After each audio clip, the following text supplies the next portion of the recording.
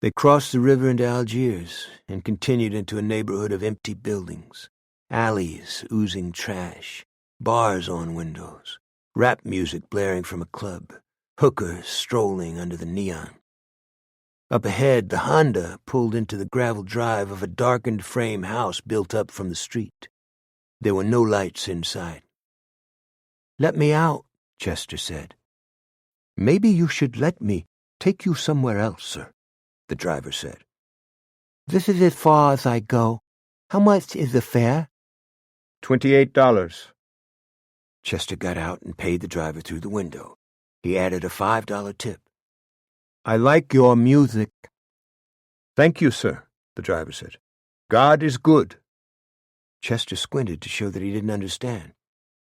"Be careful, sir," the driver said. "There are evil men in the world."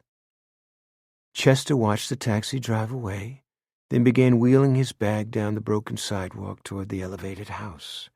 Someone had turned on a light in back, and he saw a shadow move across the kitchen window. There were no street lamps on the block.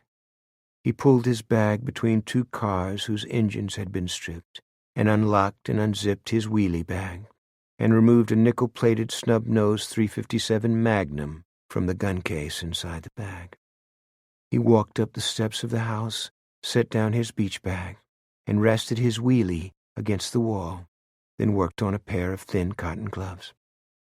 The screen and inside door were unlocked. He stepped inside and walked through the living room and into the hallway.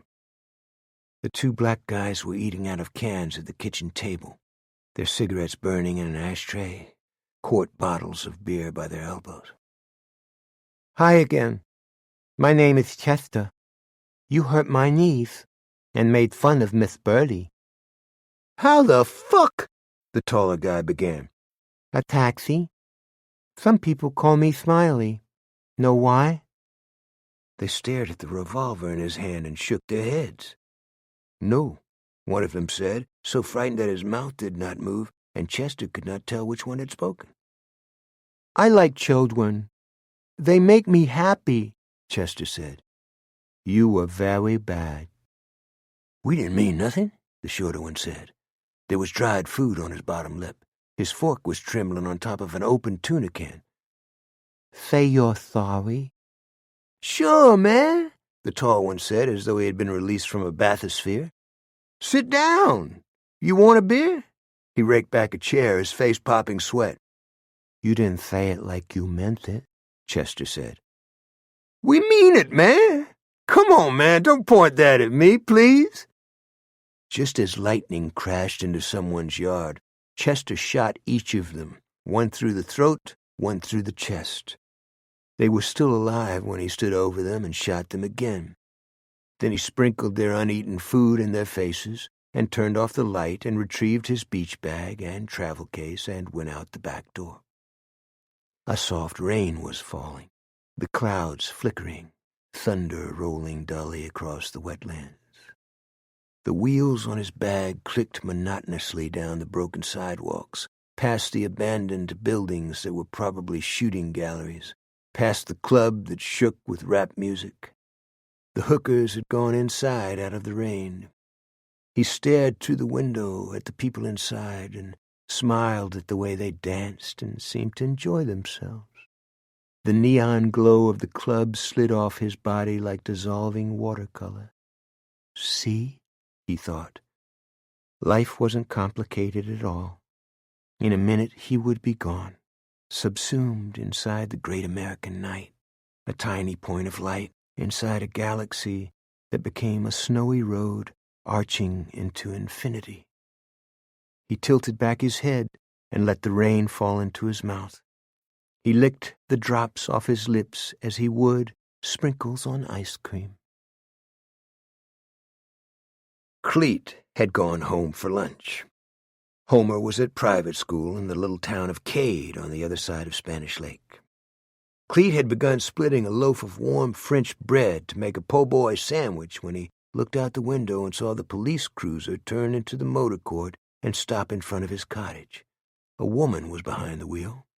The cruiser had dents and scratches on it, and one headlight hung lower than the other. It was the kind of vehicle that law enforcement agencies often issued to minority members years ago. A tall brunette woman in jeans and a white shirt and unshined Western boots got out and knocked on the door. Cleet looked around the room. Homer's baseball bat and glove were on a chair. He threw his raincoat over them and opened the door. "Detective Sherry Picard," she said. "I need a few minutes of your time." "I'm about to eat." "Put it on hold." She stepped inside. "Why don't you just come in?" he said, shutting the door after her. "Go ahead with what you were doing." She sat down at a table by the window and took a pad and ballpoint from her shirt pocket. "You have a nice view." "Look, Miss Sherry." "Detective." "Yes, ma'am. I gotta get back to—" "I'm here for 2 reasons, Mr. Purcell. We're looking for a missing kid named Homer Penny. Not missing in the real sense, but missing from the system, if you get my meaning. Someone went into the crime scene where his father was tortured to death and took his clothes from a dresser. Know who might have done that?" "Someone who knew the kid needed his clothes. Someone who knew the kid would be better off on the moon than in the hands of the people who returned him to his father." Her eyes went to the chair where Cleet had thrown the raincoat. One flap hung over the tip of the baseball bat. "The second reason I'm here is about Kevin Penny. We found a gold cigarette lighter in the trailer. It belongs to Detective Labiche, but he's got an explanation. He was sent there by Sheriff Swallow to interview Penny." "That doesn't mean he didn't go there for other reasons." "You're not a fan?" "Labiche is a dirty cop." "How do you know that?" "I can smell one. He also has a hard-on for Dave Robicheaux." "Thanks for telling me that. Who's Labiche on a pad for?" "Tony Nineball. Maybe some meth guys in East Texas, maybe some greaseballs in Tampa or Miami. Take your choice. We're everybody's punch." "You know who Maximo Souza and Juju Ladrine are?" "One's a psychopath, the other has a AAA battery for a brain. They both work for Tony." "You think they're capable of crucifying a man and drilling his elbows and knees?" "Maximo would do it in a blink. It's not like Juju." "What would be the motivation?" "What motivates these guys to do anything? Half the things they believe don't exist. They're the dumbest shits on earth. That's why they're criminals." "How about this? Kevin Penny was a federal informant. Maybe Souza and Ladrine were sent to find out if Penny dimed them or Tony Nemo." "Too extreme, in my opinion." "So where does that leave us?" she said, looking straight at him as though she knew the answer to her question. "You got me. I run down bail skips and do other kinds of scut work for Nig Rosewater and Wee Willie Bimstein." "How about the fact that they were following you around? They even parked their vehicle by the house of your lady friend while you were doing a sleepover." "How about leaving third parties out of this?" he said. "Then you had a confrontation with them in downtown Jennings. Then your lady friend got beaten to a pulp. The word is you have some bad markers out. You also gave Kevin Penny a bad time about his kid. Maybe you figured all 3 of them for the beating of the Arduin woman, and you started with Penny." Cleet halved the loaf of French bread into 2 long buns and began layering them with lettuce and sliced tomatoes and chopped onions and deep-fried crawfish and oysters he had taken from the icebox. "Short answer, Detective. I never put a hand on Penny." "We lifted a lot of prints from the trailer. Most of them were in the computer at the NCIC. Some were not. That bothers me." "Because people like Penny don't have normal friends?" "But yours were all over the place. I've seen your sheet. I've known recidivists who would be in awe of your record." He released the handle of the knife and stared straight ahead. "I'll try again. I was in the crotch. I did 2 tours in Vietnam. I saw guys who were skinned alive and hung in trees. I don't torture people." He picked up a small, clean brush and began painting mayonnaise and shrimp dip on his sandwich. "My husband was killed in Iraq," she said. He turned around. Her face was calm, her eyes clear. She seemed to be looking at a thought or memory inside her head. "I'm sorry," he said. "You have to get on the square about the missing boy, Mr. Purcell." "I am on the square. Nothing bad is ever going to happen to that little boy again." "You committed a felony by deliberately violating a crime scene and taking items from it. You know that, don't you?" He put the sandwich together and cut it in half. "I'll split this with you." She got up and walked to the chair where the raincoat was. She tugged it slightly so it covered the bottom of the bat. "No thanks." He wiped his hands on a dish towel and watched her. She wore her gun and badge and cuffs on her belt, perhaps as a statement of her own identity and in defiance of male authority. She wasn't aggressive, but she wasn't passive either. She seemed to live inside a place beyond the fray. She straightened her shoulders and looked out the window at the live oaks arching over the driveway. She turned around as though asking him, why the silence? "There's a snitch in Lafayette named Pookie Domingue," Cleet said. "Sometimes people call him Pookie the Possum. He says the word is out, you'd better get your head on straight. Or, There 8 dead women who want justice. Somebody out there doesn't want that to happen, Miss Sherry." Detective Picard, she said. "Yes, ma'am. Forget I said anything. I think I really screwed up in a previous incarnation." Cleet sat down at the table and bit into his sandwich. Then she was standing behind him. "I'm going to cover your ass as best I can. Take care of Homer and Ms. Ardouin. If you shot me a line on any of this, I'll be back." She dragged a fingernail across the back of his neck as she went out the door. He set down his food and went out on the stoop. He was going to tell her something. He was sure of that. He just didn't know what it was. That afternoon, Helen and I met with the prosecutor, Lala Segretti. He was tall and in his mid-50s and had freckles and thinning light red hair and wore suspenders and always looked wired. When he was a long-distance runner at LSU and a pretty girl would walk by, he would say, "Ooh la la," to hide that he was afraid of girls because he'd grown up in a fundamentalist church Ayatollah Khomeini could have invented. He was a family man and a straight shooter, but he obsessed over things of no consequence and sometimes translated the Old Testament into a political mindset that precluded compassion, particularly when it came to capital punishment. We were in the conference room at a long oak table with him at the head of it, pages from my report spaced out in front of him. He was blinking, his jaw tight. He was obviously agitated, but I didn't know about what. He was one of those men who could eat any kind of food without gaining weight, as though a flame in his stomach burned off the intake the second it came down the pipe. "Everything all right, sir?" I said. "We've got a shitstorm coming down on us because of the Nightingale indictment," he said, "plus a lot of criticism about an in-house matter." He looked at me to make sure I got the point.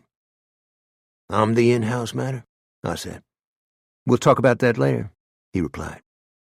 I felt a constriction behind my left eye that caused my eye to water and sent a signal to my brain that has always scared me and that I have never understood. "Nightingale's constituency thinks we're political," Lala said. "The problem is, to some degree, they're right. He's a demagogue and a liar, and I want to put him out of business before he turns the state into a sewer. We can't let them get away with it." "Who's they?" Helen said. "Get away with what?" "His hacks and hucksters. He has an army of them. He's got backers in Vegas. I think they're grooming him for bigger things." "I don't think this conversation is taking a good turn," I said. Lala looked at me again. "Rephrase that so I don't get the wrong inference."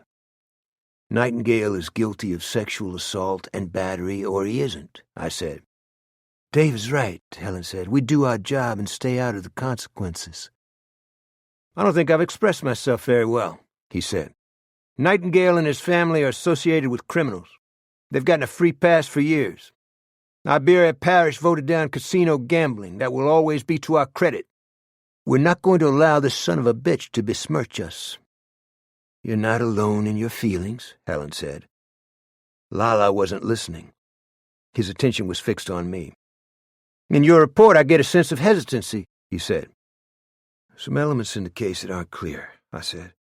Why would Rowena delay reporting the rape? Why did she destroy evidence? She's educated and intelligent, so is her husband. Traumatized people don't behave rationally, he said.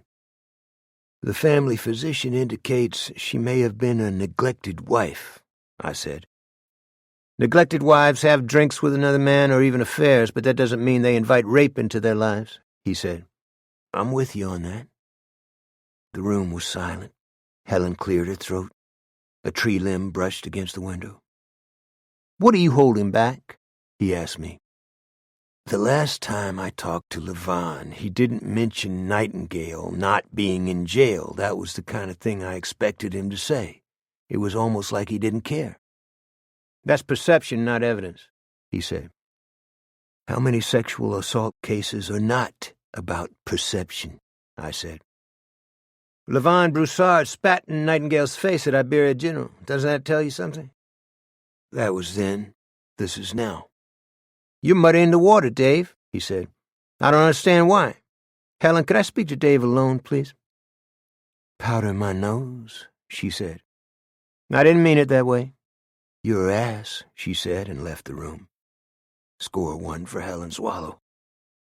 After she was gone, Lala put the pages of my report back into a folder and leaned forward, his face bladed with color, his nose cut out of tin.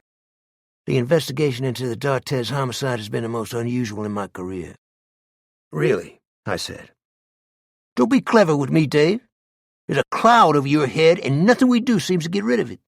The department and my office have been taking your weight. Then stop doing it. It's not a time to be gallant. Labiche lifted your prints on the broken glass from the driver's side of the truck. That detail will not go away, unless you're willing to make it go away. What are you hinting at? You were at the D'Artes house and could have touched his truck. Or maybe on another occasion. He paused, then said, Am I right? I could have. You did or you didn't? I could hear a motorboat on the bayou. I wanted to get up and walk to the window and float away, above the picnic shelters and trees and children playing on swing sets and seesaws.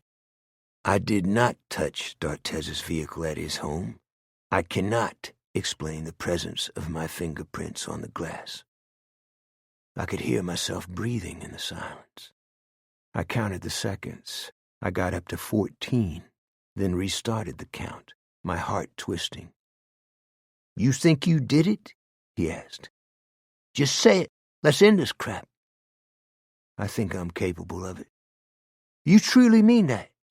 You would kill a man with your bare hands? Yes, sir. Are you done with your drinking? I could feel my control slipping, my old enemy, childhood rage, surfacing once again. It's not my drinking, I began. I saw a red glow behind my eyes and heard a popping sound in my ears. I started over.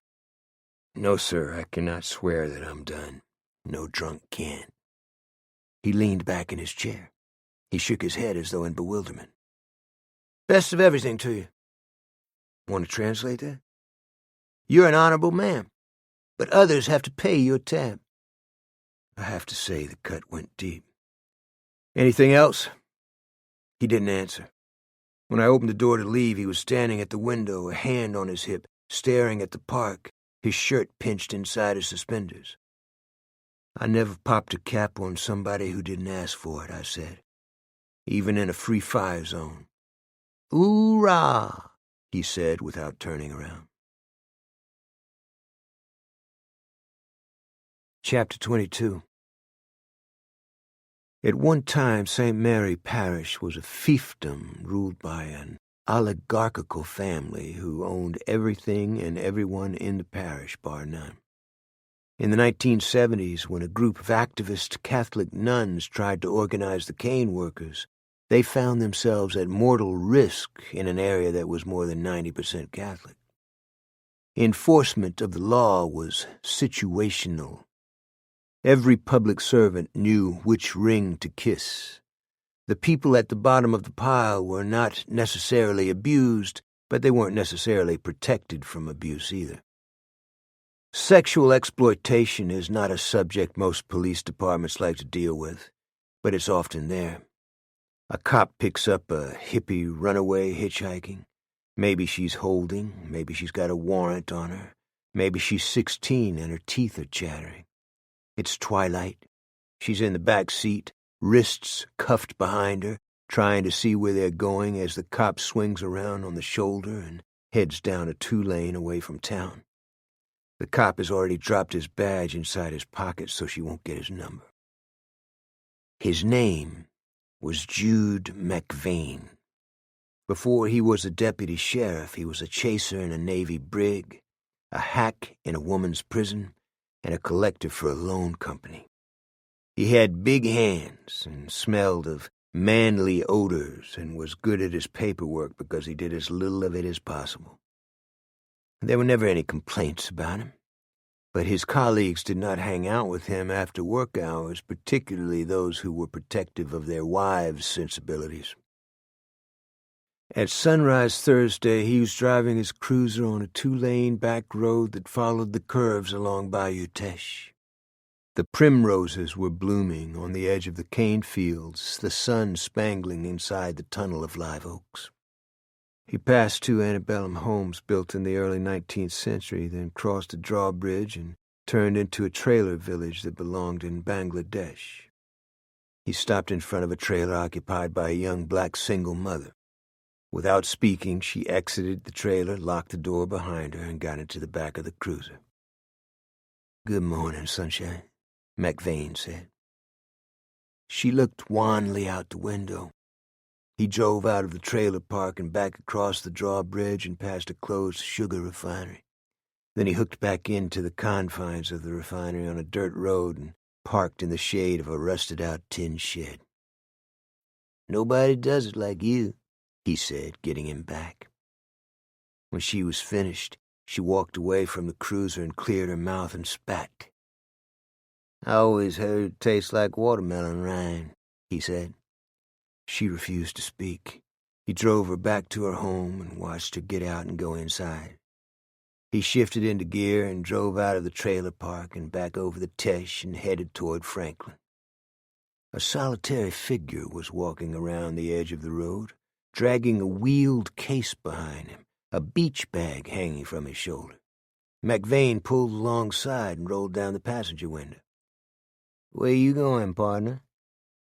The man wore red tennis shoes and khakis that probably came from Target, and a green T-shirt with Bugs Bunny eating a carrot on the front. "I'm touring the countryside. I got off the bus at the wrong place." "Where are you from?" "New Orleans, originally. My name is Chester. Sometimes people call me Smiley." "Chester what?" "Wimple. What's yours?" "Get in." "Why?" "I'll take you where you're going." Chester leaned his head in the window and sniffed. "There's been a woman in here." "Get in the cruiser, please." "I like walking." "I guess it's going to be one of those days," McVane said. "All right, if you want to act like that. I don't want to make anybody mad." The man got inside and inhaled. "Icky." "What is?" "Like somebody has been doing something he shouldn't." "Buckle up," McVane said. He drove down the road until he reached an oak grove. He turned inside it and cut the engine. "I have a feeling you got loose from an institution, Chester." "I did no such thing." "Let's see your identification." "No." "I'm sorry." "You're being impolite and talking to me in a hurtful way." "I think you're from Crazy Town, Chester." "Crazy Town people have to be housed and fed and medicated. They also create shit piles of paperwork. Now get rid of the baby talk and show me your fucking ID." "I knew people like you in the orphanage. They were bullies and loudmouths and had no manners." "You're really starting to piss me off. Smart-mouth me again and I'll slap you upside the head, boy." I'm going to walk. You need to clean out this car. You should be ashamed of yourself. That's it, you little geek. You're under arrest. For what? Deliberately creating a dangerous situation on a state highway. That's silly. McVane got out and came around the front of the cruiser and ripped open the passenger door.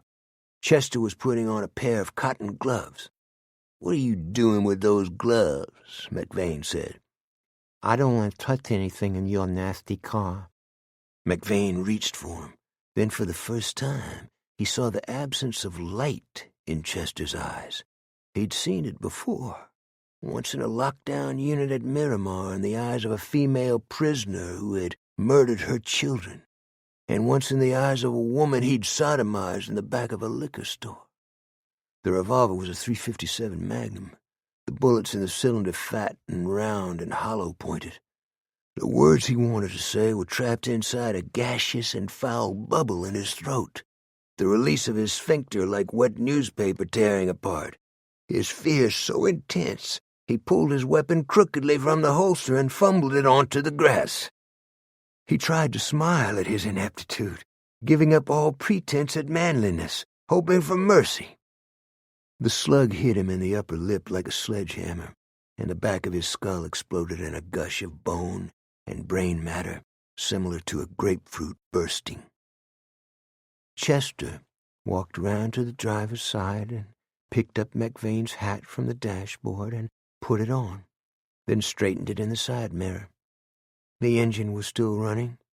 He climbed in and drove away, remembering the 10-2 position on the steering wheel that he had learned in driving school. My, what a fine morning it was. He hit the whoop-whoop button a couple of times and wondered if he shouldn't apply for the police force somewhere. He'd probably be pretty good at it, he thought.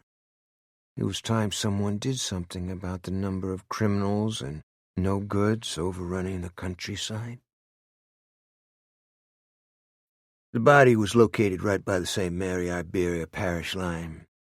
The cruiser had been driven through New Iberia, past City Hall and my house out to Spanish Lake, and left half submerged in the water.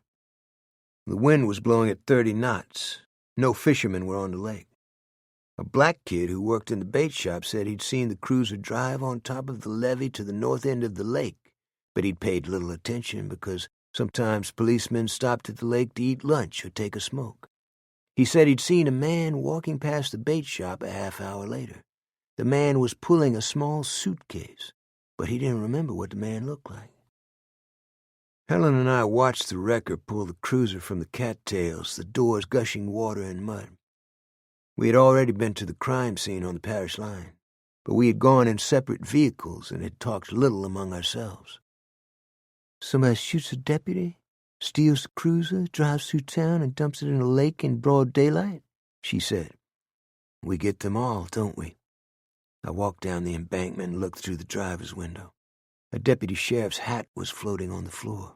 The cut-down 12-gauge pump was still locked in place on the dash. You ever meet this guy? McVane? She said. Yeah, you ever meet him? No. What's the story? She said. He had a bad rep with his colleagues. For what? Black women didn't always go to jail. You think it was one of them? She asked. How many poor black women carry a firearm that can blow a hole the size of a tangerine in a guy's head? Also, he was shot at close range outside the cruiser. There were no other car tracks in the Oak Grove. Either he met somebody who was on foot, or the person was in his cruiser, and the two of them got out and the shooter made his move. Our guy didn't see it coming either, she said. Probably not. It's your baby, Streak. I've got enough on my desk, Helen. Sorry, Pops. I don't get along well with the guys in St. Mary Parish. Boo-hoo, she replied. She got into her vehicle and drove away. I returned to the crime scene on the parish line. Everyone was gone. I stepped inside the tape. The wind was still up, bending the grass inside the grove, some of it stiff with blood. The spray pattern of the wound pointed toward the bayou. I stood next to the place the body had been and pressed my hands together and formed a V, like the needle on a compass. Then I aimed between my thumbs as though through iron sights, trying to see where the bullet could have gone.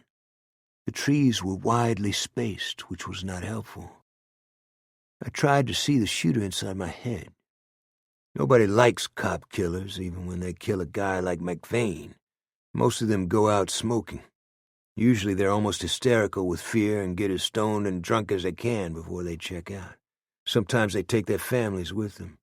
A cop killer on the loose is like a tiger prowling a schoolyard. You're going to hear a lot from him until someone pulls his plug. The size and character of the entrance and exit wounds indicated the bullet was of large caliber and fired from a serious gun. The round was probably a hollow point or a dum-dum or a soft nose that had been notched. The shooter was probably a man, big enough to carry the weapon on his person without McVane noticing it. But why did McVane pull into the Grove? The St. Mary cop said he didn't smoke. The Grove was too visible for a tryst or even for harmless goofing off on the job.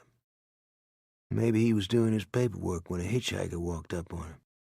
But why would an armed hitchhiker walk up on a cop he didn't know and shoot him in cold blood? Maybe the shooter was a fugitive.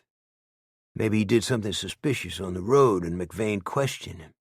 But McVane didn't call in the encounter, and he hadn't been alarmed to the point of drawing his weapon. At least, not until it was too late.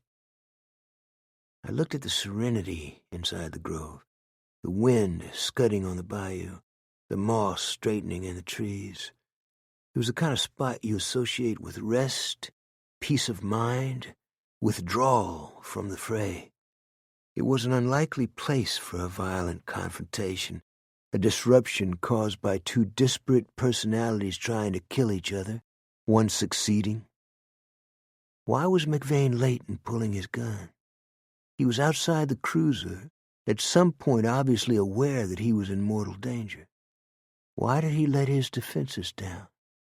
This wasn't consistent with the image of a cop who, according to his colleagues, cut suspects no slack and cuffed and searched them roughly and hooked them to a D-ring on the cruiser's floor. I didn't believe the shooter was local.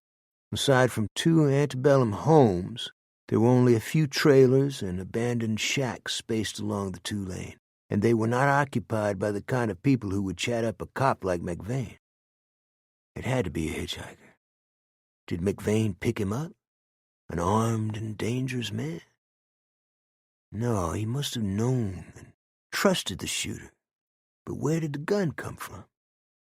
The weather was warm. A hiker on the road wouldn't have been wearing a coat. Perhaps he was carrying a bag or a backpack. He was probably white, someone so innocuous in appearance that McVane had no fear of him, someone he held in contempt. What kind of person would that be? I began to see an image of the stroller hitchhiker, a seemingly harmless character made of Play-Doh, one with a soft mouth and girlish hips and buttocks that waddled, the perfect target for a virile and strong and sadistic male. Back to weaponry and ballistics. No shell casing had been found. Unless the shooter picked up his brass, the weapon was a revolver. The fatal round had exited the back of McVane's head and had to be somewhere. It was not inside the blood and brain matter on the grass, which meant it may not have fragmented. I went from tree trunk to tree trunk, running my hands over the bark. I looked down the slope. The Teche was a tidal stream that swelled up on the banks each day and receded with the influences of the moon. The surface was yellow and swollen and churning with mud and leaves and tree branches scattered by the same high winds that had swept through the area earlier in the day. A rowboat was tied to a cypress root a few feet down the bank. On the far side of the bayou was a weathered boathouse with a sagging dock. I got into the boat and rowed across. Sometimes you get lucky. A bullet was lodged in the door. I opened my pocket knife and eased it out of the wood. The nose was flattened. The sides morphed out of shape like a piece of bent licorice. The striations were intact. I wrapped the bullet in a handkerchief and wadded up the handkerchief and put it into my pocket, then rode back across the bayou. I called Helen and told her what I had found. "Take it to the lab," she said. "Want me to check in with the locals?" "In St. Mary Parish," she said. "I may make a stop before I head back." "Stop where?" "Maybe the shooter was on an errand and McVane messed up his plan." "I'm not following you." "Jimmy Nightingale's place is just down the road. Maybe he was a target." "Why?" "Jimmy's predecessors are Huey Long and George Wallace. I think he'll come to the same end." "It's your case. Talk to you later," she said. Even after Jimmy had told me about the bombing of the Indian village, I did not want to believe he was an evil man. Even though I had concluded in my report that he'd attacked Rowena Broussard, I believed his mind had been addled by booze and hash and driven more by desire than by sadistic intent. Why did I not want to believe these things? Like most of us who subscribe to the egalitarian traditions of Jefferson and Lincoln, I did not want to believe that a basically likable man could, with indifference and without provocation, commit deeds that were not only wicked, but destroyed the lives of defenseless people. I also reminded myself that Jimmy was haunted by guilt, which is not the trademark of the unredeemable. As I pulled up to the Nightingale mansion on the bayou, I did not realize I was about to see a drama that could have come from the stage of the Globe Theatre on the banks of the Thames. I heard shouting on the patio and walked around the side of the house and saw Bobby Earle and Emmeline Nightingale 4 feet apart, red-faced and hurling invective at each other. Down the slope, Jimmy was calmly walking golf balls high into the sky, watching them drop into the bayou. His chauffeur, the peroxided one with the steroid-puffed physique and caved-in face, stood by his side, waiting to put a fresh tee and ball on the grass. None of them saw me. Earl's face was trembling. "He denounced me on national television. Do you know what this has done to me? I went to prison for our cause." "You went to prison for tax evasion," Emmeline said. "I gave him my constituency." "You don't have one. Now get off our property." "You're a poisonous creature, Emmeline. The great whore of Babylon in the making." "And you're a self-important public fool. Good God, I don't know how Jimmy stands you." "Hello?" I said. They both looked at me as though awakening from a dream. "What do you want, Mr. Robicheaux?" Emmeline asked. "A word with you and Jimmy," I said. "Bobby doesn't need to hang around." Earl's face was full of hurt like a child's. This was the same man who had inflamed the passions of the great unwashed, then disavowed their actions when they burned and bombed and lynched. But I realized that, instead of the devil, I was looking at a moth batting its wings around a light that had grown cold. He had a pot stomach, like a balloon filled with water. His face was lined, his eyes tired. There was a pout on his mouth. "You remember that time you hit me?" "I do," I replied. "It was a sucker punch. I had no chance to defend myself." "You asked for it, and you were looking me straight in the face." His eyes were wet. "The Nightingales wouldn't let you clean their bathroom, Dave." "You're probably right," I said, "and don't call me Dave." Jimmy walked up the slope, his golf club propped on his shoulder. "I must have missed out on quite a discussion." "I told Bobby to leave," Emmeline said. "Better do as she says, Bobby," Jimmy said. "She's tough." "You've betrayed me," Earl said. "Two paths diverged in the woods," Jimmy said. "You should have followed mine, not yours." "A pox on both y'all," Earl said. "Work on your accent," Emmeline said. "Everyone knows you're from Kansas." Earl's face seemed to dissolve. He walked away, trying to hold himself erect. When he got into his car, he looked back at the patio. By then, Emmeline was removing a pitcher of iced tea and the glasses from the table, and Jimmy was wiping off the mahogany head of his club with a rag. I had the feeling that if there is an invisible hell people carry with them, Earl had found it. "What put you at our door, Dave?" Jimmy said. "A cop was shot and killed not far from your home. We don't know why, nor do we have anything on the shooter." "And? You're a famous man," I said. "I heard the cop didn't have a big fan club. The people he abused are not the kind who smoke cops. I don't think this fellow's demise has anything to do with me. Want to hit some balls?" "Listen to him, Jimmy," Emmeline said. "This is how I feel about death," he said. "I've had a good life. If a stranger walks up to me and parks one in my brain, I'll thank him for waiting as long as he did." "The cop's name was McVane," I said. "Did you know him?" "No. Why do you ask?" "I thought maybe he took a bullet for you. But who knows? Maybe the guy was trafficking, or maybe an ex-lover got him. You never know."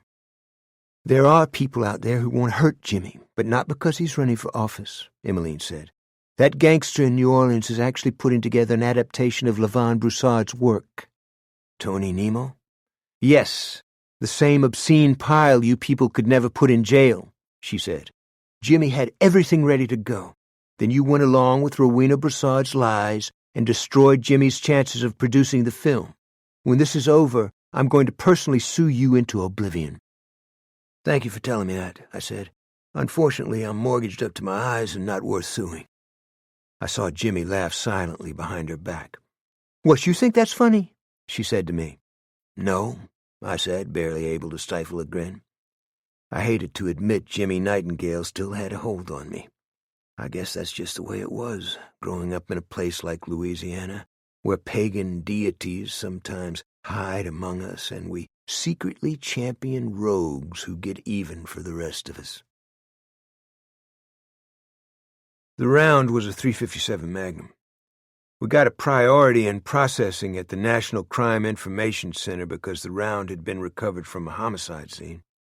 The weapon that had probably killed McVane was an electronic match with 6 other bullets fired from the same weapon over a 7-year period, most recently in Algiers, where 2 black men were shot to death in the kitchen of a rented house full of crack paraphernalia. I spent the next 3 days talking to cops in Orleans Parish, Tampa, Key West, Fort Lauderdale, and New York. Other than the 2 crack dealers, the victims were a retired button man from Yonkers, a bartender who shilled for a craps game, a serial pedophile, and a Shylock. The obvious common denominator in the victims was criminality. But if these were mob-connected hits, the usual pattern wasn't there. Button men, so known because they pushed the off button on their victims, didn't use the same weapon repeatedly. They also favored a smaller caliber handgun because the bullet slowed more quickly and bounced around inside the brain pan. Their classic execution featured 1 round through the forehead, 1 in the mouth, and 1 in the ear. Our shooter seemed spontaneous and left wounds all over the map. He had a way of painting the walls in public, too, without anyone ever getting a good description of him. For example, he walked into a clam house in Brooklyn and fired point-blank into the face of an infamous gangster who was having a midnight dinner with a beloved television actor. The shooter was so nondescript that no one could remember a distinguishing detail about him. One diner said the man picked up a raw oyster on the way out and sucked it from the shell and apologized to the diner for disturbing his meal. I went into Helen's office and told her everything I had. "This sounds like either an East Coast hitter or a maniac," she said. "Or both." "What's he doing here?" she said. "At least we know it probably wasn't about McVane, but that means the real target is still out there." "Nightingale?" "That would be my bet." "You said Nightingale blew you off." "His sister didn't. She thinks Tony Nemo wants to take Jimmy off the board because Jimmy wants to produce Levan Broussard's work." "No wonder most films hurt my eyeballs," she said. She spun her ballpoint on her desk bed. "Something else bothering you?" "The prosecutor's office. Lala Segretti thinks you should retire." She kept her gaze straight ahead, not looking at me. "He says the D'Artes homicide and investigation will always be a subject of scandal." What's your opinion? If you go, I go too. Nobody got me drunk except me. The DA has got his head up his ass on this one, she said. You're a loyal friend, Helen. She massaged the back of her neck with both hands, her breasts swelling against her shirt. And shit goes great with vanilla ice cream. I didn't try to think through that last one. Chapter 23. I looked at the array of notes, file folders, and photos on my desk. I had cases that had been open 15 years. Most of them would never be solved. I knew inmates who were innocent of the crimes they were in for, but guilty of far more serious ones, including homicides. I knew scores of politicians who sold out their constituencies on a daily basis and were lauded for it. Every cop has a private ulcer about a particular child molester who skates, a victim of sexual assault who's hung out to dry by a misogynistic judge, a greaseball who plays the role of a family man while he extorts and ruins small businessmen, or a racist cop whose behavior puts shooters on rooftops. How do you handle it when your anger brims over the edge of the pot? You use the shortened version of the Serenity Prayer, which is fuck it. Like Voltaire's Candide tending his own garden or the British infantry going up the Khyber Pass one bloody foot at a time, you do your job and you grin and walk through the cannon smoke and you just keep saying fuck it. You also have faith in your own convictions and never let the naysayers and those who are masters at inculcating self-doubt hold sway in your life. Fuck it is not profanity. Fuck it is a sonnet. In this instance, that meant I had to trust my own perceptions about several open cases I believed were connected. At the bottom of the pyramid were the Jeff Davis 8. The cultural background was prostitution and narcotics and white slavery. Kevin Penny was a player. He had ties with the Nightingale family, of what kind I wasn't sure. A witness put Penny at the site of the D'Artes murder. Why was he there? Had he been sent to follow me and do me harm?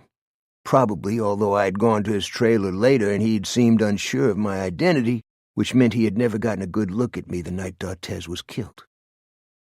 Then there was Spade Labiche. Labiche had been seen with Penny right before the D'Artes killing. His prints were also in Penny's trailer, though he claimed he had been there to interview Penny and for no other reason. In the mix were Tony Nineball, Jimmy and Emmeline Nightingale, and Levon and Rowena Broussard, and finally the attack upon Rowena by Jimmy. Strangely enough, I believe the key lay in the tortured death of Penny and the rape of Rowena. The question marks in both cases seemed endless. Who would put Penny through such an ordeal? My guess was Tony Nineball. Sherry Picard had said Penny was a federal informant. In his younger years, Tony's logo was a bloody baseball bat. But Tony's victims were either left alive or disappeared altogether. They weren't left at a crime scene with toggle bolts drilled through their limbs.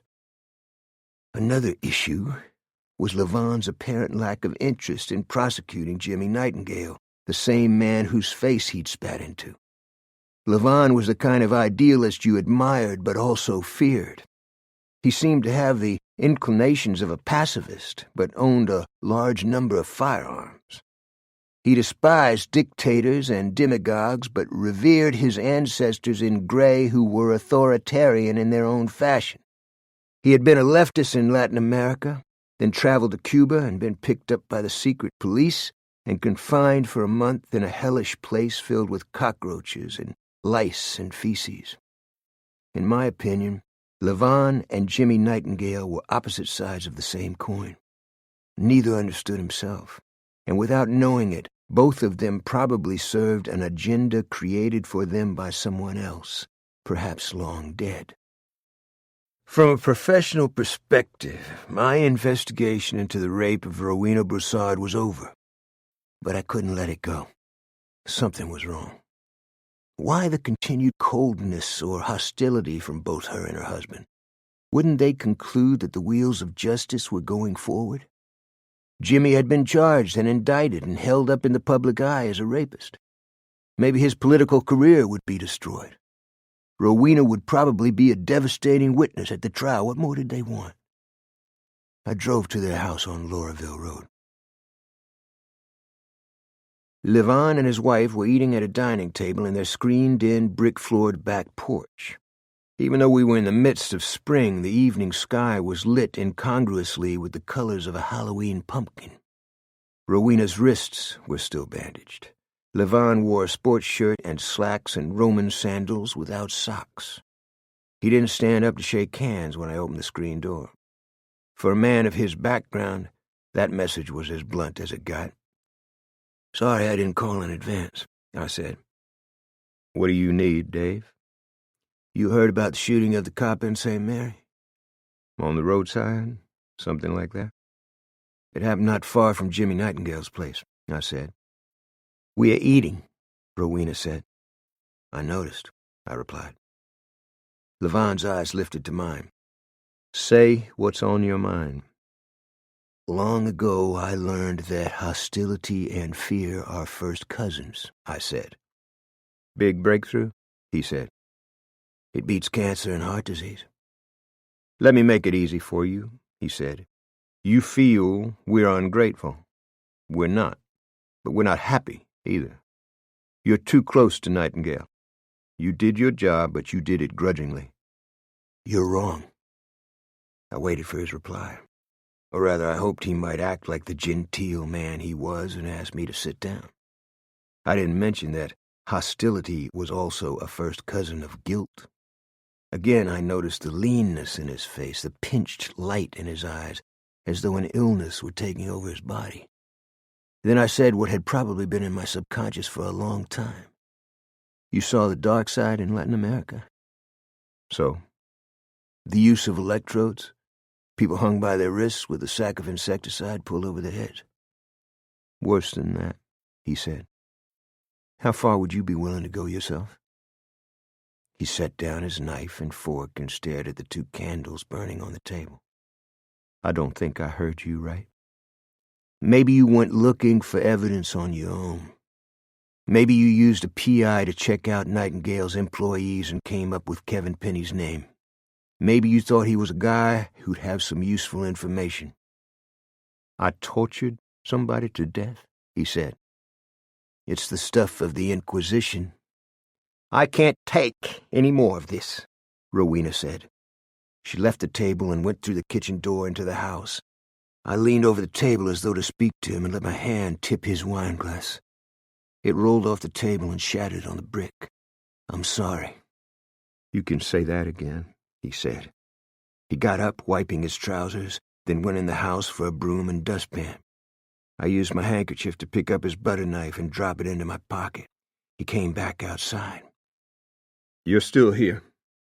"I always respected you and your wife, Levon. Don't pretend I didn't." "You pretend about everything, Dave. Jimmy Nightingale has all the trappings of a fascist. Tell me that's not so." "He shit-canned Bobby Earl." "That's because he doesn't need him anymore," he said. "Why don't you genuflect before him while you're at it?" "See you around," I said. "Not if I have anything to do with it," he replied. I went to the lab early Tuesday morning. They lifted Levon's prints off the knife, and I took them on a card to Jennings and left them with the desk sergeant for Sherry Picard. She called me the next day. I had not given her any directions or information about the source of the latents on the knife, maybe in part because I didn't want to confirm my own suspicions. "They're a match," she said. "With what?" "The latents in Penny's trailer. That's why you sent them, right?" "Correct." "Whose are they?" she asked. "Levon Broussard's." "The author?" she said. "Yep." "They were on 2 doorknobs. They were also on the drill." My heart was in my throat. "Were there any others on the drill?" "Just his." "I guess you guys better get a warrant." I don't believe I ever spoke sadder words. The next day, Labiche was not only in my office, he was hooking one haunch on the corner of my desk, flipping a $50 and catching it. "Good detective work, Roby." "Which detective work?" bringing down that snooty ass wipe on Laurelville Road? Levon Broussard? Him and his wife both think their shit doesn't stink. What did you hear? He's in custody. He'll probably bail out this afternoon. From what I understand, you nail his dick to his forehead. I guess this might screw up his wife's rape claim, too. What does one have to do with the other? Everything? Labiche was right. I just didn't want to admit it. How well did you know Kevin Penny, Spade? Me? Just from the interview? Why would I know him otherwise? You worked Vice in Miami. Penny was an active guy, thereabouts. Where do you come up with these scenarios? I think you're a dirty cop, I said. He stood up, his face constricting. I gave you a way out of the D'Artes beef. I covered for your drunk ass because I've had problems of my own. Good show. No cigar. Yeah? He blew air out his nose and smiled. He caught the $50 and put it away. You couldn't carry my jockstrap, Robo. Labiche was wrong about Levon making bail that afternoon. Unlike his counterpart Jimmy Nightingale, Levon didn't make friends with authorities or politicians he didn't like. The South has changed in many ways, but beyond the sophistry and hush-puppy platitudes is a core group that is as malignant and hot and sweaty as a torch-lit mob flinging a rope over a tree limb. The judge before whom Levon appeared was the Honorable Bienville Tomei. His face had the choleric intensity of a dried squash and the same level of humanity. He wore his irritability like a flag. "What the hell do you have to say for yourself?" he asked Levon. "Nothing, Your Honor," Levon answered. "You're under a plea of not guilty?" "Yes, that's correct, Your Honor," Levon's attorney said. "I didn't ask you. The defendant will answer my question." "Yes, sir," Levon said. "Yes, sir, what?" Levon looked out the window and didn't reply. "Are you deaf?" "I don't have anything to say, sir." "You mean, Your Honor?" Levon continued to stare out the window. "I didn't torture or kill anyone. Interpret that in any way you wish." "Remanded in custody," the judge said. He snapped down his gavel as he would a fly swatter. I was allowed to see Levon in a holding cell. It was an old one with a concrete floor that sloped down to a drain hole with a yellow-streaked perforated iron lid. There was no bench or chair to sit on. He stood at the door in an orange jumpsuit, his hands on the bars. "Why were you in Penny's trailer?" I said. Rowena remembered something. Actually, it was in a dream. In her dream, the assault by the two black guys was mixed up with the assault on Nightingale's boat. And then she heard a voice. It was a man with his mouth right by her ear. The pillowcase was over her head, so she couldn't see his face. She thought it was one of the black guys. It wasn't. The voice said, "Here's a penny for your thoughts." The voice wasn't Nightingale's either. "Go on," I said. "When you question a suspect, you do not offer any information unless you want him to think you know more than you do. In this instance, I wanted Levon to give up details that only a perpetrator would know. Unbeknownst to him, he might also give up details that could set him free." When Rowena told me about the dream, I began to think maybe Nightingale wasn't her attacker, or maybe there was more than one attacker, somebody who held her down. I know a guy who used to work for Nightingale. He gave me the names of almost everybody on his payroll. That's how I made the connection between Kevin Penny and Rowena's dream. "Go on." I went to see him. Nobody answered. The door was unlocked. I opened it and went inside. That's when I heard him. "Heard him?" He was alive, moaning. His wrists were bolted to the floor, above his head, like the hanged man in the tarot deck. "What did he say?" He didn't say anything. He was choking on his vomit. The drill was hanging out of his ear. I removed it and turned his cheek to let his mouth drain. Then he died. What did you do next? I left. Why didn't you call 911? He brushed at his nose. I don't know. Your lawyer will tell you that I don't know is not the way to win people's hearts and minds. I told myself Penny had it coming. There wasn't any point in my getting involved. You left your prints at the scene. Wouldn't it be better to explain your presence there than to flee? I wasn't thinking, Dave. His eyes were rolled in his head. His face was contorted in a death mask. It was horrible. You saw the work of the death squads in El Salvador and Guatemala. I don't think you rattled that easily. His hands were high on the bars, his head down. It wasn't my best day. You had doubts about Jimmy Nightingale's guilt? His gaze remained on the floor. His hair was uncut, hanging in his eyes. That's it, isn't it? I said. You didn't want to let Nightingale off the hook? He took her to the boat. He got her drunk. He was doing everything he could to get in her pants. That doesn't make him a rapist. If Nightingale didn't rape her, he knew Penny did. Not if Nightingale was passed out. Why not join his defense team? I don't have to be here, I said. Somebody slammed a gate. Somebody else dragged a baton across a row of bars. Another someone was yelling gibberish from a cell. Think hell is just in the next world? Visit your average county bag or rental prison. I've written about the Jeff Davis 8, Levon said. Look in on Rowena, will you?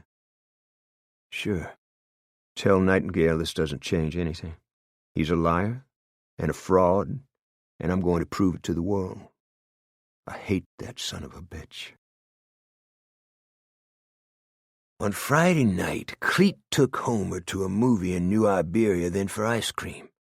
Homer carried the baseball glove Cleet gave him on his belt and never took off his baseball cap. On the way home, his face looked wizened in the dashlight, as though it had been freeze-burned or his youth stolen. He was the most isolated and strange little boy Cleet had ever known. They treating you all right at school? Cleet said. Not everybody, but most people do. You worried about something? When are they going to take me back? Who? The people who run the foster program. I'm not going to let them do that. The boy stared at nothing for a long time. I'm glad my father was killed, and that makes me feel bad. Cleet turned off Maine into the motor court, bouncing Homer in the seat. Your emotions get mixed up in a situation like that, Cleet said. See, what you're glad about is he can't hurt you anymore. I feel dirty. Your father didn't deserve to have a fine little boy like you. I feel dirty all the time. Why? Because of what they did. Who are you talking about? The men who came to the trailer. His friends. I told him about it, but he didn't care. He called me a liar. Cleet pulled the caddy under the oaks and cut the engine and lights. Those things were not your fault. Your father was an evil man. So were his friends. If I catch up with the men who hurt you, they'll never have a chance to hurt anyone again. They're going to take me back. They won't let you keep me. There's got to be both a man and woman in the house. Maybe Miss Carolyn and I will work something out. I heard you talking to her on the phone. She's moving in with her mother in Lake Charles. Don't pretend. I won't, Homer. I promise. Homer walked ahead of him into the cottage and turned on the light. Cleet heard a hiss from the shadows and stared into the darkness. A tug was droning up the bayou, its running lights on. Who's there? Pookie. I got to talk, a voice said. Cleet removed a pin light from his pocket and shone it into the darkness. You trying to creep my cottage? I got a flat down the street. I got to hide. Cleet shone the light on Pookie's clothes. Did you wet your pants? A guy was following me. Not a guy, the guy. Makes sense. Maybe the guy who smoked that cop in St. Mary Parish. He's out of Florida. Nobody knows what he looks like. He's like a cleaner, except he doesn't just clean. He wipes out everything in the environment. I saw Juju. He said Maximo's missing down by Morgan City. You need to soak your brain in a bucket of Drano, Pookie. I can't begin to follow the crap coming out of your mouth. Somebody put the grab on Maximo. He takes this lady on a picnic, then she goes for a whiz, and when she comes back, Maximo is going into thin air. The lady is the haystack from outer space? Show some sensitivity here. Maximo is a sadist and a pervert. In case you haven't heard, one of his kids disappeared. The mother thinks Maximo killed him. Did he and Juju attack Carolyn Odwin in her driveway? You always said it, Purcell. If it was Maximo, she wouldn't have a face. Get out of here, Pookie. Listen to me. This guy who was following me wears red tennis shoes and fruity shirts and queer-bait pants. He ain't out to just cap me. He wants information. You know what that means. Think about what somebody done to Kevin Penny. I can't help you. Don't come around here anymore. Cleet went up the stoop and opened the screen door. Don't leave me like this, no, Pookie said. Cleet shut the door and turned the bolt and clicked off the porch light. He looked through the window. Pookie's arms were thrashing in rage and frustration as though he were caught in a wind tunnel. Cleet couldn't sleep that night. 40 years ago he had accepted insomnia as a way of life. For a long time the ghost of a mama-san lived on his fire escape. Sometimes he made a pot of tea for her, then put it in a demitasse and saucer and napkin and tiny spoon on the windowsill, regardless of the terror in his wife's face. One day the mama-san moved on, and his wife joined a Buddhist cult in Boulder, one in which the members were made to remove their clothes and humiliate themselves, and Cleet was left with a sense of desertion and emptiness no amount of booze or Red Wings or weed could kill. At 3 a.m, he sat up in the bed and looked at the moon. Homer was asleep on the couch, his cap and ball glove by his feet. He had read Cleet's situation correctly.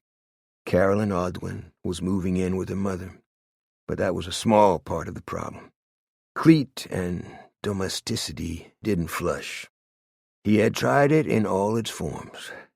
The result was always a disaster. He had even seen a psychiatrist. The psychiatrist had told him to get a vasectomy and never get drunk in Reno or Vegas, where he might accidentally stumble into a marriage chapel. Cleet looked at Homer in the moonglow. His skin was pale and his breath so shallow, his nostrils hardly quivered. Cleet thought of the bodies of the people buried alive by the Viet Cong along the banks of the Perfume River, the dirt clutched in their hands, the waxy look in their faces. The world hasn't treated you right, kid, but I don't know what either one of us can do about it. If there's a way, God help me find it. In any given 24-hour period, we received a steady flow of reports and complaints about house break-ins, car wrecks, noisy house parties, fights outside bars, domestic disputes, a backed-up septic tank, a water heater that wouldn't light, the garbage that wasn't picked up, a sofa dumped in the bayou, a peeping Tom, an alligator in a swimming pool, another alligator taking a barbecued chicken off a grill, possums chewing through someone's wiring, a live skunk that kids had put in the high school principal's car, and sometimes the real deal, a homicide, or a felonious assault, or an armed robbery. The theft of the ice cream truck was a new one. In the late hours, the driver had gassed up in St. Martinville and entered the convenience store for a cup of coffee. When he came back outside, his truck was gone. We added the theft to our list of bizarre occurrences in Acadiana. It was Saturday. The wind was balmy out of the south and smelling of salt and rain when a man in a Jolly Jack ice cream suit and a white stiff-billed hat stopped the truck by a park in a poor black neighborhood near Bayou Lafourche. Happy tunes jingled from the loudspeakers. The driver stuck his head out the window and waved at the children. There were tiny plastic roses on his coat, like candied flowers on cake icing. "Hi, kids! Who wants some ice cream?" "We ain't got no money," the little girl said. "What if I told you the ice cream is free today?" the man said. "Then you be lying," a little boy said. The children laughed. "My name is Smiley," the driver said. "I can make my face look like Wubba." He made his face go out of shape. They laughed louder this time. "Do it again, Smiley," someone yelled. He hooked his fingers inside his mouth and stretched it until it was almost splitting. "I can speak Spanish. I bet you can't." "If we could speak it, there wouldn't be nobody here who could understand it," the little girl said. "So why do we want to speak it?" "That's pretty good," the driver said. He rose from his seat and opened a locker behind him. "Hang on, you guys. Here it comes." He was wearing gloves. As fast as he could, he trundled out popsicles, fudge bars, cups of marbled ice cream sandwiches, Eskimo pies, and frozen sundaes, while more children came running from all over the park. He peeled the paper off the last fudge bar and ate it with them. "How do you like that, kids?" "Yeah!" they shouted. The little girl stuck her head in the door and looked into the rear of the truck. "What's that sound?" she said. "Which sound?" "It goes thump, thump, thump." "That's my refrigerator unit. It's broken." "It sounds like you got a gorilla locked in there," the little boy said. "Maybe that's what it is," the driver said. "No, it ain't," the girl said. "I got to go," the driver said. "Make sure you clean up your trash. Don't be little bugs." "You coming here tomorrow, Smiley?" she asked. "I got a lot of places to visit. Be good kids." He raised his hand in farewell. "Hey, everybody, thanks, Smiley," the little girl said. "Thank you, Smiley," they yelled. He shifted into gear and drove away, water streaming off his back bumper, the back end swaying and vibrating. He stopped at the end of the street and got into the rear of the truck. He opened a large door that gushed with cold. He looked at something on the floor, his jaw tightening. "I told you to be quiet." He held onto the door jamb for balance and stomped a mouth-taped figure with his red tennis shoe, then stood on the figure's face for good measure. "You make me very mad. You have been a bad boy. Don't make me come back here again. I do not like bad boys." On Sunday morning, I got the call. "We've got a beaut, Pops," Helen said. "We haven't been able to get inside the ice cream truck yet, but this looks like one for the books." Chapter 24. At sunrise, a man wearing a Jolly Jack vendor's uniform pulled up to the pumps in the same truck that had been stolen at the same filling station 2 days previous. He turned off the engine and went inside without buying any gas. He used the restroom, bought a bag of ding-dongs, and munched them while he read the newspaper in the convenience store. Then he paid for the newspaper and went outside and did something in the back of the truck. A minute later, the clerk saw him activate the gas pump with what turned out to be a stolen credit card. The clerk had never seen him before and knew nothing of the truck's history. The driver was on the other side of the truck, so the clerk assumed he was gassing up. Someone entered the store and said smoke was rising from the back of the truck. The digital counters were racing on the gas pump. The hose and nozzle had been draped over the driver's window and were sloshing gasoline across the seats and the floor. A flame flickered inside the glass and the rear doors. The driver had disappeared. The explosion seemed to lift the truck off its wheels. Then the fire roared with such intensity that it wilted the roof into carbon paper. One of the customers said he heard the muffled cries of a person inside the flames. It took me only 10 minutes to reach the site. The firemen had finished hosing down the truck, and one of them was prizing open the back doors with a crowbar.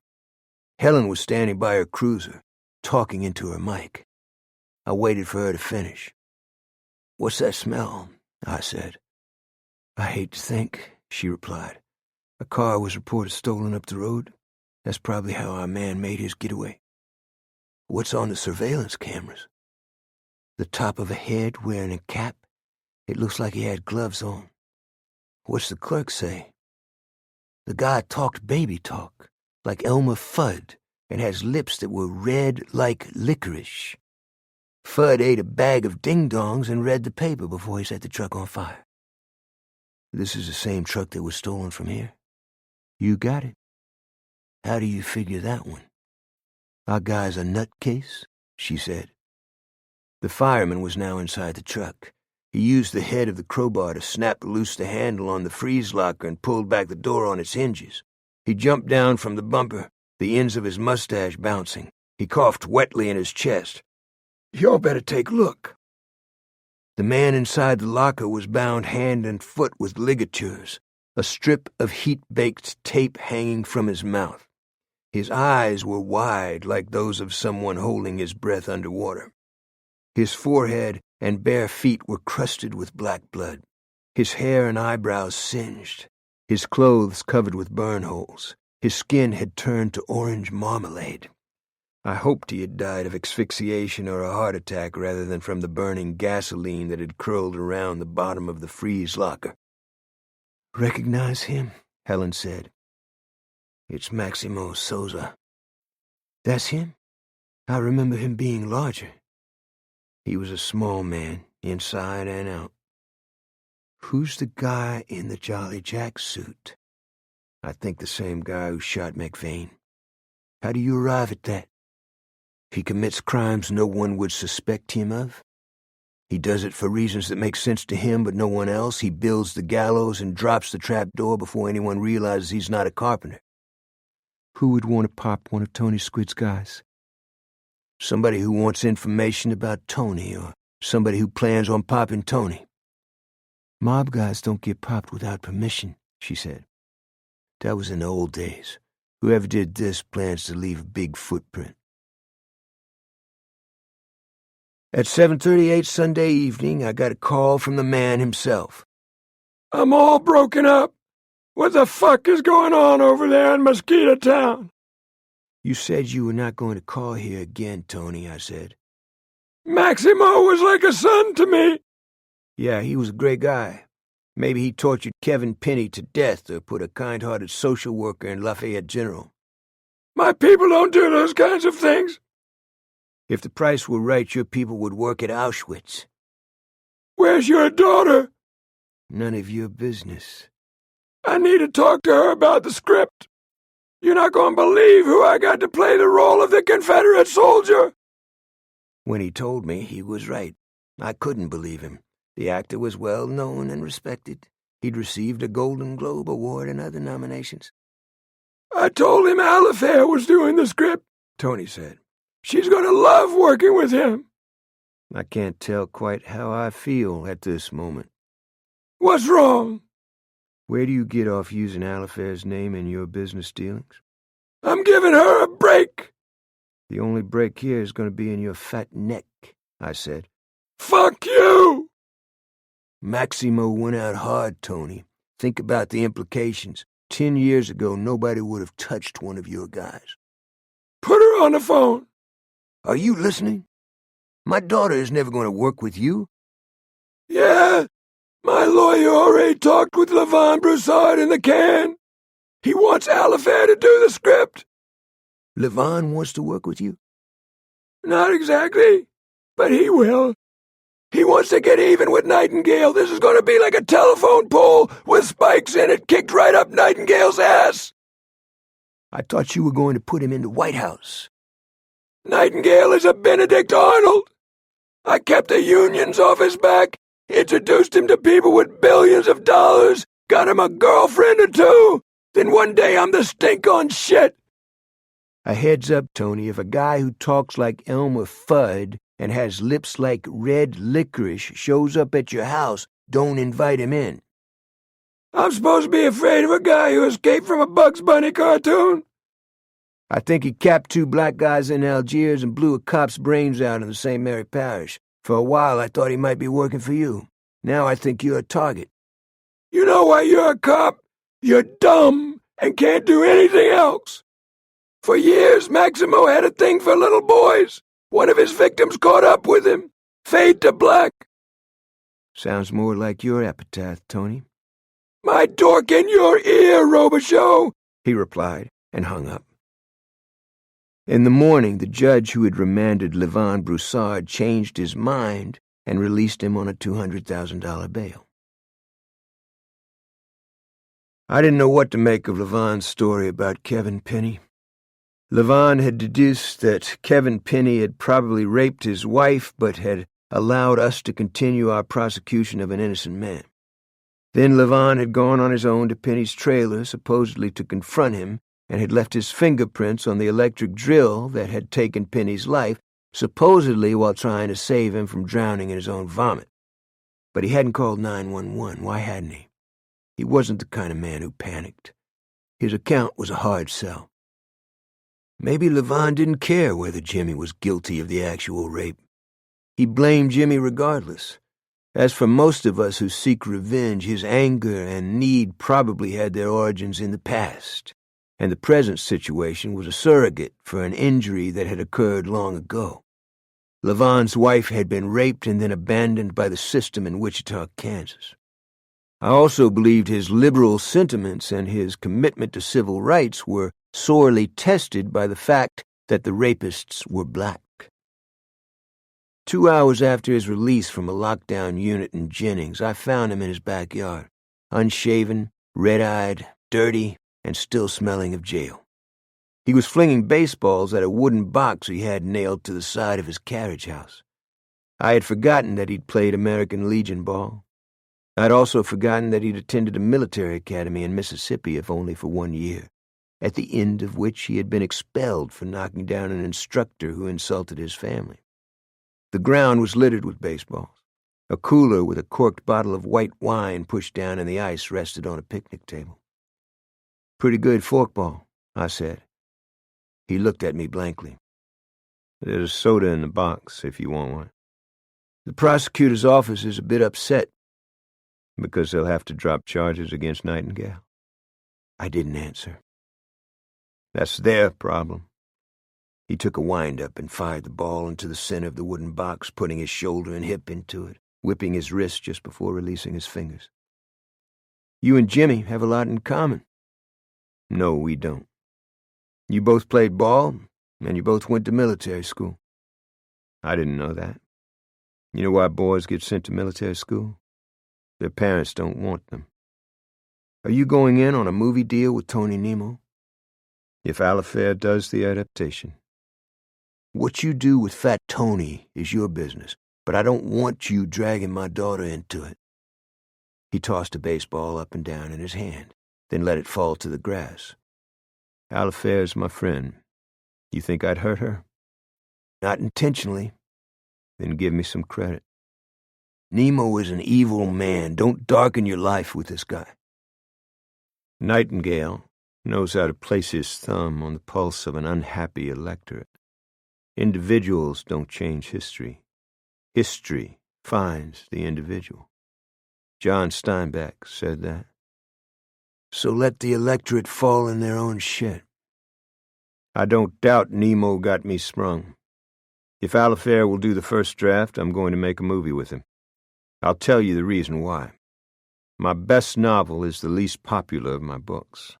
Maybe this is a vanity on my part, but I believe we owe the dead a debt. We have to give them breath and voice, even though their mouths are stopped with dirt. If we don't, they allow us no rest. I think they're out there in the mist. Sometimes I see them." I felt a wind blow through my chest as though he had pirated my thoughts. "How's your wife doing?" I asked. "Not good." "Can I ask you something straight up off the record?" "Shoot." "Is it fair to say you're still hanging on to the events in Wichita?"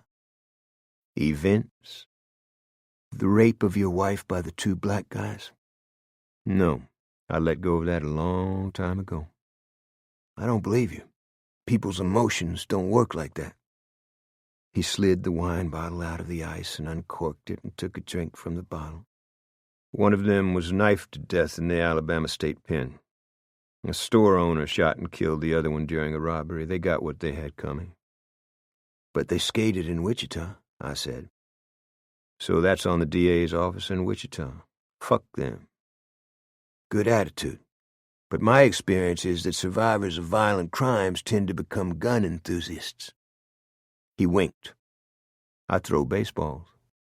Jimmy hits golf balls into the bayou. May I visit Alifair at your house? Any time, I replied. I walked back to my pickup. Rowena was sitting in a rocking chair on the gallery. Mr. Robicheaux? I tried to keep my face pleasant, but I didn't speak. It's my fault, she said. Pardon? All of it. I got drunk with another man when I should have been home with my husband. I gave you people the wrong information. I caused Levon to go to Kevin Penny's trailer. These things are all my doing. Forget it, I said. You're a nice lady, Miss Rowena. There was a smile in her eyes. It's strange how much a kind word can do. Clete Purcell was the most thorough and insightful and successful investigative lawman I ever knew. If he hadn't wiped out his career with hooch and pills and weed and strippers and other women who glowed with neuroses, he could have had a job in the Department of Justice. Instead, he ended up working with the mob in Vegas and Reno. I'll take it a step further. He ended up working for a degenerate killer named Sally Dio, also known as Sally Ducks, who had his boys slam Clete's hand in a car door. Later, Sally was on his private plane with his boys when the engines failed and the plane crashed into the side of a mountain near Flathead Lake. The coroner had to comb Sally's remains from a tree with a rake. The National Transportation Safety Board said the fuel lines were clogged with sand. For unexplained reasons, Clete immediately grabbed a flight to Mexico City with only his toothbrush and a shaving kit. Clete drove his caddy down East Plaquemine Street and Jennings to the sheriff's office. The sky was lidded with steel-gray clouds, the air muggy and superheated by the asphalt, the live oaks and palm trees motionless. The building was located in a strange piece of green landscape that had a few small frame houses on it, none of them with fences, like a semi-rural neighborhood from a simpler time. He left his .38 snub and holster in a glove box, put on his pork pie hat, locked his car, and went up the walk, touching his face with a folded handkerchief, his collar and his own odor bothering him. The problem did not lie in the weather. Clete could have overcome his reputation for vigilantism and chaotic behavior, but his brief association with the mob and his accidental shooting of a federal witness followed him wherever he went, in part because he was a better man and a better and more honorable cop than his detractors could ever be. But that was poor consolation. Among those who should have been his colleagues and friends, he was a pariah and a turncoat. "I'd like to see Detective Picard," he said to the desk sergeant. Name? "Purcell." Oh, yeah, the sergeant said. "What's that mean?" It's been that kind of day. "How about it, Top? Is she here or not?" Down the hall. "Would you mind telling her I'm here? I don't have an appointment." She'd be glad for the company. He removed his pork pie hat and ran a comb through his hair and put the comb away. He yawned, his eyes empty. "You got any openings? I'd really dig working in a place like this. It reminds me of El Sal when it was run by the death squads." "I'll make a note of that," the sergeant said. Clete went down the hall and tapped on Sherry Picard's half-open door. She was on the phone but waved him in. She smiled when she hung up. "How you doing, Mr. Purcell?" "Clete." "How you doing, Mr. Clete?" He gave her a look. "I want to run a couple of things by you regarding the Penny homicide." "I'm all ears." "Am I about to put my head in a bear trap?" he said. "I was on the phone with social services." "About Homer?" "I think maybe they found a good home for him." He felt a thorn pierce his heart. He's got one now. It's only temporary. You have to accept that. Right is right, wrong is wrong. I'm not big on rule books. How did you make it through the Corps? The crotch was a breeze after New Orleans. What did you want to tell me? Remember when we were talking about the latents at the Penny crime scene that weren't in the system? You said it bothered you because a guy like Penny didn't hang out with normal people. Right. Run everybody who works for Jimmy Nightingale. Also, start looking hard at Spade Labiche. I can't randomly pull in people and fingerprint them, particularly when they're from St. Mary Parish. There are other ways. I know your methodology. I want to keep my job. I've got another problem, too. Like what? You and Dave Robicheaux have a way of getting into it with rich guys. It doesn't do a lot for your credibility. I'll try to explain that. Most rich people here made their money off somebody else's back. She looked him up and down, biting the edge of her lip. Unconsciously, he put his thumb in his belt and tightened his shirt. You got anything on Nightingale? She said. Penny said he made deposits for Nightingale and delivered skanks to Nightingale's house. Do you believe him? I don't like Nightingale. I think he's a bum. Not because he's rich. Around here, you screw down and marry up. He doesn't marry up. He just screws everybody. In answer to your question, nothing Penny said was trustworthy. He told me Nightingale's sister came on to him. I have a hard time buying that. The feds used him for a long time. They must have believed him. Yeah, they did the same thing with Whitey Bulger. Look, I came here because I thought you could use a friend. Why do I need a friend? She said. You work in a shithole. You're here to tell me I work in a shithole? It's all relative. Can I sit down? He said. I have a lot of work to do. Don't take Homer away. It's not in my hands. The system is the system. I say fuck the system, Miss Sherry. Where's that gotten you, sir? He felt his eyes go out of focus and wondered if it had to do with the brightness of the sun shining through the window. I'm a P.I. When I had a real badge, I never jammed anybody. I didn't do it then. I don't do it now. Her eyes left his. They give you a bad time here? He asked. I get time off from purgatory, she said. Watch your ass, bub. When he went outside, his caddy was being hauled away by a wrecker.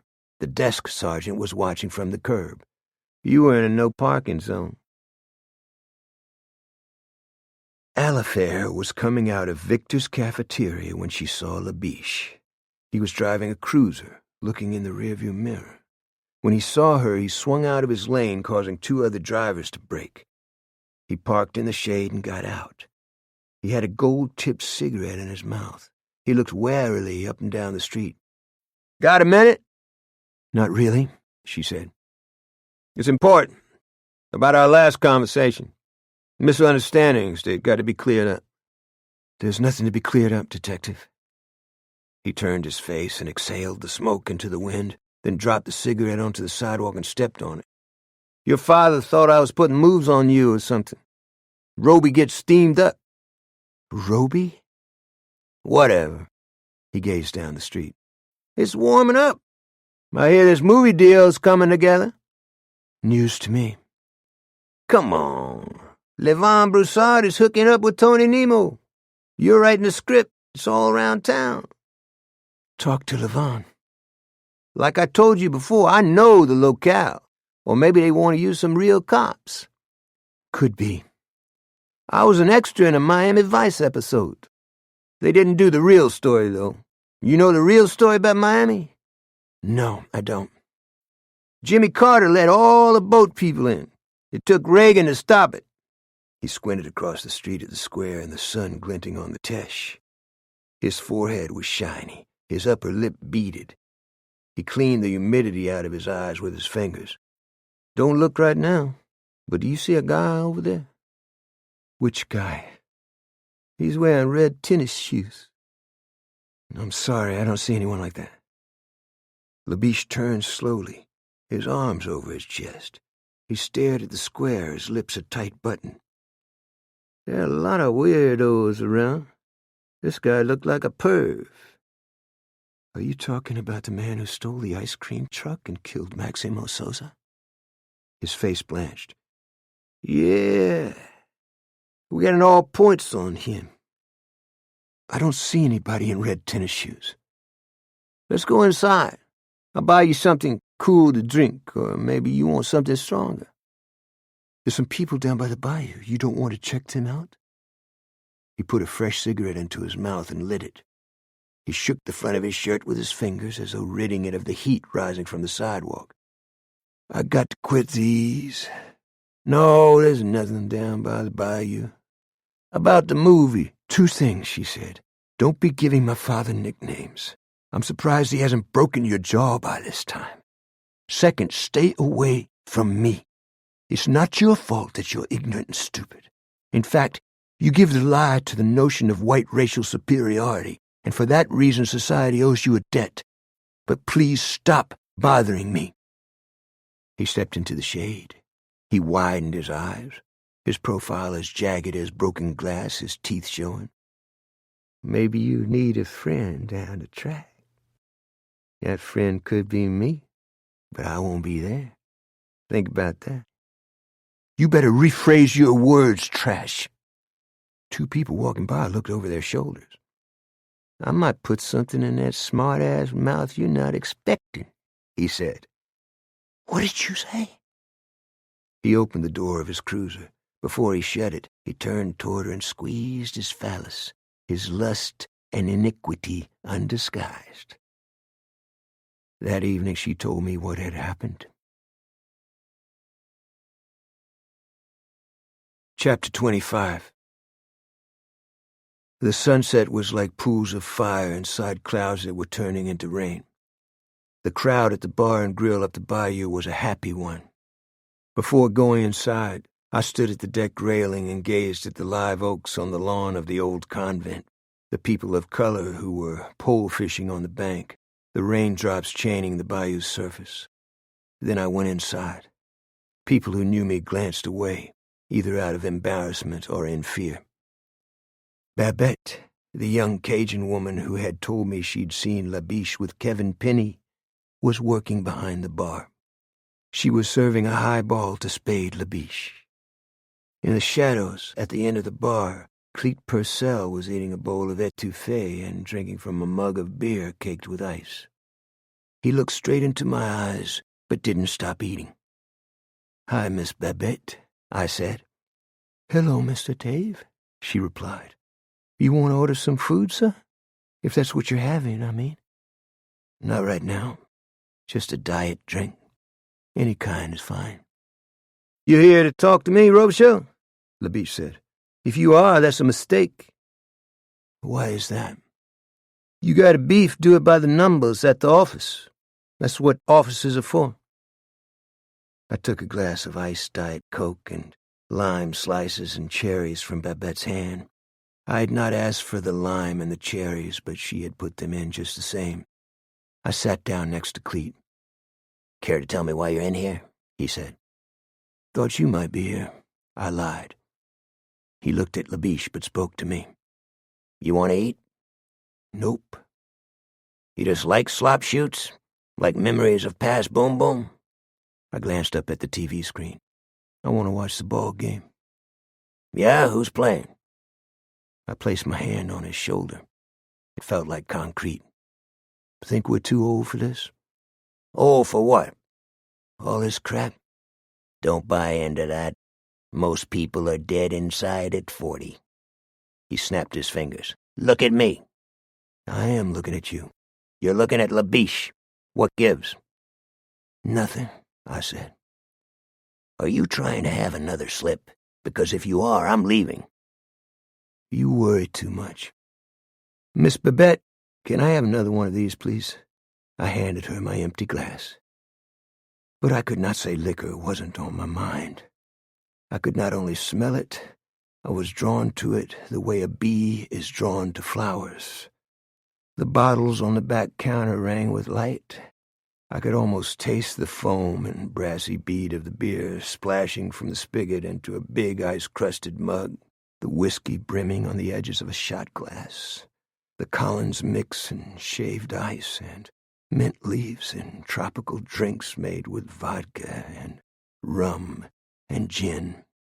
I could not explain the metabolic craving that had brought me nothing but sickness and misery, not to mention a murderous rage that was often the surrogate for the booze I couldn't get enough of.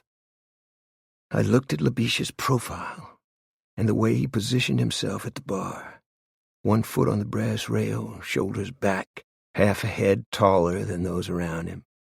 He could see everyone coming in or leaving.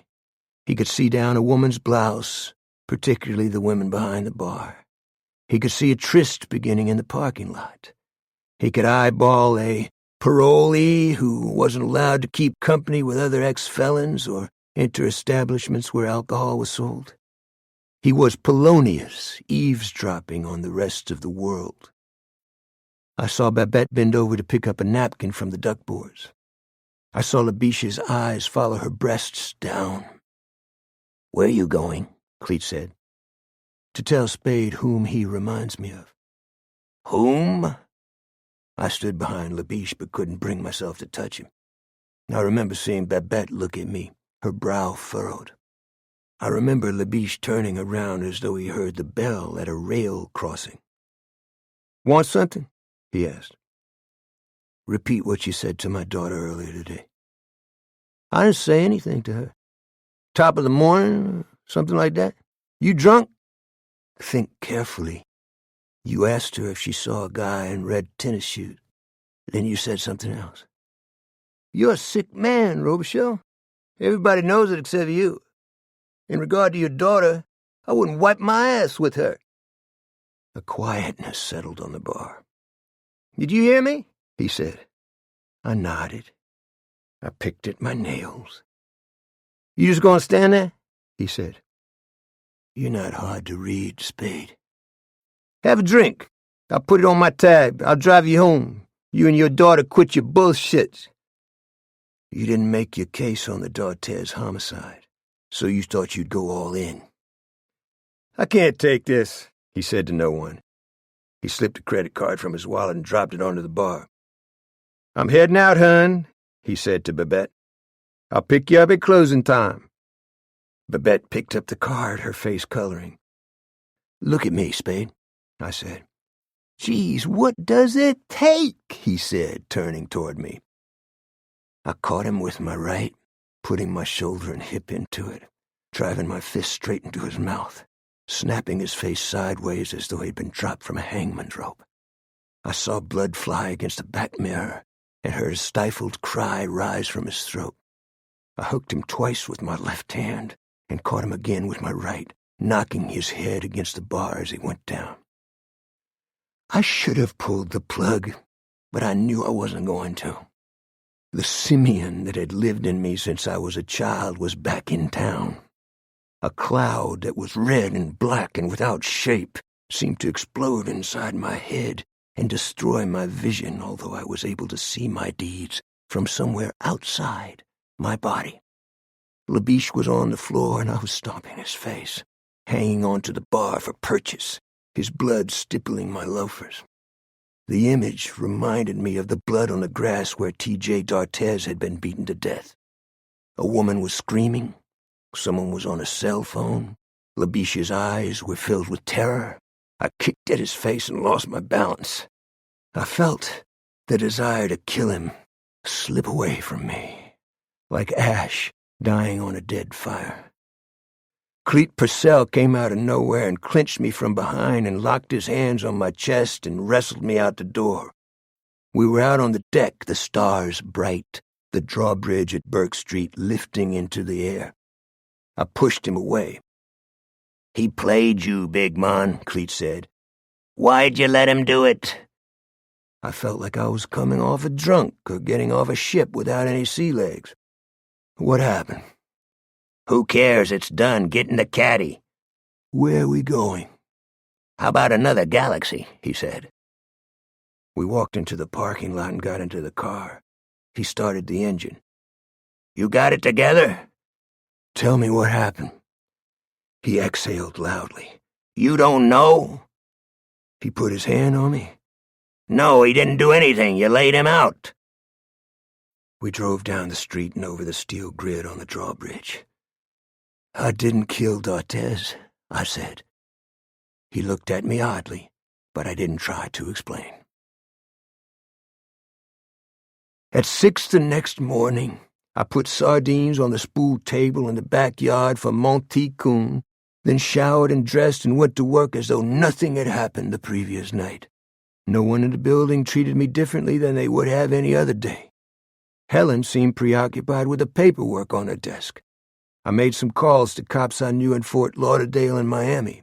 I drove to the convenience store and again interviewed the clerk who had sold ding-dongs to the man in red tennis shoes. When I returned, my mailbox was full of messages, and at least half a dozen had been slipped under my door, all from my colleagues. Below is a sampling. Way to go, Robicheaux. Rip ass, Big Dave. Fucking A, Streakus. Tell Purcell to finish the job. Next time, cap the cocksucker. Helen tapped on my door. Come in, I said. She sat sideways in a straight-back chair. She was wearing dark blue slacks and a white shirt with her gold badge on the pocket. I felt like I was in a film strip that had just shifted into slow motion.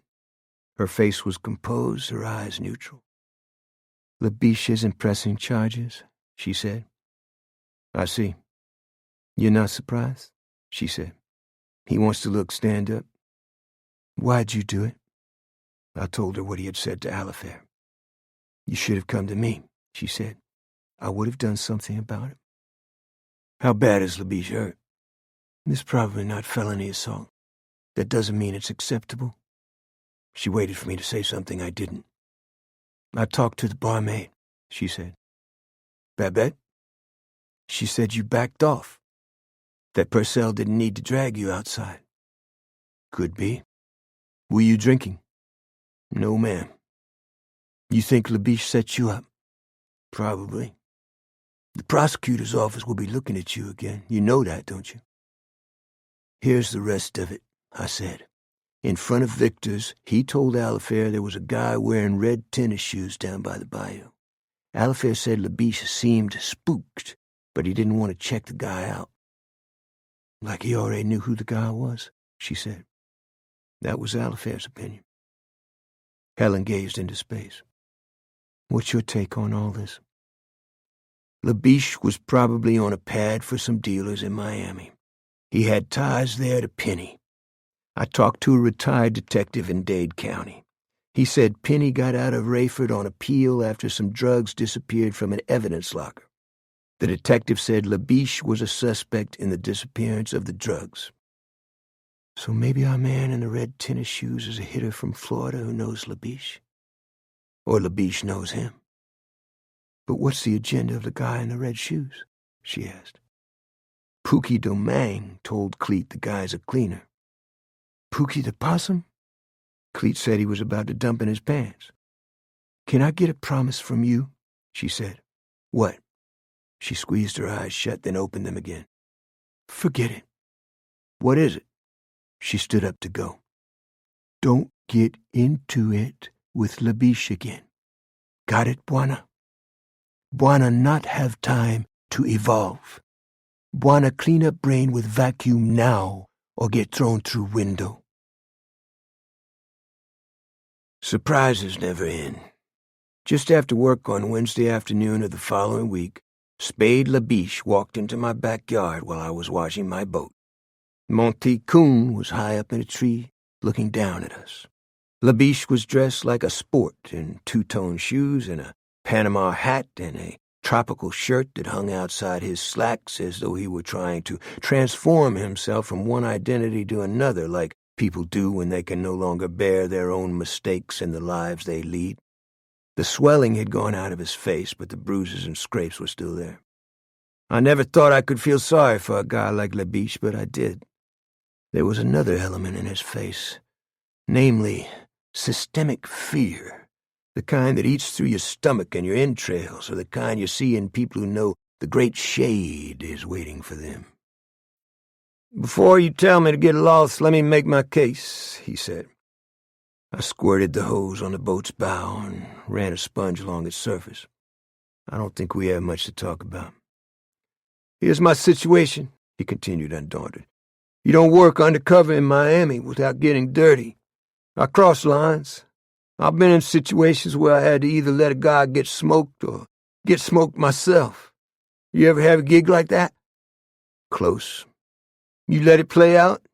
You let the guy go down?" "I popped the guys who were going to pop him." "I got it, Mr. Moral Superiority." "Your meter is running, Spade." "I know things nobody else knows. Something is going on that doesn't make sense. I got to have a deal. See Helen. She listens to you like she's got a thing." "Lose it," I said. "Screw that. I got the key to your head. I got the key to your soul." "Are you crazy?" He stepped closer to me, even though the spray from the hose drifted onto his clothes. He must have smeared himself with deodorant rather than taking a shower before coming to the house. "The guy who clipped the St. Mary deputy and cooked the guy in the ice cream truck probably has a list, but the list doesn't make sense. Maybe Tony Squid put out the contracts. I think this is political. That means Jimmy Nightingale." "Who killed Penny?" "Was an electric drill, a sadist for hire." "Maximo Souza was a sadist." "I don't know who that is." "The guy in the ice cream truck," I said. "Ask me about Miami. I know all the names. I don't know all the names around here." "I thought you were an expert on New Orleans." His cheek, yellow and blue from my knuckles, quivered like jelly. "This is the deal I need. I keep my badge. Nothing goes in my jacket on this. You help me with Helen. I'll give you some information you can't get from anybody else." How do you react to perps or corrupt cops who try to bargain?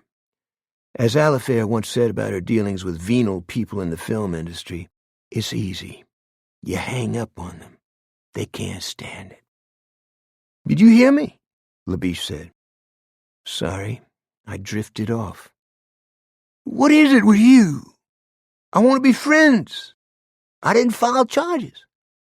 "I think you wanted me to attack you." He adjusted his tie and made a snuffing sound. "Who knows why anybody does anything?" "Did you ever destroy evidence or steal it from an evidence locker?" I asked. "Where'd you come up with that one? People are getting killed and you're talking about evidence lockers?" "Everybody dies," I said. His face drained as though he were aging before my eyes. "You all right?" I said. "Yeah. Why wouldn't I be all right? Why'd you say that?" "No reason, Spade. Have a good one." I turned my back on him and resumed washing the boat.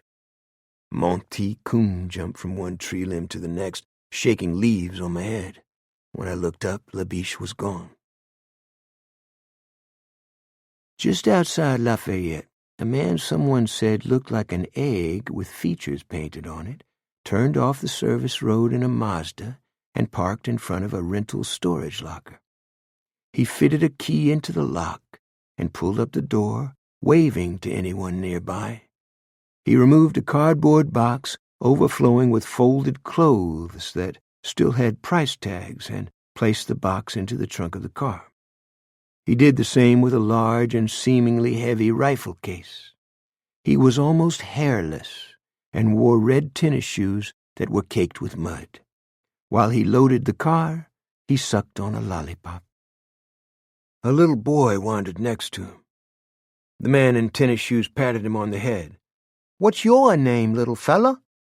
Before the child could answer, his mother jerked him away. "Why'd you do that?" the man said to her. "He's not supposed to talk to strangers." The man took her measure, his face crumpling. "I don't think I like you." She hurried to her car with the child, looking nervously over her shoulder. The man drove into a trailer court inside an oak grove on the far side of the service road and ate a sack lunch on a picnic table with people from the trailers. Smoke drifted from barbecue grills into the trees. A ball game was being broadcast from a radio placed on a windowsill. The man in tennis shoes flagged down an ice cream truck and bought popsicles for any kid who wanted one. Then he walked on his hands and did flips across the grass, filling the children with delight. That evening, Juju Ladrine and Pookie Domingue stopped at a fruit and watermelon stand located not far from the drawbridge at Nelson's Canal, a historical site that few cared about and where retreating Confederates tried to stop Nathaniel Banks' invasion into southwestern Louisiana in the spring of 1863. On the far side of the four-lane street were a drawbridge, a church, a pecan orchard, and a pasture with horses in it. The evening star was winking in the west, the light in the trees as bright as a flame, the wind smelling of distant rain. Pookie and Juju ordered big bleeding slices of rattlesnake melon served on paper plates with plastic forks and a roll of paper towels for napkins. They sprinkled their melon with salt and dug in, chewing with their mouths open, enjoying the grandeur of the evening. Opposite the stand was a huge sugarcane field where the cane was hardly more than green tentacles waving in the wind. In the distance, a solitary truck was parked on a dirt road. "There was some kind of battle here?" Juju said. "Nothing like the battles at Vicksburg or places like that," Pookie said. "That was in the Civil War?" "Yeah, between the North and the South," Pookie said. "Back in the 1960s? Over civil rights and shit?" Pookie stared at the side of Juju's face. Juju had been scratching at his scalp and was looking at his nails. "Where'd you go to school?" Pookie asked. "After the 4th grade, I didn't go nowhere." "You could fool me," Pookie said. A black kid was unloading melons and cantaloupes from a flatbed trailer behind their table. Behind the truck on the dirt road there was a flash of light and a puff of smoke, then a sound like the pop of a wet firecracker. Juju touched his forehead. "What's with this?" "What's what?" Pookie said. "I got watermelon in my hair." Pookie looked over his shoulder. "The kid was throwing melons around. Hey, kid, ease up on throwing them melons." "I wasn't throwing no melons," the kid said. "Then why is slop running down your pile?" Pookie said to Juju. "Is there somewhere around here we can get laid?" Juju said. "Your friend Maximo gets clipped by a guy with a bird cage for a brain and you're talking about coups?" "I got the creeps," Juju said. "What you got is a walking nervous breakdown you came out of the womb with." The wind changed, and Pookie thought he heard another solitary pop. He felt something wet on his face. Juju's head was teetering on his shoulders, then it sank in his plate. Pookie stared across the field at the truck, and at the early cane bending in the wind, and at the amber-tinged twilight glinting on the train tracks, as though he were being drawn against his will into a historical photograph that would have no importance to anyone except him. For a brief moment, he wanted desperately to relive his life and change every thought and deed and event in it, even the ones that were good, in order to alter the sequence of events that had placed him near a site where ragged specters in gray and butternut took their revenge upon the quick. Chapter 26. The sun was low in the west, flooding the crime scene with a red glow when I arrived. Helen arrived minutes later. Someone had pulled a polyethylene tarp over the two bodies that sat slumped at the picnic table. An ambulance, 3 cruisers, and a fire truck had pulled onto the grass. The crime scene tape was already up. Cars were slowing at the intersection, people gawking from the windows. Spade Labiche was waiting for us. "Better take a look," he said. I lifted up a corner of the tarp, high enough to see both victims without exposing their state to people on the other side of the tape. "Jesus," Helen said. I lowered the tarp. The entry wounds are in the front. "There's splatter on the flatbed behind them," Labiche said. "One guy says he thought he heard a backfire. A woman says she heard firecrackers." From where? I said. Across the road, he said. The sugarcane field was empty. The sky lavender and full of birds. The dust devil spun across the rows, wobbling, then broke apart. I walked over to the trailer where a black kid had been stacking or unloading melons. 3 melons were cored or broken. There was no bullet hole in the trailer that I could see. Farther down the street were houses and small businesses. I talked with the black kid, who was still shaken by what he had witnessed. One guy was wiping melon out of his hair, then his whole head blowed off. Man, I ain't up for this. Did you see anyone out there in the field? I asked. No, sir. Wait, I seen a truck. Did you see the truck go somewhere? No, sir, I ain't. You see anything else? Think about it. Maybe a flash behind the truck. You see a man? I can't even remember. That's all right, I said. Let's talk again later. I gave him my card and joined Helen. Want me to start knocking on doors? Labiche said. Yeah, while we have daylight, Helen said. Good job. We'll get this guy, he said. Right, Dave? I didn't answer. He shrugged and walked off. Good job, I said to Helen. Give the devil his due, she said. Remind me to keep my own counsel. A Jeff Davis Parish Sheriff's cruiser, its flasher rippling, pulled onto the grass and stopped at the tape. Sherry Picard got out, her badge on her belt. Mind if I get in on this? What's this got to do with Jeff Davis? Helen said. This is probably connected to the hit on Kevin Penny, she said. Penny is my case. Help yourself, Helen said. Who's the Vic? Sherry said. Vicks, Helen said. Pookie Domingue and Juju Ladrine. Can I? She said, holding the corner of the tarp. Helen nodded. Sherry pulled up the tarp, her face impassive. She lowered it again and looked over her shoulder at the field. The shots came from out there? She said. That's the way it looks, I said. It was probably done with a .50 caliber. I'm thinking an M107 sniper rifle. Where'd you come up with that? Helen said. I used one, Sherry said. Pardon? Helen said. In Afghanistan. Let's take a walk, I said to both of them. We crossed the road and walked several hundred yards to a spot where a heavy vehicle had parked and then backed in a semicircle and driven away on its own tire marks. The ground was soft and moist, the impressions sharply stenciled. There were shoe prints by the tire tracks. Helen got on her radio. We need some tape in the field. This is my guess, Sherry said. The shooter set up a bipod on his vehicle and fired through a space in the traffic. That means he's very good. The first shot was high. The second and third were on the mark. The M107 is a semi-auto. Unless he fired from inside the truck, the brass must have hit the ground. But there was no brass on the ground. If the shooter used a semi-auto outside the truck, he had picked up his spent cartridges, which only cops and professional hitters do. You got any idea who this guy is? Helen said to Sherry. Somebody who doesn't care if he drills a hole in a house 1 mile away and kills a child in a high chair, Sherry answered. Our little town was not emotionally equipped to deal with the presence of a contract killer. Oh, yes, we're a libertine and atavistic people with a patina of Christianity, but by and large, our self-indulgence is that of children, and perhaps even an expansion of Christ's recommendation to abide Caesar. Fear spread throughout the town, and Bobby Earl tried to insert himself into the mix, appearing on local television, speculating that Islamic terrorism was at the root of things.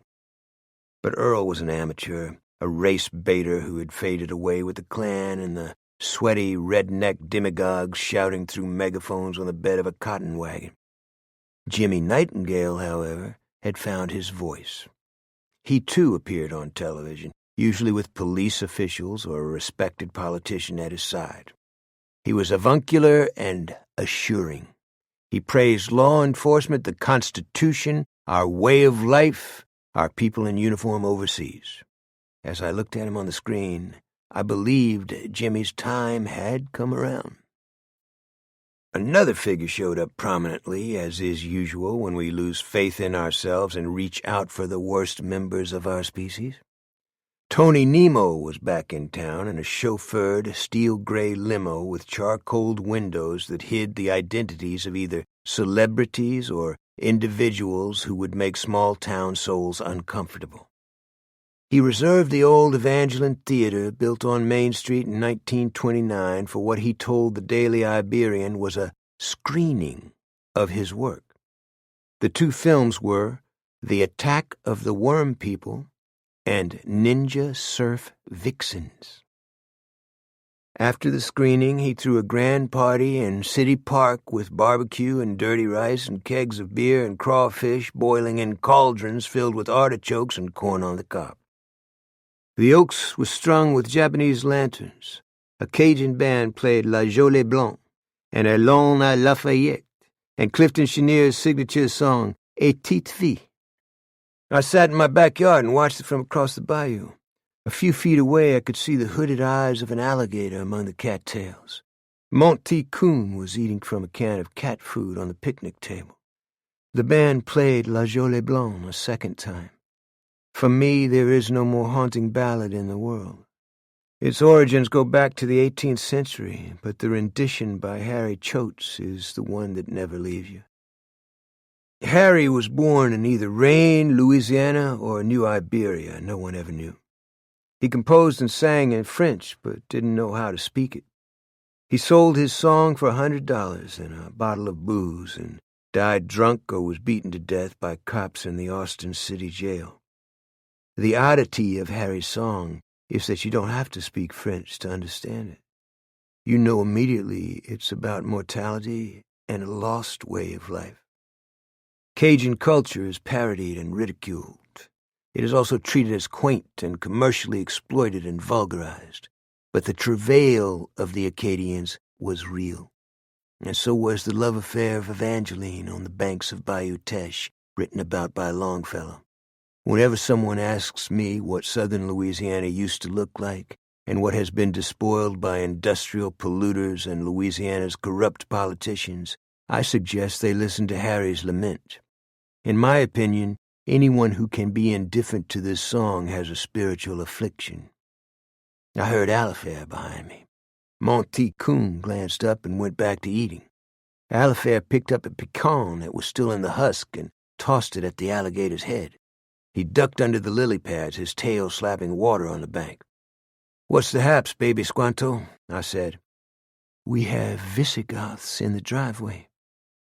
I waited, dreading the rest of it. "Tony Nemo," she said. "Who's with him?" "Levon Broussard." "Are you going to work with these guys, Alf?" "I'll do the adaptation with Levon. I won't be on the set." Ouch, I thought. What's Nemo want? I didn't ask. They're drinking champagne in the back of the limo. You want me to blow them off? I got up from my deck chair. Nope. I walked into the front yard. The limo was the color of a shark. The back door was open. Levon was standing on the grass, his tie pulled loose, a dark green bottle in his hand. "I've got a table by the band. I thought you might like to sit with Rowena and me." I could see Tony's dark massivity piled in the back seat. "No thanks.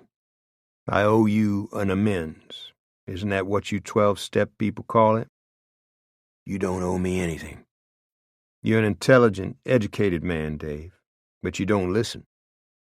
Jimmy Nightingale is going to cause a lot of harm in the world." "You should know. The guy in the back seat gave him his start in politics." "Well, Tony doesn't feel that way now." "Quit lying to yourself," I said. "Lie to yourself, and you're never the same again." "Say anything of me you wish. I'm going to bring Nightingale down." "What you're doing is serving a diseased fat slob with a penis for a brain." What was that? Tony said. "I'm glad you dropped by," I replied. "I've had a problem of conscience about you." His face looked like a bowl of mashed potatoes. He took a hit from his oxygen cup. Rowena sat next to him, obviously embarrassed. A movie star whose name I won't use sat in the shadows, a champagne glass balanced on his knee. He was handsome in the way that superficial people are, his jaw firm, his teeth capped, his manner easy and detached, as though a greater world awaited his presence. "What's this about conscience?" Tony said. "I think you're in danger," I said. "I think the guy who took out Maximo and Juju and Pookie Domang has you on his list." "People love me. Why does this guy want to hurt me?" "Why'd he want to clip Maximo and Juju?" I said. "They had enemies. I'm not the only guy they worked for." "The killer has a .50 caliber sniper rifle, Tony. It has a box magazine that holds 10 rounds. It's accurate for a mile. I'd stay indoors if I were you." "Hey, Levon, let's get out of here," Tony said. "This guy is nuts." "Nightingale is behind this, Dave," Levon said. "Yeah, I heard he invented original sin, too," I replied. "Good line," he said. "Check with you later." "Alifair made a choice against my wishes," I said. "Treat her right." Levon tried to smile and let the remark pass, but there was no hiding the injury in his eyes. 1 hour later, he was back in our yard on foot, drunk, his coat gone, his sleeves rolled. "You don't think I'd treat Alifair right?" he said. "Where do you get off with that?" I turned on the gallery light and went down the steps. Alifair stood in the doorway. "Lose the attitude," I said. "You're accusing me of dishonorable conduct. This isn't about you, it's about my daughter. She's a grown woman. Not for me, not for any father. This isn't 1865. Pull your head out of your ass." "You're wrong," he said. "Wrong about what?" "It is 1865. You never quit the field. The battle is never over.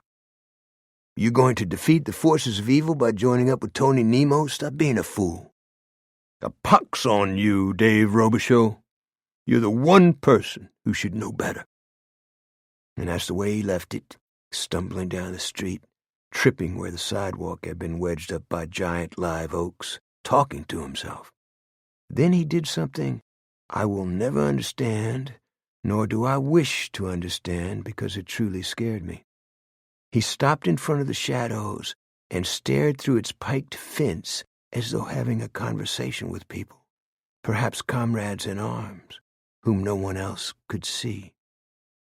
I do not believe it was an illusion on my part, nor do I believe he was deranged. I believed Levon was who he was, and that was what scared me about him. Chapter 27. 2 months passed. The man in red tennis shoes seemed to have disappeared. The days were long and hot, the palm fronds and banana plants rattling dryly when the wind blew. Years ago, during the summer, rain showers fell throughout southern Louisiana at almost exactly 3 o'clock every afternoon. Now the gumbo soil in the sugarcane field was baked as hard as ceramic and cracked just as easily. Most people believe that law enforcement and the solving of crimes and the apprehension and prosecution of criminals proceed in a systematic, linear fashion. The opposite is true. A successful outcome is usually produced by informants and dumb luck. The waiting, the missed opportunities, the bureaucracy, the tainted or lost evidence, the witnesses who change their accounts are endless.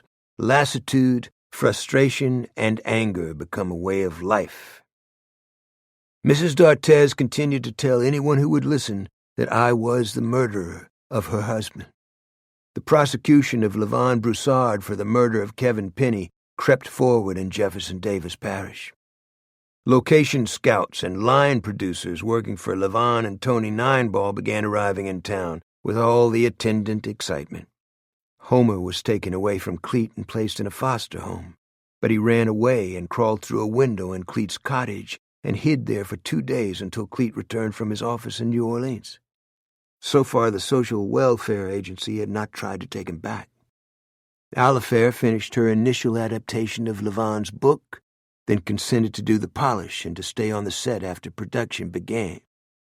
Levon was drunk a lot. I went to meetings. Spade LeBiche stayed in the background and said little, although I still believed that every day was his Ides of March. And no one talked anymore about the Jeff Davis 8. But while the rest of us were absorbed with our minutiae, Jimmy Nightingale was on the move. He appeared on network morning shows. He was the emissary of the New South, urbane and humble and jocular, a self-deprecating glint of the rogue in his eye.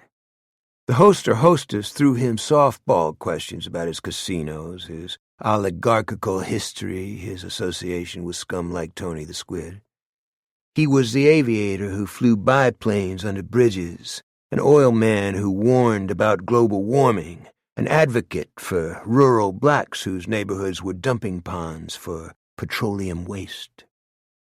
One host compared him to the young Bill Clinton, another to the young John F. Kennedy. When Jimmy got finished with an interview, the audience had one reaction: thunderous, heartfelt applause.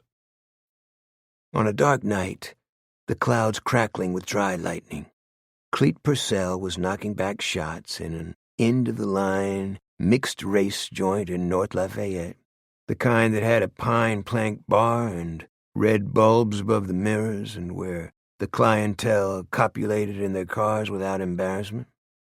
It was set back from the highway in a black neighborhood where some of the streets were still unpaved and desiccated privies still stood in backyards. Cleet had a shot glass and a small pitcher of beer in front of him, and he stood rather than sat at the bar so he could watch the door. The air was thick with smoke, the restroom door open and stinking of urine and ammonia and weed. He could only guess at the race of the people around him. A woman in jeans and boots and a western shirt came through the front door, her black hair tied up with a bandana. He had to rub his eyes with the backs of his wrists to make sure his vision wasn't failing him. She stood next to him and looked around. "This is where you hang out?" "I'm supposed to meet a skip," he replied. "What did he skip on?" "Felony assault. A 50 grand bond. Were you looking for me?" "I went by the motor court. Homer was alone. He said you were here." He felt his face burn. "I check on him every 30 minutes. "He's a nice kid." "I know that, Miss Sherry. You want a drink?" "Just a glass." She tinked a fingernail against the pitcher. "Let's go over in the corner." God, what a dump. They sat at a table by a painted-over window, a wood-bladed fan turning overhead. She had carried a clean glass from the bar. He poured it full, the foam running over the edge. He kept his eyes on the door, waiting for a skip who was probably a no-show. "I've got a bad feeling about the Penny investigation," she said. "Levon Broussard is going down for it, right?" "Too many people think Penny got what he deserved. Tony Nineball's influences aren't to be taken lightly either." "Tony got to somebody?" Cleet said. "That's why squids have tentacles." Dave Robicheaux thought the guy in red tennis shoes was going to clip Tony. "Why?" she said. "The guy's a cleaner." "Somebody bigger than Tony Nemo is pulling the strings?" "Or the agenda is bigger than Nemo's," he said. "Do you know who was the only guy to deal successfully with the mafia?" "No," she said. "Mussolini. I grew up in the Irish Channel with those guys. I worked for some of them, in Vegas and Reno and Montana." Her eyes searched his. "Yeah?" "They broke my hand with a car door. Later some of them went offline," he said. "You're a funny guy. I don't mean like strange. You're just a different kind of guy." Once again, Cleet felt his old enemy come back. As a boy, he'd hated delivering milk off his father's truck to the back doors of the rich in the Garden District. He'd hated the welfare store where the clothes he was given were generic and ill-fitting. He'd hated the cops who'd hauled his parents out of the house when they were drunk and fighting. He'd hated his father for beating him with a razor strop and making him kneel all night on grains of rice. He'd hated a nun who'd told him he was unwashed, and a priest who'd shut the confessional window in his face when he was 12 years old. These moments should have disappeared long ago, but every time Cleet looked into the eyes of a normal person, the dead coals he had carried for decades burst to light, giving life to every dark memory in his unconscious, telling him once again he was worthless in the sight of God and man. "I don't like to talk much about myself," he said. "Not because I'm humble. On my best day, I never got more than a C-. That includes time in the crotch." "I checked you out. You have the Navy Cross." "I got it while I was running in the wrong direction. How about we ditch yesterday's box score?" He tilted the pitcher to fill her glass, but she covered it with her hand. "Sometimes I get the blues," she said. "That's when I know I shouldn't drink too much. If I do, I really get the blues. I like Emmylou Harris's line. I got the rhythm, and I don't need the blues." "You're talking about your husband?" "He was a West Point graduate. He could have been an academic, but he went to Ranger School. He loved the Army. He was killed by friendly fire." "I'm sorry." He stole a look at her eyes. She was looking at the bar. A man was telling a dirty joke to two women, both of them disheveled, grinning. "You know what I'm saying, don't you?" she asked. "I'm not too smart about these things. I'm old, too." "So is the Earth. Is your guy going to show?" Cleet glanced at his watch, the same one he'd owned since the Corps. The hands had a soft green luminosity. "Probably not." "I'll buy you a fish sandwich and a cup of coffee at McDonald's," she said. "I don't want to leave Homer alone too long." "Sure," she said. "Another thing. I was involved with this lady. I'm not now, but it wasn't long ago, and she's a nice lady." "The social worker?" she said. "Yeah." She nodded. "You're beautiful, Miss Sherry. You got guts, too. I mean, working with some of those assholes in your department." "I got you. Lay off the personal inventory." "I don't want to walk out of here feeling bad," he said. Had he just said that? Why did he never have the words that accurately described his feelings? "I didn't mean—" "I've got to pee," she said. When she returned from the women's room, she filled her glass with beer and drank it. "I'd better get going." "How about that fish sandwich?" he said. She followed him to McDonald's in her car. They ate in a booth. Heat lightning flared in the clouds and died somewhere over the Gulf. She said little. He wondered about the images she had seen through the telescopic sight on a sniper's rifle, images she had created with the slow squeeze of a trigger. "You go somewhere in your own head sometimes?" she said. "On occasion." "You know what they say?" "No, I don't." "Don't go into a bad neighborhood by yourself." "It's the only neighborhood I have," he replied. She finished her sandwich and wiped her mouth. There was lipstick on the paper napkin when she crumpled it in her hand. "There's a lady who stays over with Homer when I go out of town," he said. "It's your call," she said. He cupped his cell phone. "I'll be outside." The motel was halfway to Opelousas on the 4-lane. There was a piney woods behind it and a fountain in front that glittered with pink and blue lights. She followed him there and went into the lobby by his side. During the night, he dreamed of a ville burning, the sparks spinning into the sky. Then the dream changed, and he heard the 105s coming in short on his position, a whistling sound like truck tires on a wet highway. When he woke, the ceiling was shaking with thunder. He went into the bathroom in his skivvies and opened the window. The only sound he heard was the wind in the pines, their needles orange with drought and blight. When he went back to bed, he took his snub nose out of its holster and slipped it under his pillow for reasons he didn't understand. Audie Murphy did it, and probably thousands of other guys who never told anybody about it. Why not Cleet Purcell? He lay awake most of the night, trying to provide himself explanations that had eluded him all his life. On a Saturday morning, Alifair came back early from filming outside St. Martinville. She went into the kitchen and took one of my Diet Dr. Peppers out of the icebox and drank it from the can. "Something happened with the Hollywood crowd?" I said. "They're mid-level pond scum. Neither good nor bad. Just run-of-the-mill scum." "So what's the problem?" "Levon Broussard." "What's wrong with Levon?" "He's a closet elitist. Rather than work with conventional film people, he signed on with a bunch of simian throwbacks who hide behind sunglasses and are afraid to talk at the table because they sound like they have throat cancer and a vocabulary of fewer than a dozen words. In the meantime, he pretends." "Pretends what?" "That he's on a mission. He insists on hiring only union people. The food has to be of a certain organic quality. The actors should be included in our script meetings. The black actors have to be given more lines. I think this is all a cover-up for what's really in his head." "What's in his head?" "Guilt. Hatred of the truth about his ancestors." "You knew this, Alf," I said. "I didn't know Levon would show up every morning unshaven with booze on his breath and crazy changes in the script." "Maybe it's time to cut loose from these guys," I said. "I don't want to lose my work." "Then don't worry about it." "Levon claims he didn't kill Kevin Penny.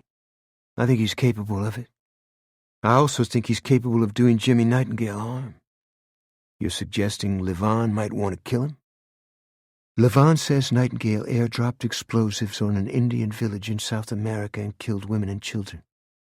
That's not true, is it?" "I'm afraid it is, Alf. Jimmy told me about it." She couldn't hide the look on her face.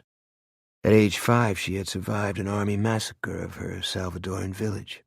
The soldiers had used machetes to hack open the bodies of pregnant Indian women. "Why doesn't the media say something about it?" she said.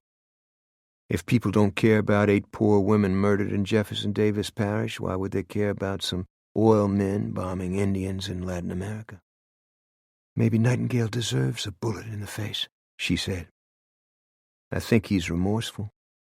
"After the fact," she said. "What a piece of shit." "Have another Diet Doc with me," I said. "At least I had one laugh this morning." "At what?" I said, glad that we were through with the subject of Jimmy Nightingale and Tony Nemo and Levon Broussard. "This cute little man was behind the cordon when we were filming a scene in St. Martinville. He had on a pale blue baseball cap and clothes out of the box from Penny's. The tags were still on. He looked like a big ceramic doll. He'd read 2 of my novels." "Oh, yeah?" I said, my interest fading. "He was eating a fudge bar. He made me think of Truman Capote without the blubber." Monty Coon was waddling through the backyard side by side with our old warrior cat Snugs. "Are you listening?" Alifair asked. "Sure." "I'd love to use him as a character. He was such a cuddly little guy. He said his nickname was Smiley." "Cuddly?" I popped a Dr. Pepper and went outside. Chester drove a compact he had stolen down the Bayou Road until he saw the refurbished antebellum home of the Nightingales. He passed the driveway and the tunnel of oaks that led to the spacious porch and the second-story balconies and dormers and floor-to-ceiling windows that gave the main house the look of a Baroque paddle-wheeler on the Mississippi. He crossed the drawbridge and parked by a canebrake and lifted the sniper rifle from the trunk and entered an empty boathouse that had a walkway built along one wall. Across the Teche, he could see the sloping green yard of the Nightingale home and a swimming pool and a bathhouse spangled with sunlight, sifting like spiritual grace through the oak limbs and Spanish moss.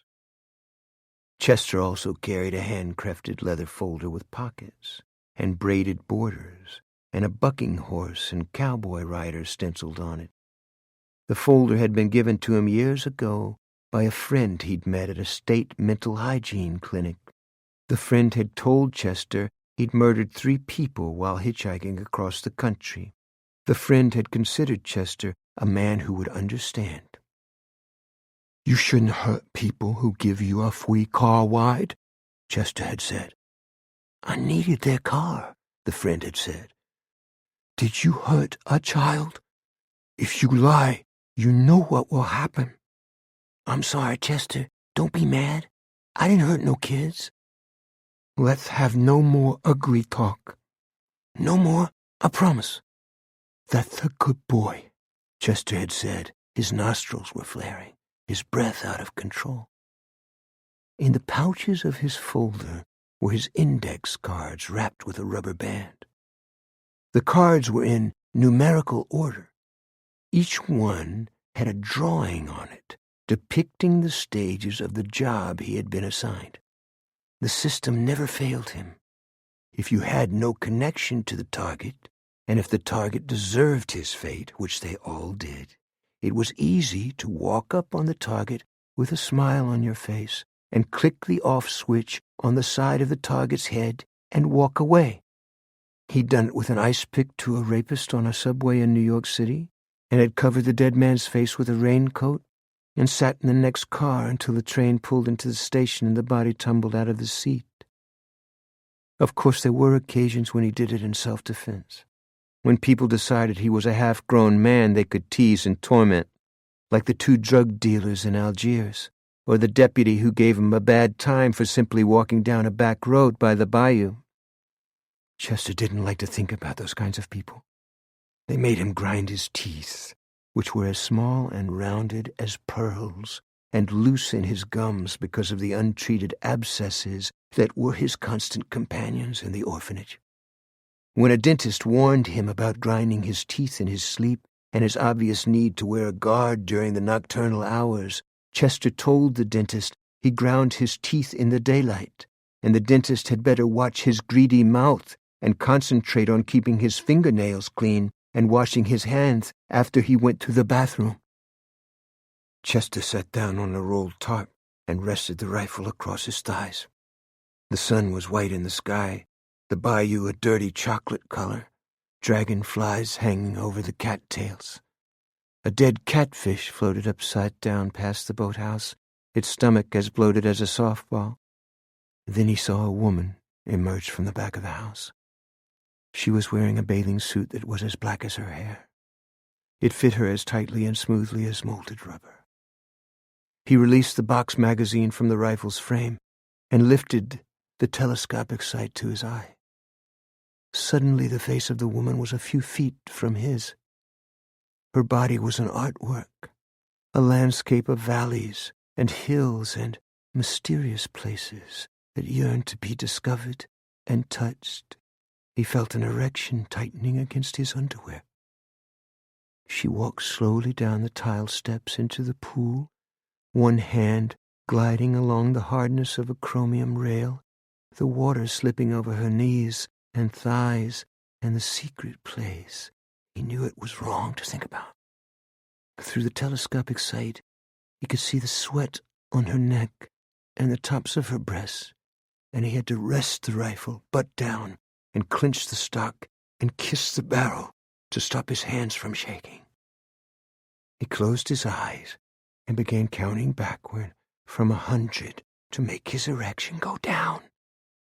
Inside his head he saw himself strapped to a bed, his underwear soaked with urine, his bare chest and legs crisscrossed with welts from a switch the operators of the orphanage had made him cut for himself. Then the kindly face of someone not much older than he was appeared above him. Her loving hands unbuckled the straps and removed his soiled underwear and washed his body and stroked his forehead. He forced himself to breathe slowly until he regained control. He wiped his saliva off the gun barrel, his desire reduced to little more than a guttering flame. He must not have impure thoughts, he told himself. They made him want to hurt people. Others enjoyed forbidden things, and he could not. The thoughts followed him around, and the more he tried to keep them out of his head, the more they enticed him. When nothing else worked, he wanted to hurt someone, the way his friend the hitchhiker did, and he never wanted to be like the hitchhiker. He waited for the quivering in his shorts to subside completely. Then he dared look at the swimming pool again. A man in a yellow bikini and flip-flops emerged from the house and walked toward the pool. A towel hung around his neck. Chester lifted the telescopic sight to his eye again. The man's hair was peroxided, his artificially tanned torso plated with muscle, his phallus shaped like a fat banana inside the bikini. Chester put the crosshairs on the man's face. There was something wrong with it. It was sunken in the center, the eyes and nose and mouth too small. It was a stupid face. Chester did not like people with stupid faces. He felt himself grinding his teeth again. Naughty boy, he thought gleefully. The man with the perfect body and stupid face dove into the pool and swam on his back. The woman joined him. Then the two of them rested by the gutter in the deep end, closer than they should have been, perhaps their legs or stomachs touching. Chester fantasized about parking a big one at the base of the man's brain. It would leave his head floating in chunks, dissolving like red smoke in the turquoise depths. Chester ran his tongue across his lips at the thought. The woman pulled herself up on a ladder and got out of the pool, her rump dripping. She seemed very angry and shook her finger at the man clinging to the pool gutter, his face turned up to hers. Chester wondered if the man with the stupid face had tried to put his hand somewhere he shouldn't have. If that was true, Chester wanted to kill him. And not all at once. Bad men deserved bad things, and Chester knew how to do all of them. He began to breathe heavily again, frustrated with himself and with the restraints placed upon him. He shouldn't have come here, or wheeled his suitcase down the 2-lane road by the bayou, thereby drawing the attention of the deputy he was forced to kill. The job and the places were always on the cards. There were no cards that showed him in a boathouse, gripping an M107 with both hands. But these were things he had to do, whether others liked them or not. He had survived at the orphanage and on the streets of Mexican border towns where children were rented by the hour. Today, he had power that he wanted to take back in time and use on all those who had exploited his little body. But that was not the way it worked. Time did not take away the pain, nor did it allow him to use his skills on people out of the past who waited for him in his sleep. Chester got up and realized there was a wet spot the size of a quarter in his underwear. Although no one was in sight, he felt his face burning as he walked back to the car and dropped the rifle into the trunk. He drove straight to a Dairy Queen in Franklin and cleaned himself in a restroom, then sat at a wooden table in the shade and began eating a paper plate full of ice cream sandwiches. 3 teenagers sat in an SUV 10 feet away, the doors open, the panels throbbing with rap. "Turn that down, please," Chester said. A kid lowered the volume. "What was that?" "That music. It hurts my ears," Chester said. "It grows on you," the kid said. He turned the volume up full blast. Chester walked to the door of the SUV. The 3 kids were looking at one another and grinning as though they intuitively knew a lifelong object of ridicule had wandered into their midst and they were free to do anything they wished to him. "Why do you want to act smart, Alecky?" Chester shouted above the roar. "You like dilly bars?" said the kid in the passenger seat. "Strap on your knee pads in the restroom. I'll bring you one." "Don't talk like that." "My father owns half this town. Now get out of here, freak." Chester rested one hand on the door like a lump of dough. "You shouldn't say that to me." "Oh, he's all mad now," the kid said, forming his mouth into a pout. "He messed himself. He's starting to cry." "He's a retard," the driver said. "Leave him alone." "He's cute," said the kid in the passenger seat. "We like you, little buddy. Want to meet some girls?" "You're very mean," Chester said. "We're finished here," the driver said. He leaned toward the passenger window. "You hear me? Get your hand off the door." When Chester didn't move, the driver smashed his hand. "Owie," Chester said. The three kids laughed. Chester got behind the wheel of his vehicle. He started the engine, but could not hear its sound and had to rest his hand on the dashboard to make sure it was running.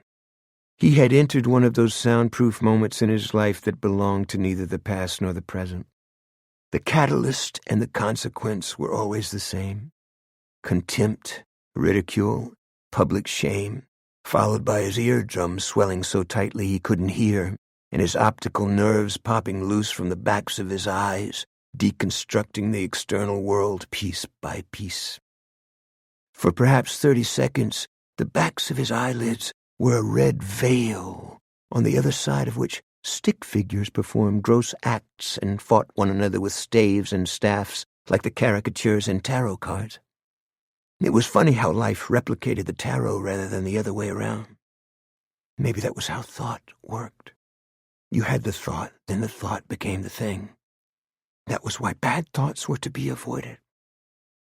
The moment passed, and the world reassembled itself, and Chester drove into the street and down to the intersection.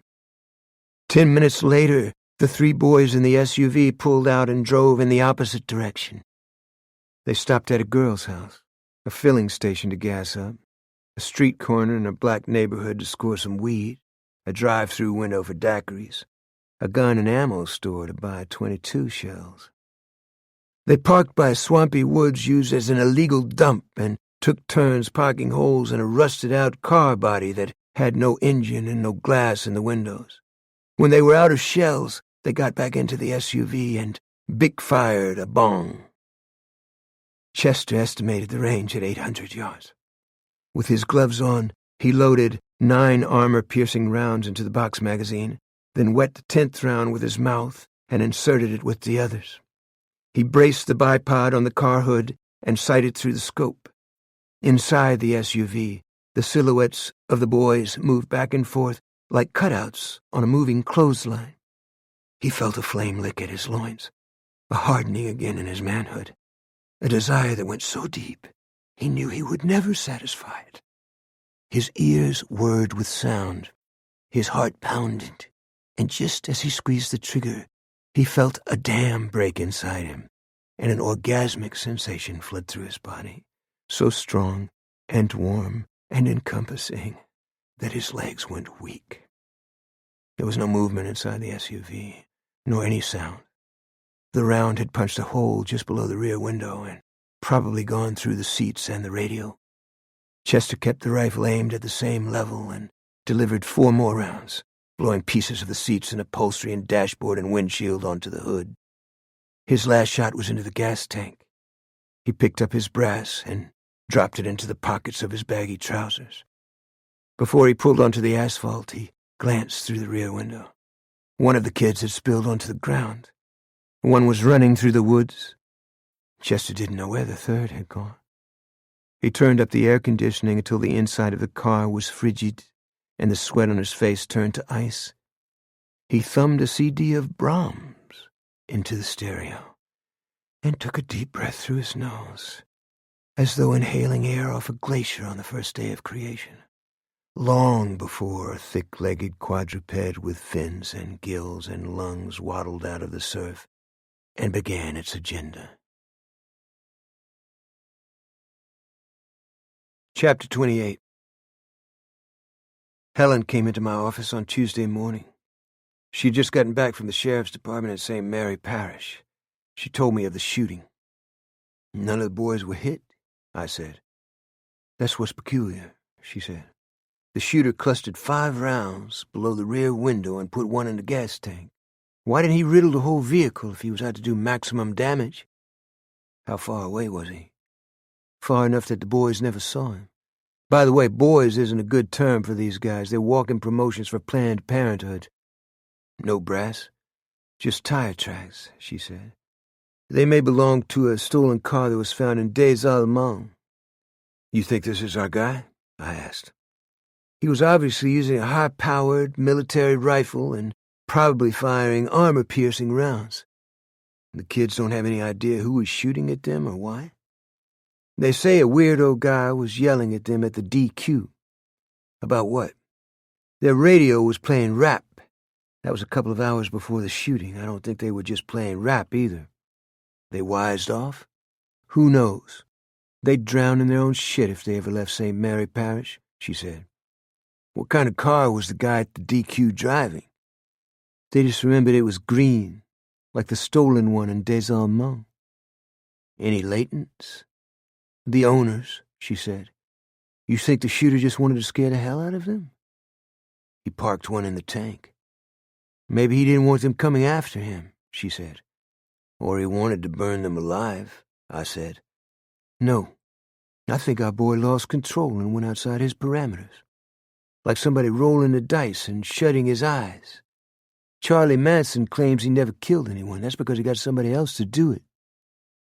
I said earlier that Clete Purcell was the best investigative detective I ever knew, but Helen Swallow was a close second.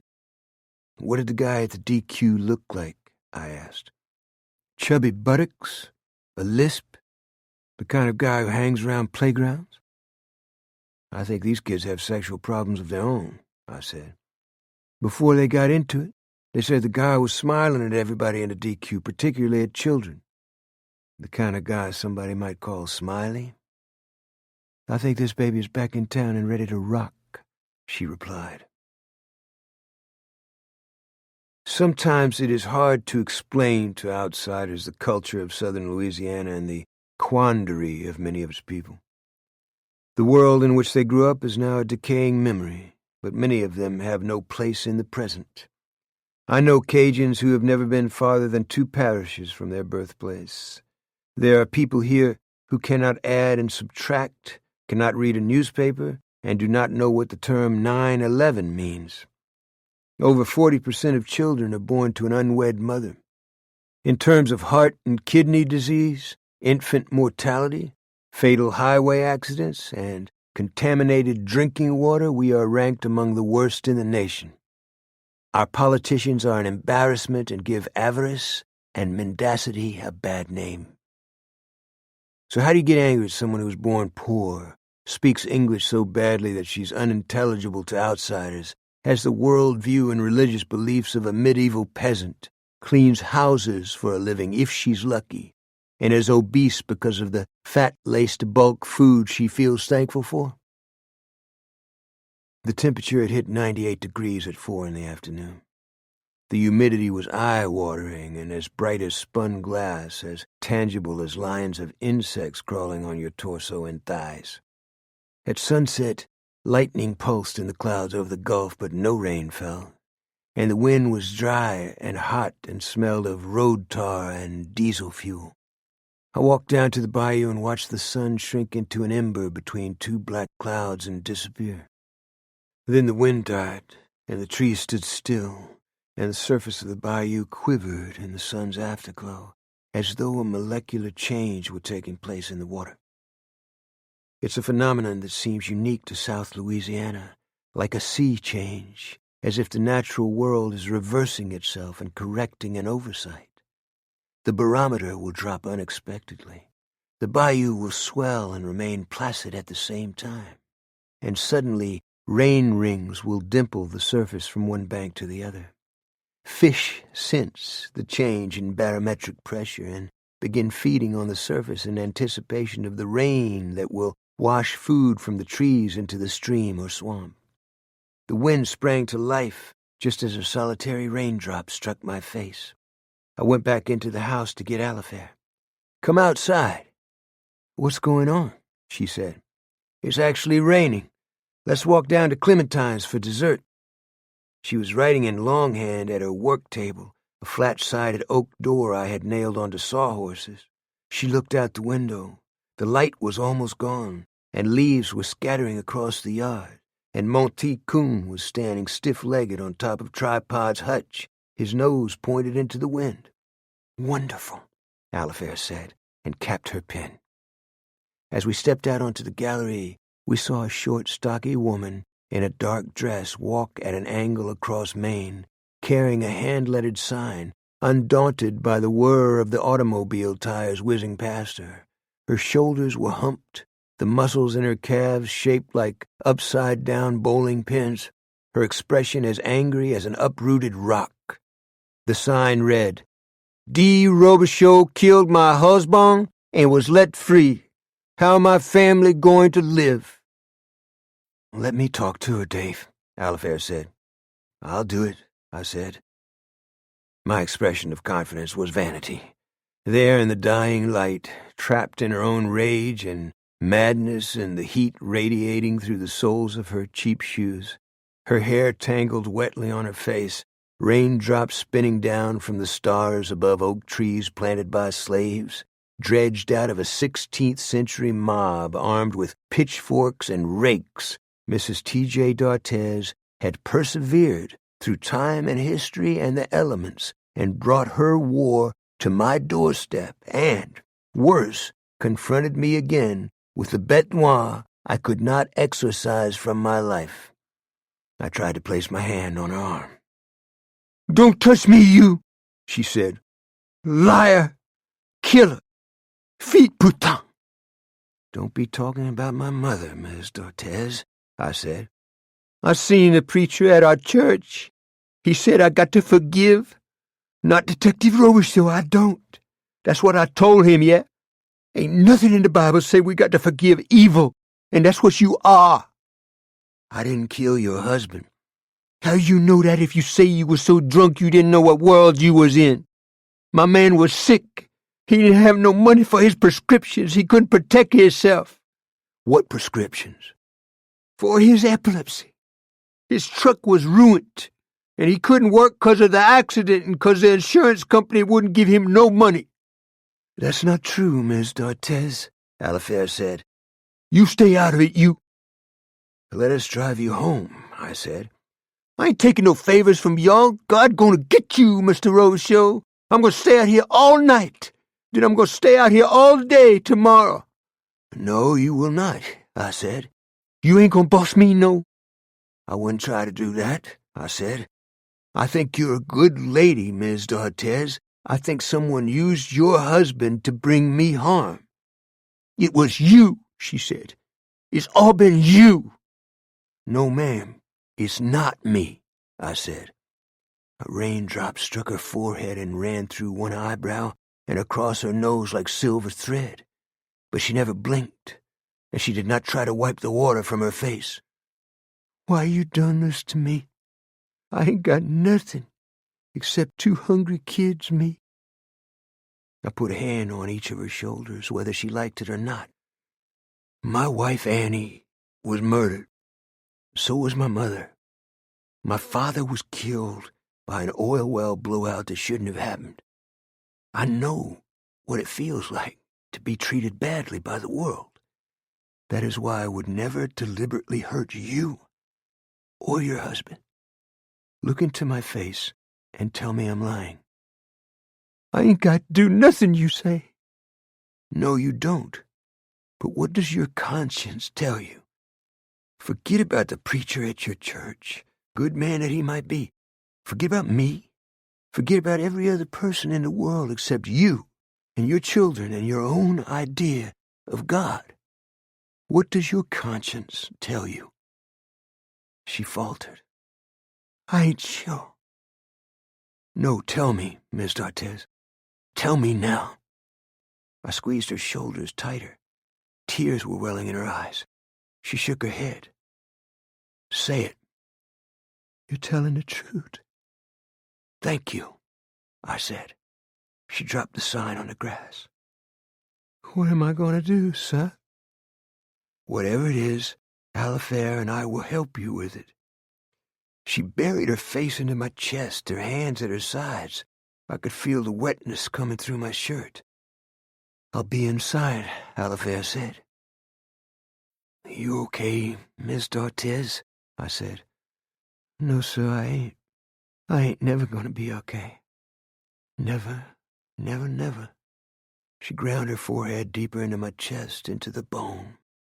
Considering the hand she'd been dealt, Who would take her to task?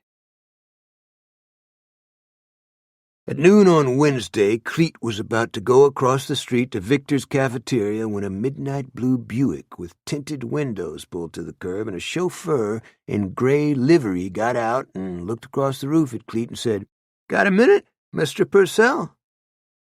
Peroxide hair, dented-in face, shades, flat stomach, concrete deltoids, scar tissue around the eyes, a half cup of brains. Where had he seen him before? "You're Swede Jensen. You parked cars at the casino." "You got a good memory," the chauffeur said. "I work for Miss Nightingale now." "I'm closed till 1. "She gave me orders. I told her you probably didn't want to be bothered. She pissed in the swimming pool about it. How about cutting me a break?" Cleet tried to process what he'd just heard. It was impossible. "Come in and make it fast." He went back into the office and closed the blinds.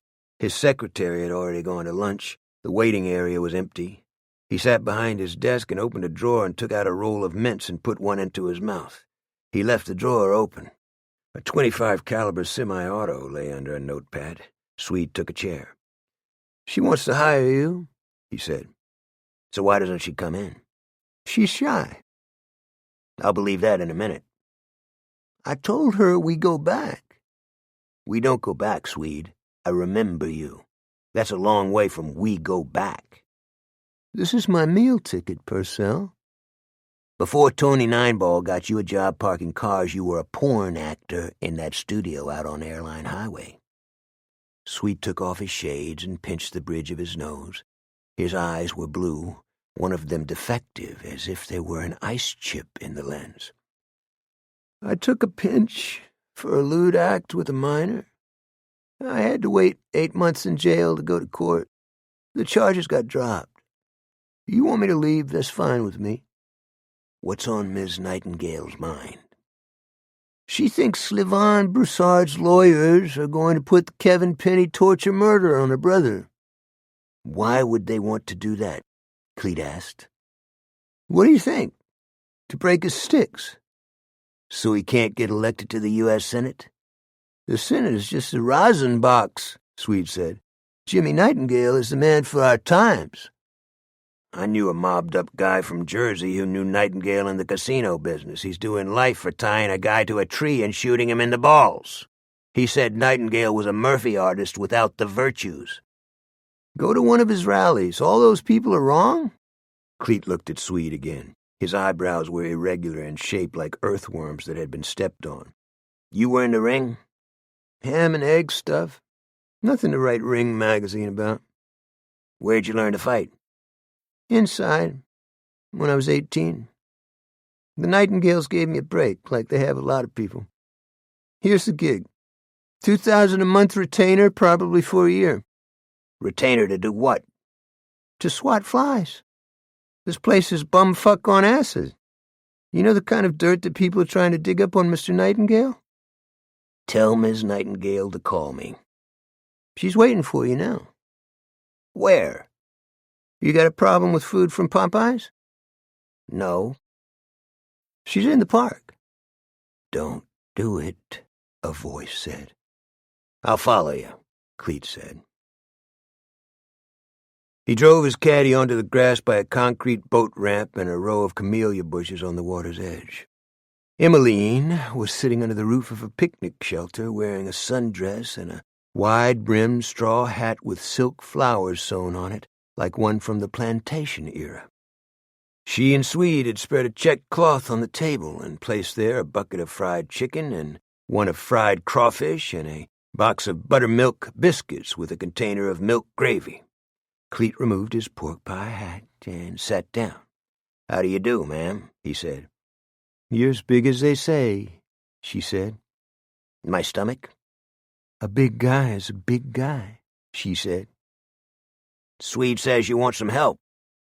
"I don't want Jimmy stabbed in the back." "Who wants to do that?"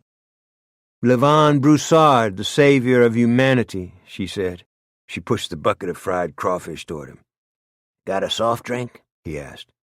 "You don't want a long neck?" Swede asked.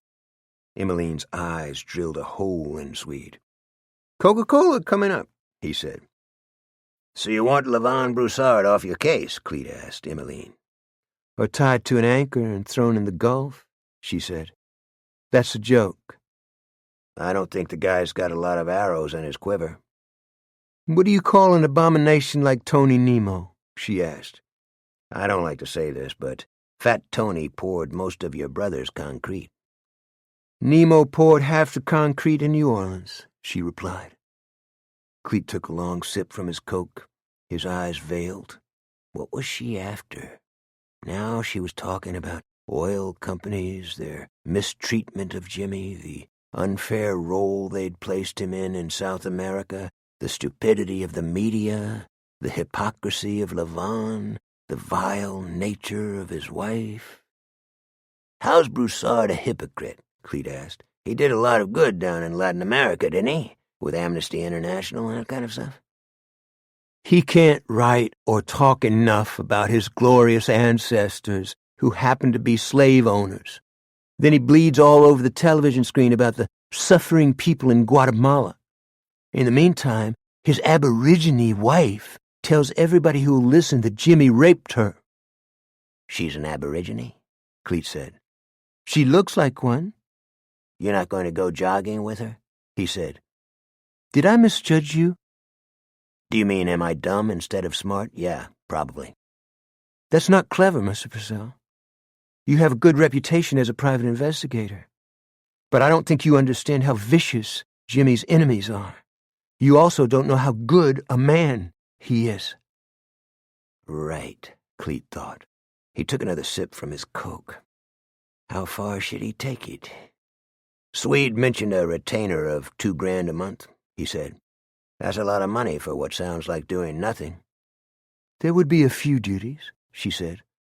Like what? Security, maybe. He picked up a biscuit and dipped it in the gravy and put it into his mouth, his cheek pouching. His eyes remained empty, as though he were detached from the conversation. Has Dave Robicheaux got anything to do with this? No. Why would he be involved in anything regarding Jimmy? Actually, I don't care for Mr. Robicheaux. Don't take this personal, Ms. Nightingale. When a guy like Tony the Squid can't get a cop on a pad, he goes to a friend of the cop.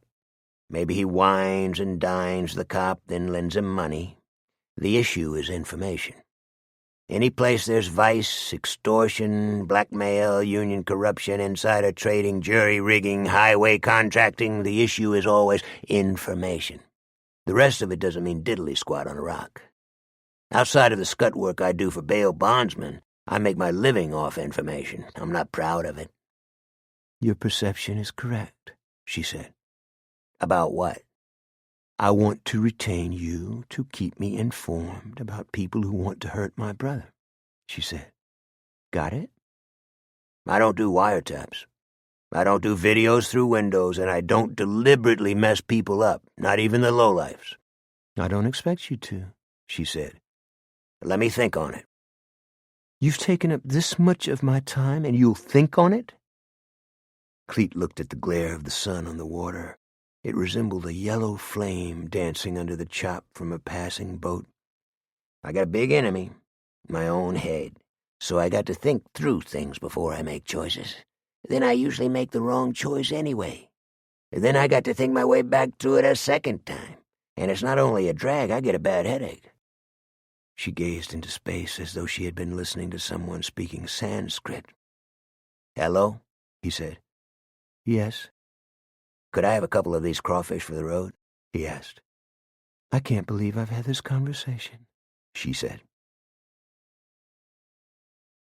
1 hour later, Cleet looked out the back window of his office and saw Swede Jensen on his patio, where Cleet kept a reclining chair and a spool table outfitted with a beach umbrella. Swede was tossing his chauffeur's cap into the air and catching it. Cleet opened the French doors and stepped out into the heat. You trying to creep my office? Miss Nightingale is picking up her Lexus at the dealership. I got a question. Are you on the inside with the Robicheaux girl?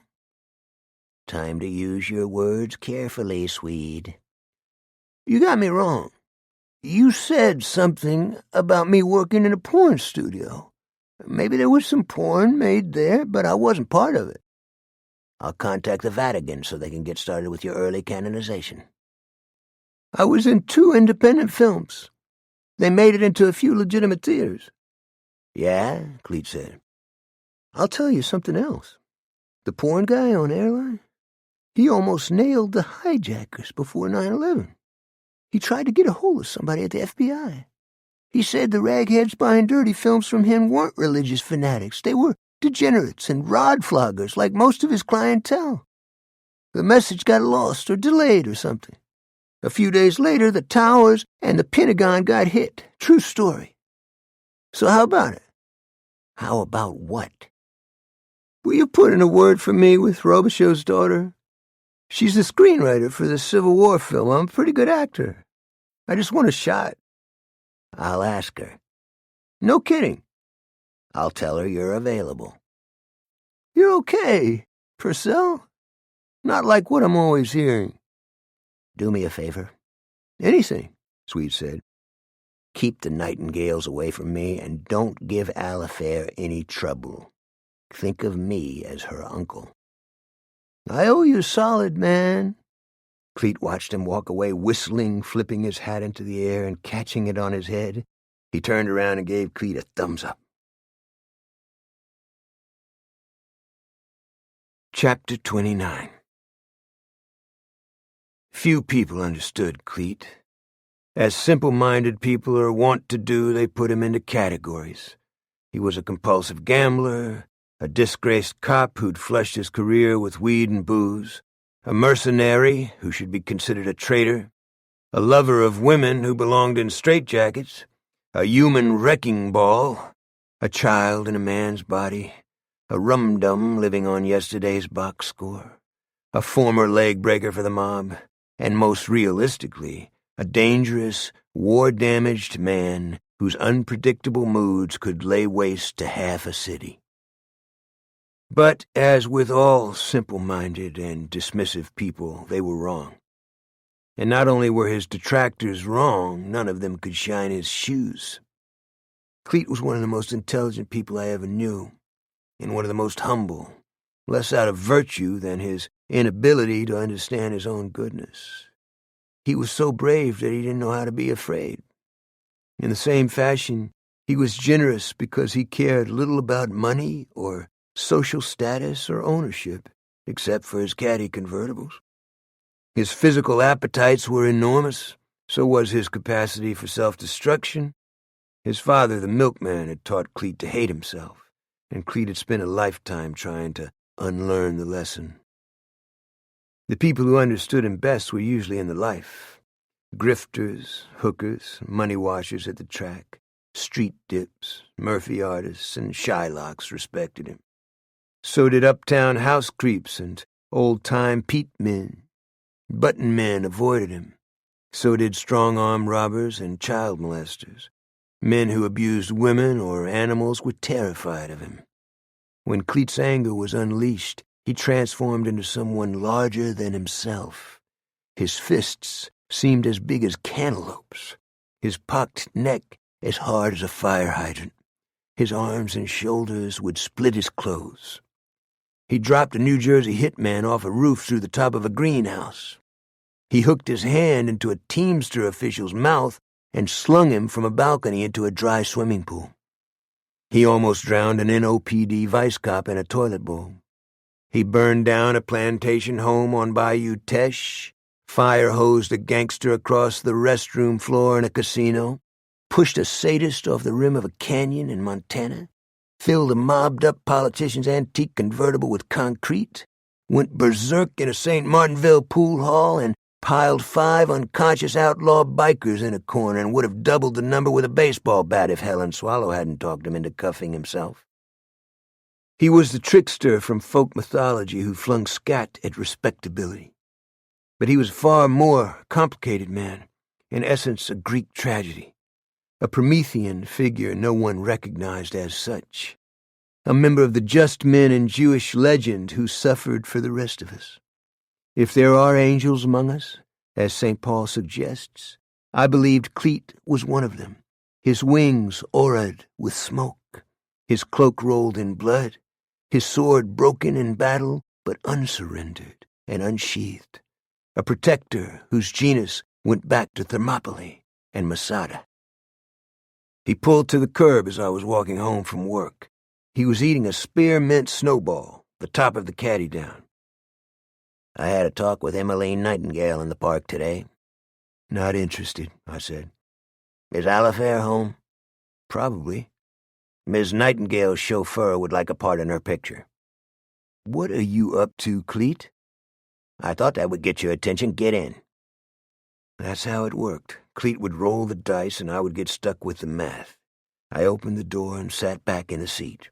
He was wearing aviator shades and a Hawaiian shirt with hula girls on it. The sunlight through the trees was as red as a ruby on his skin. He pulled away from the curb, driving with the heel of his hand like a 1950s lowrider. What's this about the chauffeur? I said. I just wanted to get you in the car. Miss Nightingale wants to hire me. Hire you? She says it's to keep Levon Broussard off her back. That's not it? I think she knows I might be in a relationship with Sherry Picard. We bounced into my driveway. A relationship? I said. Yeah, we got it on. I'm seeing her tonight. Leave out the particulars. What in God's name are you doing? There you go again. I just asked a question. You can't take care of yourself. That's it. No matter what I say, you're on my case. I'm too old. I should put my stiff one eye in a safe deposit box. I drink too much. I eat the wrong food. How about respecting my space for a change? I'm sorry, I said. You're the best guy I've ever known. I worry about you. Remember how you used to bounce your stick on the curb in a quarter? Everyone thought you were signaling me about a crime in progress. You were telling me to meet you at the Acme for a dozen on the half-shell. We'll do it again, too, I said. He swallowed the rest of his snowball, a green ribbon running from the corner of his mouth when he smiled. The Bobbsey twins from Homicide are forever.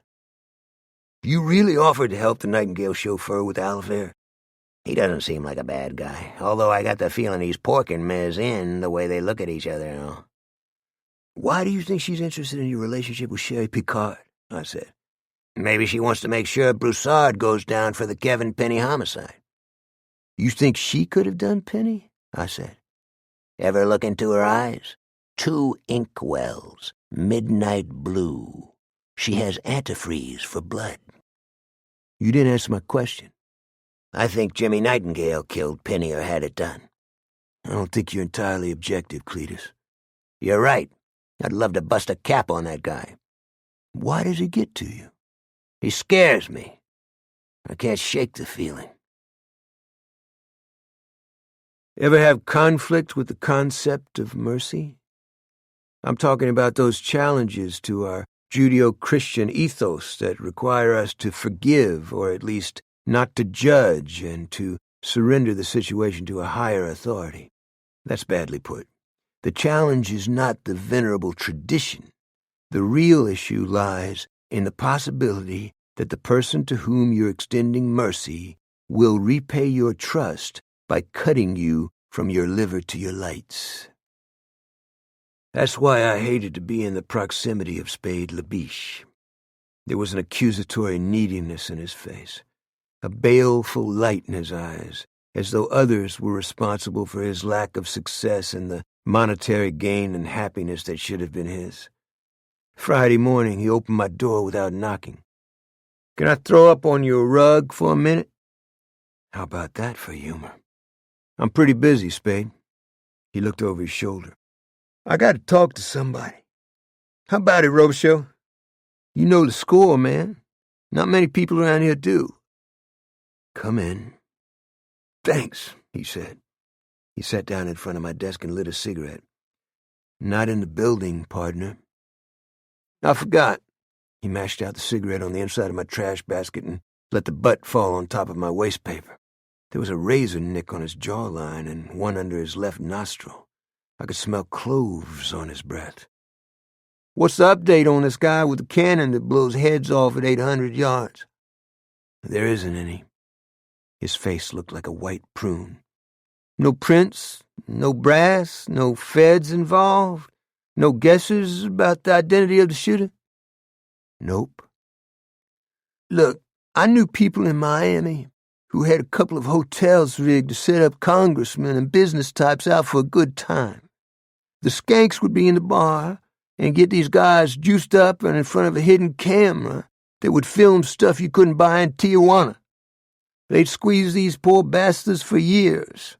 They had a perv working them, a guy they called Smiley. He never took a pinch. Not for anything. What kind of perv?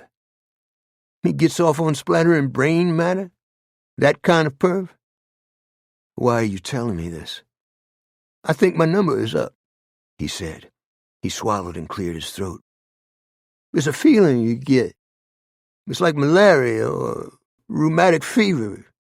You feel sick all over and can't shake it. I tried to tell you this before, man. You wouldn't listen. The first time I went down a night trail, I couldn't stop my teeth from clicking, I said.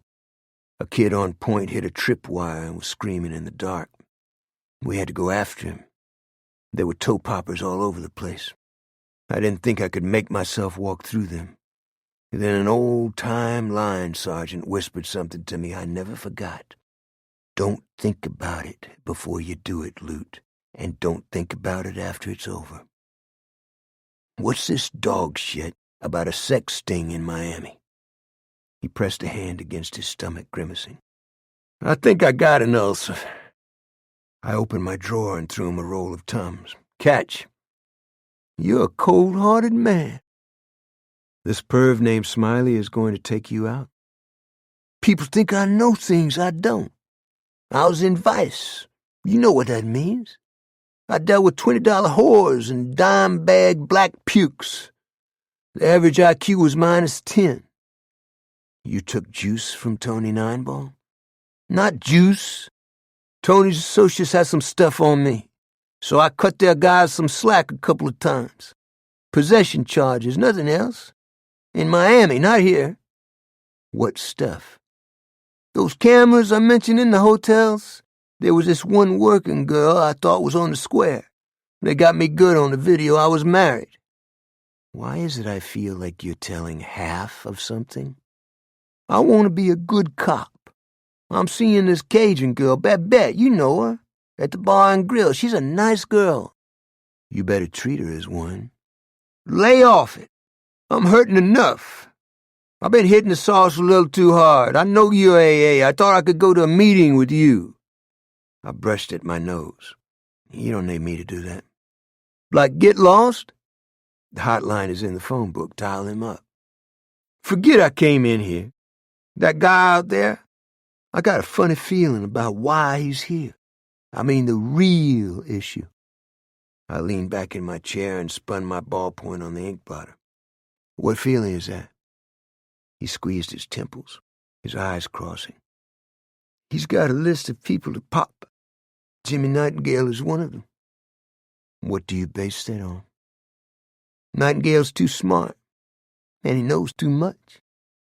He's also got a reputation for shit-canning his friends after he gets what he wants. Don't you get it? These people are like a bunch of scorpions in a matchbox. They kill each other all the time. Why should they care about us? They use us and throw us away. I'd never seen a man more tortured by his own thoughts. You just gonna stare at me and not say anything? He asked. I think you need to talk to a minister or a psychiatrist, Spade. I could have been your friend, except you don't want friends. You're hard-nosed. You think everybody has to cut it on their own. Take it somewhere else, partner. He stood up. His skin was gray, the way people's faces look when they see the grave. I need help.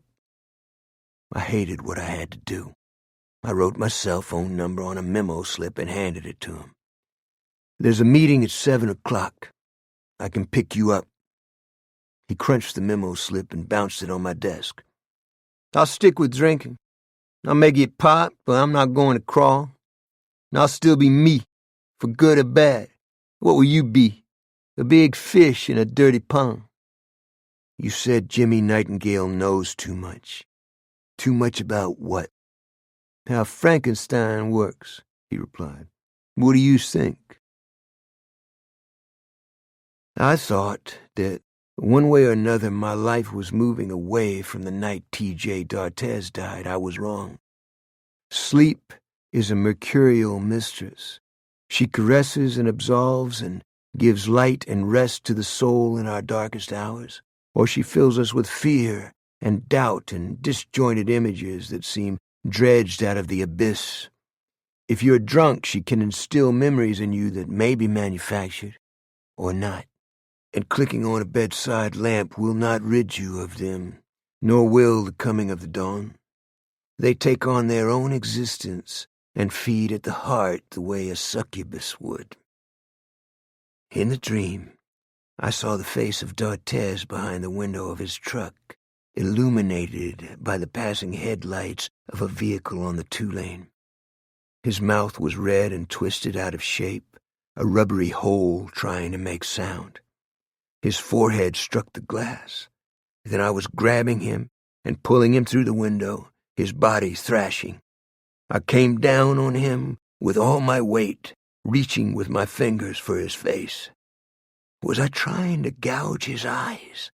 To drive a thumb deep into a socket? To break his windpipe? I woke, shaking, and sat on the side of the bed in the moonlight. I'd never had such a bad dream, except for the ones I brought back from overseas. Alifair stood in the doorway, backlit by a red light on a clock flashing in the hallway. I heard you talking, she said. What was I saying? Don't fight. Then you said something in French. Maybe, que t'appelles faire? Arrête. What are you doing? Quit. I can't be sure. Her eyes were full of sorrow. It's almost dawn. You want me to fix you something to eat? I think I'll go back to sleep. It was just a dream. About the war. I don't remember. Don't lie to the only people you can count on. Okay, Alf. I'm going to get back on my manuscript. Try to sleep. Don't get close to Tony Nemo. He comes round the set. Nobody pays attention to him. I lay back down on the pillow. See you later, Alfenheimer. She closed the door. I stared at the ceiling, afraid to sleep again. I knew it would happen. Sunday morning, I saw Babette Lacholet outside the church I attended. The church was located in a mixed-race neighborhood, one of windmill palms and small frame houses with tin roofs and yards that had no fences. She was wearing a pillbox hat that looked dug out of an attic and a pink suit that probably came from a second-hand store. She saw me out of the corner of her eye and quickened her step in the opposite direction. I caught up with her. "You're not going to say hello, Miss Babette?" "Hi," she said, not slowing. "You in a hurry?" "My little girl is by herself. I got to get some cereal, then we're going to church." "You belong to St. Edward's?" "I go to Assembly of God. Why you asking me this?" She kept her face at an angle so that one side was covered with shadow. "Can you look at me, Miss Babette?" "What you think I'm doing?" "Look at me." "I got to go, Mr. Dave." "Who hit you?" "Sir, please don't be doing this. It was an accident." "Spade did this?" "He was drunk. I fussed at him." "A man who strikes a woman is a moral and physical coward. A cop who hits a woman is the bottom of the barrel. Is Labiche at your house?" "I don't know where he's at." "You need to file charges. We don't want a man like this representing the sheriff's department." "I ain't going near that building. Ain't nobody there going to help me. I already taken care of it." "How?" "My cousin used to be a landscaper for Jimmy Nightingale. He called Mr. Jimmy and told him what happened. Mr. Jimmy sent a lawyer and a doctor to my house. That's a good man, yeah."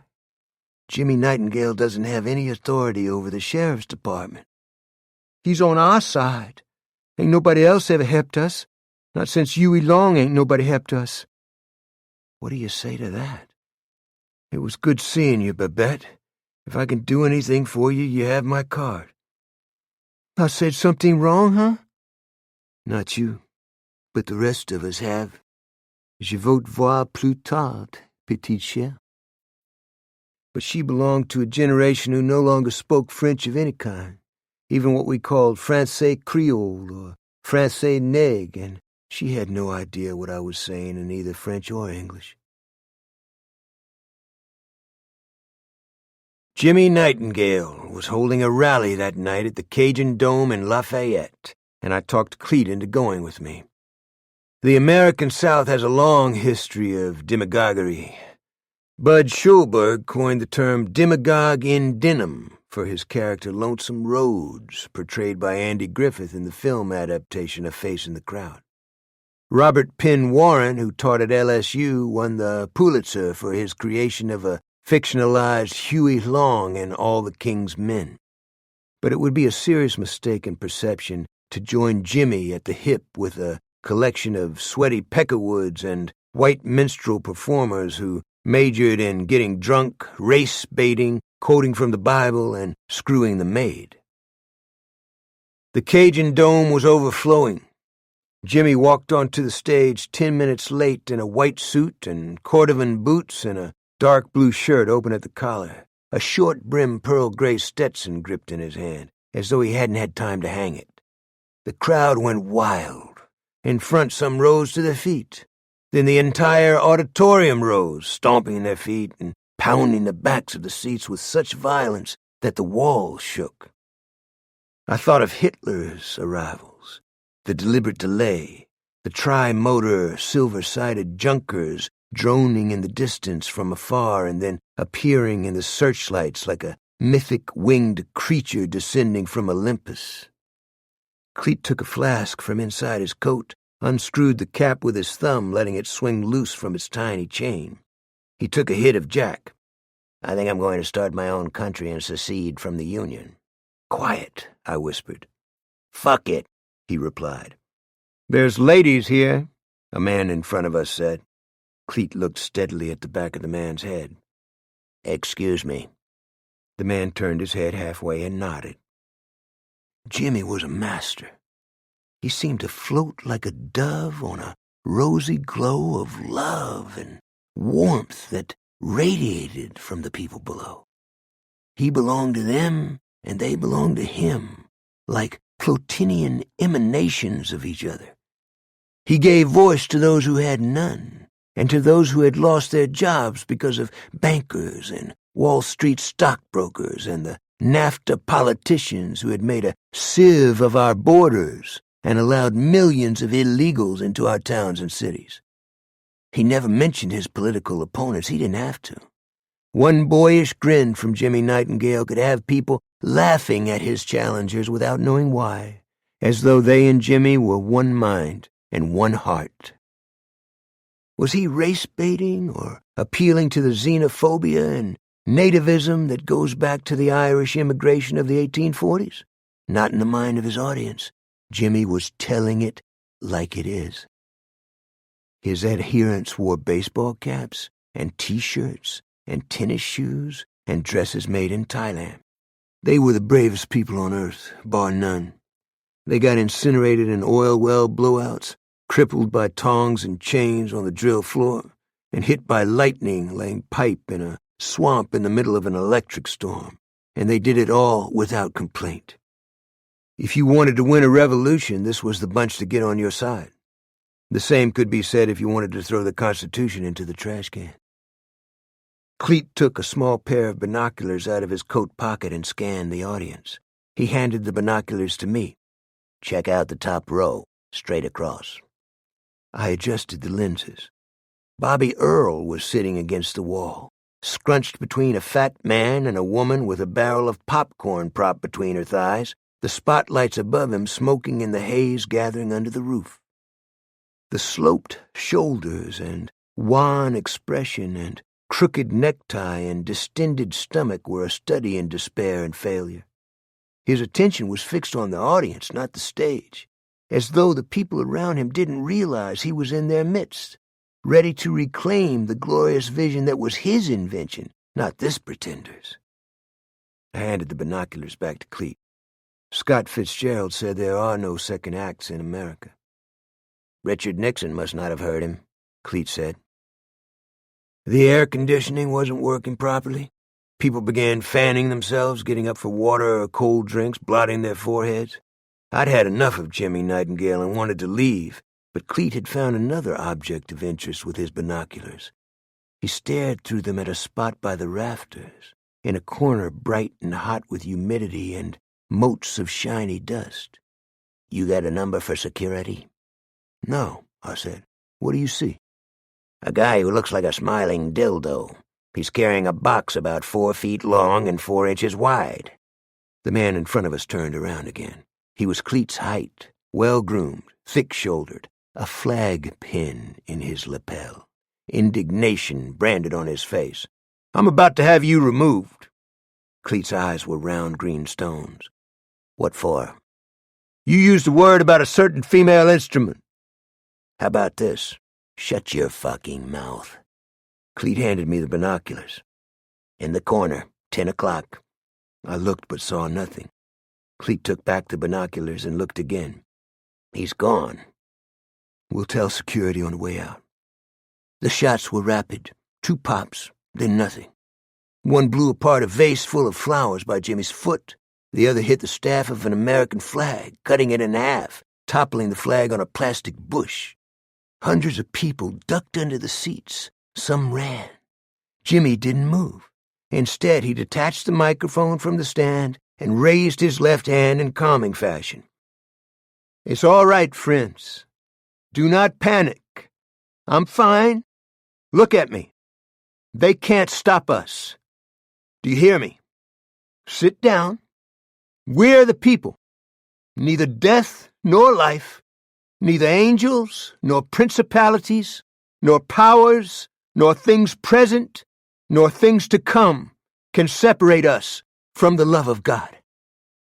The response was thunderous, on the level of an earthquake, an exorcism of fear and even mortality itself, an affirmation that the man they had chosen was indeed the apotheosis of all that was good. I opened my badge and held it high above my head, and with Cleet behind me began working my way up the stairs on the far side of the building. The entire audience was on its feet and shouting incoherently. Down below, the spotlights glowed on Jimmy's white suit with an iridescence just this side of ethereal. Chapter 30. This time the shooter had left his brass, a pair of .223 casings that were probably from a scoped rifle modeled on the old M1 carbine.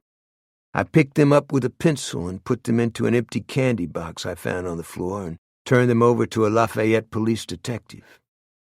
Cleet described the man he had seen with the elongated cardboard carton, and that was the end of our official participation in the attempted assassination of Jimmy Nightingale. Cleet was silent most of the way to New Iberia. We were in the caddy, the top-up. He turned on the radio, then clicked it off and huffed air out his nose. What's eating you? I said. I don't buy what we saw. I knew what he was going to say, but I didn't want to taint his perceptions by speaking first. Sociopaths are all the same, he said. Every one of them is vain. They'll go to the injection table rather than admit an imperfection. Are you talking about the shooter or Nightingale? Our .223 man put one round in a glass vase that was no more than 5 inches across. The second clipped the flagstaff dead center. He hit 2 small objects 3 seconds apart from 70 yards, but couldn't nail Nightingale? Who's kidding who? I think you're right. You think Lafayette PD or the state police will pick up on that? People believe what they want to. Nightingale is a hypocrite. He brought immigrants from Costa Rica to work in his casinos and hotels. You're preaching to the choir, Cletus. No, I'm not. You're always making excuses for this guy. Heroes are hard to find these days. That's why we have the bargain basement variety. What is that supposed to mean? How about Levon Broussard? I always respected him. Now he's making a film with Tony Nineball, and Alifair is working with them. Cleet took out his flask and chugged it to the bottom. I don't like to drink in front of you, Streak, but sometimes that's the only way I can put up with this crap. I had a professional and ethical problem Monday morning. The previous day in front of St. Edward's Church, Babette Lacholet had in effect told me that Spade Labiche had struck her in the face. She also had told me that she would not file charges. If I reported Labiche to Helen, she would take him to task, and he would lie and later slap Babette all over her house. I went into his cubbyhole of an office. I'm going to a noon meeting. How about joining me? He was drinking coffee, one leg resting across the trash can. I'm boxed in today. You'd be doing me a big favor, Spade. How am I doing you a favor by going to an AA meeting? It's called the 9th step, making amends to people we've hurt. I attacked you. I have to make up for it. All sins are forgiven. I hear you were at the Cajun Dome when someone tried to grease Nightingale. Cleet Purcell and I were there. I called it, didn't I?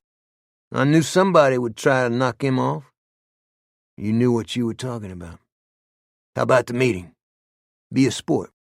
It's like prayer. What's to lose? You got a brick for a head. Let me take a piss. The meeting was in the back of an electrical shop by one of the drawbridges, the windows painted over.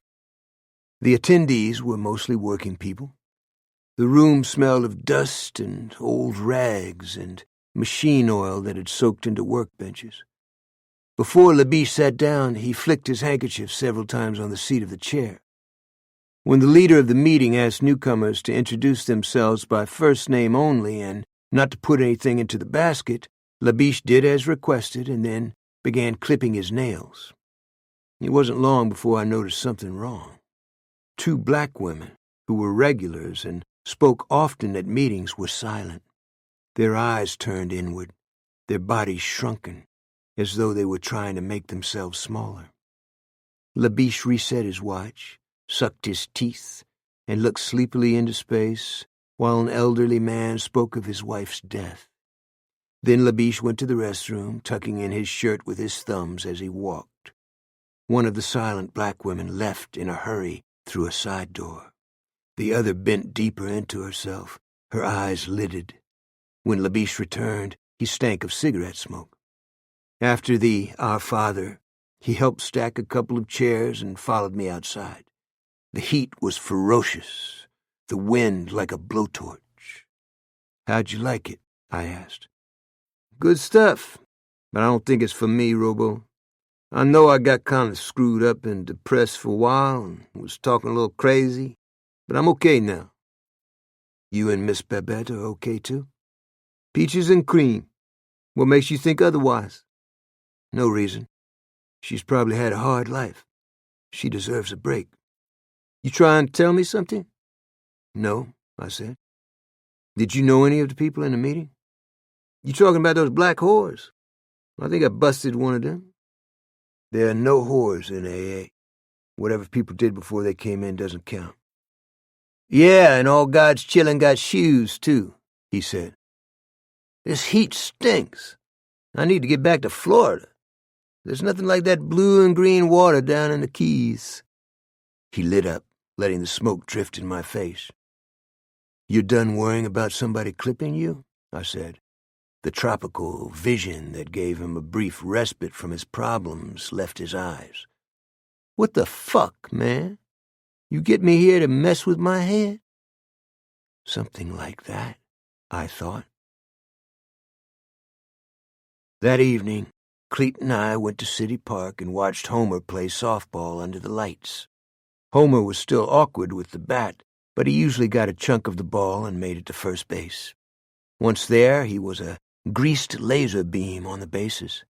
He came in under the tag on his face like a human plowshare burrowing through the dirt. When the second baseman thought it was over, Homer was on his feet and headed for third. He got caught in the hot box once, then scampered between the shortstop's legs and went around third and almost sanded his face off sliding across home plate. "What's Homer's status with the social welfare people?" I said. "I think they want the situation to go away. It doesn't matter, though. I'm not giving him back." "You and Sherry Picard getting along?" "Sure, I dig her." Of course, that was not what I'd asked. "I took Spade LaBiche to a meeting today." "I bet he was a big hit." "I think he's been working for Tony Squid from the jump. I think he sent Penny after me the night T.J. D'Artez died. In so many words, he's told me he has the key to my soul, meaning he knows what happened when D'Artez cashed in." "I can make a midnight visit on this guy. He'll be in a cooperative mood, I guarantee it." "That stuff is for the other guys," I said. "We don't do it." Cleet took a beer out of a sack by his foot and cracked the tab. "Better look around, nobleman. There's some bad shit going down. My stomach clenches up when I think about it."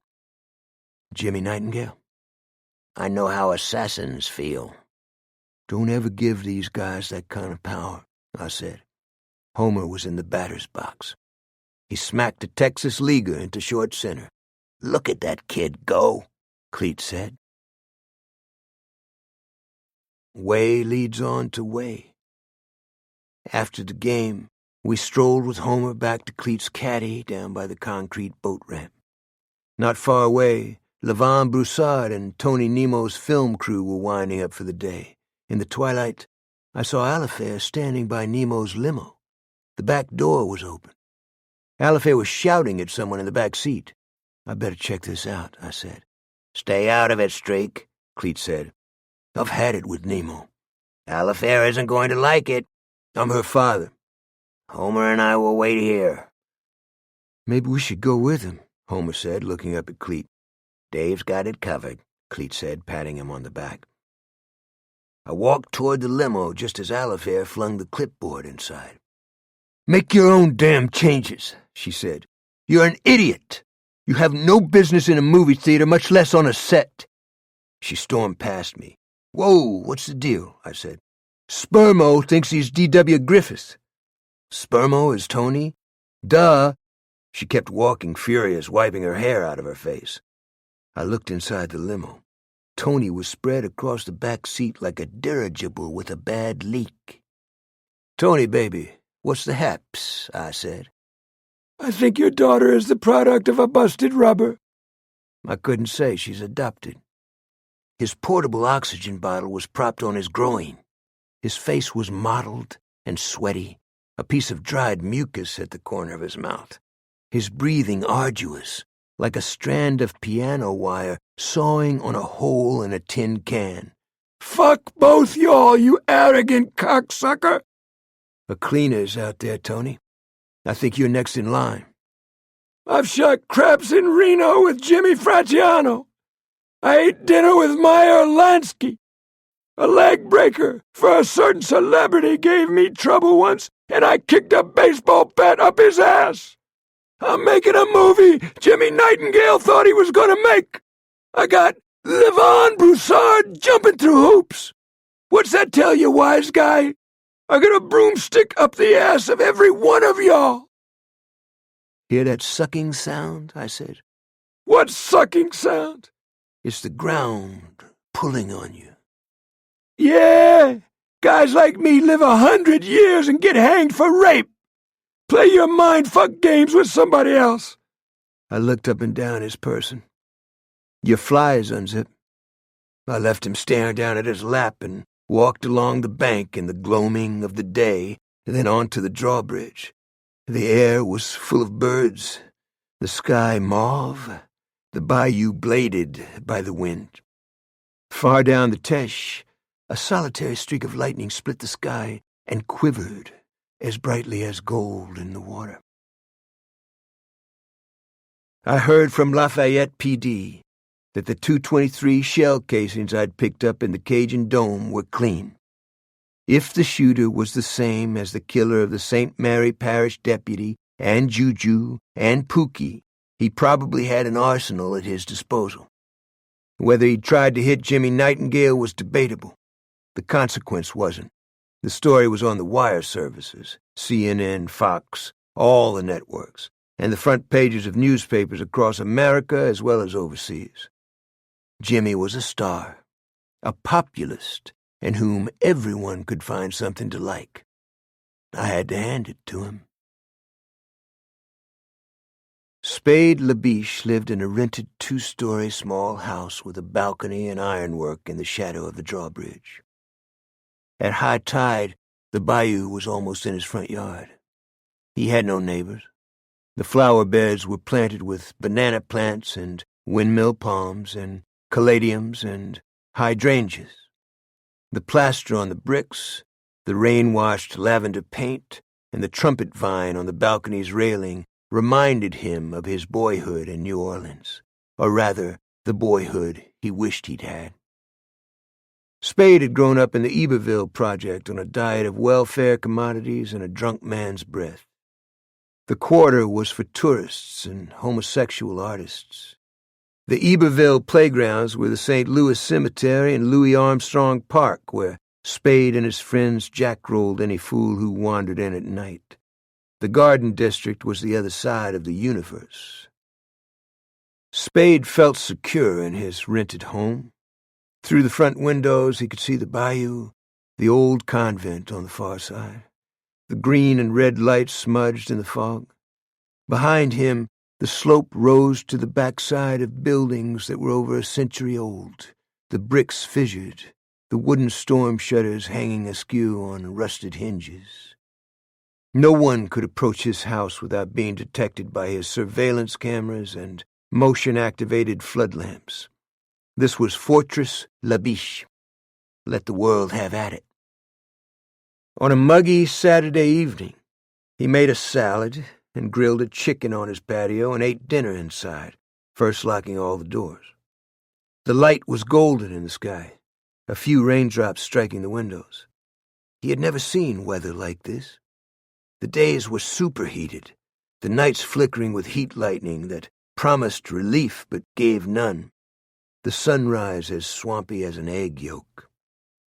After he washed his dishes, he turned on the television and took a touch of nose candy and a few hits of reefer and a sip of scotch on ice.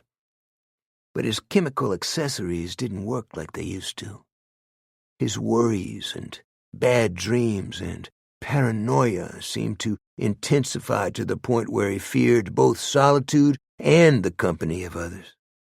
He feigned composure during the day and fell apart at night. People wondered why a cop would eat his gun. Try waking up with snakes every morning, not because you're loaded, but because you're not. After sunset, Spade walked to the bar and grill for a drink. But he couldn't put up with the crowd, at least not tonight. He returned home in the dark and went inside and locked the door, his heart a lump of ice. Maybe he should quit the department on Monday and go back to the Keys, hang out at Sloppy Joe's and the other joints on Duval, fish for marlin, screw all this Cajun bullshit. Yeah, kick the addictions, live on orange juice and sunshine and lobster tail, and get it on with hippie girls who loved sugar daddies with a badge and a gun. He went upstairs and lay down on top of the sheets in his skivvies. As he closed his eyes, he heard the rain clicking on the roof. Tomorrow would be a better day. Yes, he would quit Monday and 86 his woes and rock on down to his old haunts. In the early a.m., he woke to an odor that made no sense. Mayonnaise and ham and tomatoes and onions and bread. Was he dreaming? He sat up in bed, an erection dying inside his shorts. In the red glow of the clock on the nightstand, a man was eating a sandwich, the juice running down his chin. He was wearing cotton gloves and a baseball cap. His limbs looked composed of sourdough. His smile made Spade think of an open wound. "Hi, my name is Chester," the man said. Spade pushed himself up on his elbows. "How'd you get in here?" "You invited me." "I invited you when?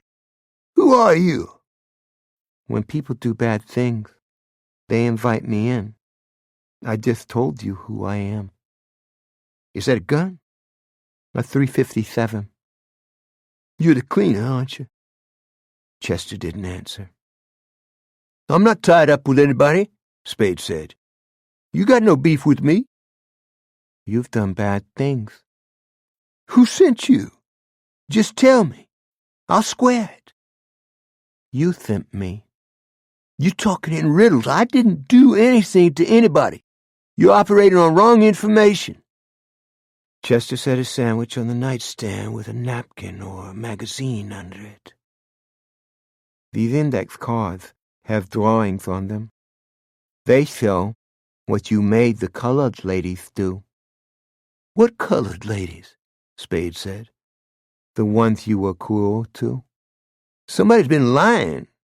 Look, we've got to talk this out. I have to give you the chance. Chance for what? To say you're sorry. I didn't do anything. So you don't want to say you're sorry? I'm ready to work with you on that. Don't point that at me, man. Come on, you got the wrong guy. I get along with black people. I was undercover in Liberty City. You made one of the ladies put her baby in the freezer. You left him in there till she agreed to do that bad thing. I never did any such thing. Put down the piece. You're sure about that? Think hard. Don't make a mistake. I smoked some skunk with angel dust on it. It makes you crazy. Don't cock that, please. Take the pillowcase off the pillow. Do what? Put the pillowcase over your head. I'm forgetting this ever happened. I'm leaving town. I already made up my mind before you came in. Nobody will ever see me again. I'm going to shoot you in the stomach unless you do what you're told, Chester said. I got a feeling you had a bad childhood, kind of like me. I grew up in the Iberville, that's in New Orleans. My old man was a guard with the big stripes in Angola. He was meaner than hell to us kids. I was born in New Orleans. The boys in the Iberville made fun of me. That's not me. I wasn't like that. I know all the things you're going to say. They won't change anything. Chester stood up and aimed. The shot was deafening inside the room. Matting flew from the hole in the mattress just below Spade's genitalia. Spade's bowels melted. He had to force the bile back down his throat to speak. I got the pillowcase. I'm putting it on. Where we going? My cuffs are on the dresser. You want to hook me up? On the dresser? I don't see them. I'll show you. Can I take off the pillowcase? There was no answer. Spade could hear himself breathing, smell the sourness of his breath, feel two wet lines running from his eyes. He'd never thought he could be this afraid. Say something, please. But there was no reply. I got some cash and gold cufflinks. I took them off a guy in the Medellin cartel. Anything you want here is yours. Take my watch, too. Then he realized what his tormentor was doing. You're eating a fucking sandwich? Not now. I'm finished. Spade remembered a prayer from his childhood. How did it go? He always said it before he went to bed. Somehow it removed the sounds of his father yelling, his mother laughing even when he hit her, a baby crying in the other room. Now I lay me down to sleep. Was that how it went? It was too simple. He needed something heavier, a magical or metaphysical way to block off what was about to happen. Where were the words? Why were they denied him? Chester, he said. What? I used to say a prayer called Now I Lay Me Down to Sleep when I was a kid. But you've been very bad, haven't you? Chester said. Yes, I've been a bad man. Do you feel better now? Spade could feel the last drops of his self-respect sliding from his armpits. You creepy little snurd! Who do you think you are? Spade reached for the top of the pillowcase. Then the world became a snow-covered mountain slope cracking loose from its fastenings, grinding up trees and rocks in its path, boulders as big as cars bouncing over his head, the sky an immaculate blue, the air pristine, the flecks of ice on his skin as cool and gentle as a lover's fingers. He closed his eyes and extended his arms by his sides and waited for the roar to engulf him, to lift him into a place where rage and fear and need were but rags ripped away in the wind, the soul as bright as a burnished shield, the landscape down below one of blue and green waters, and coral reefs and seahorses that frolicked in the waves. Then he realized he was already there, safe, the book written, the covers closed. Chapter 31. Helen called at 3:16 Sunday morning. I'm in Lafayette. We got a shots fired at Spade LaBiche's house. Can you get over there? Yeah, I said. I was barefooting in my skivvies in the kitchen. Who called it in? A guy walking across the bridge. He heard a pop and saw a flash through the upstairs window. A patrolman just kicked open the door. He says it's a mess. We ROA there. LaBiche is dead? His place is a fortress. I don't know how anyone could get in. Maybe he ate his gun. I rubbed water on my face and brushed my teeth, put on a pair of khakis and hung my badge around my neck and hooked my 9mm on my belt. Where you going? Alifair said from her bedroom door. It's Spade LaBiche. Somebody caught up with him? Maybe. I felt her studying my face. I'll lock you in, I said. Maybe this guy Smiley is back in town. That's not what's on your mind. LaBiche is the only guy who knows what happened the night T.J. D'Artes died. That sums it up.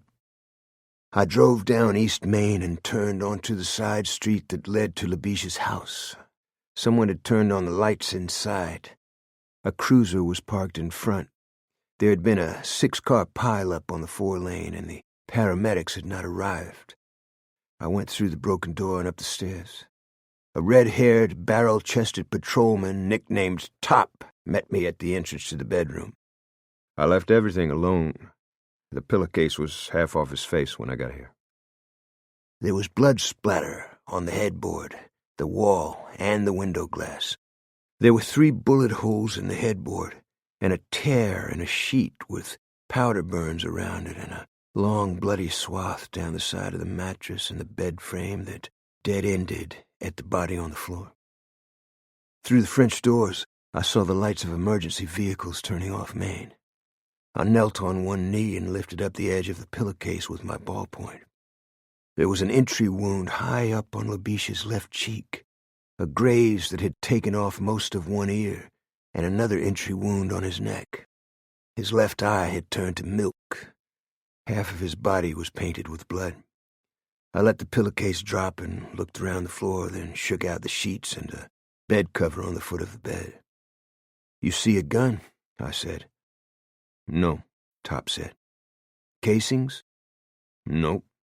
You think he shot himself 4 times? I was hoping our shooter dropped his weapon.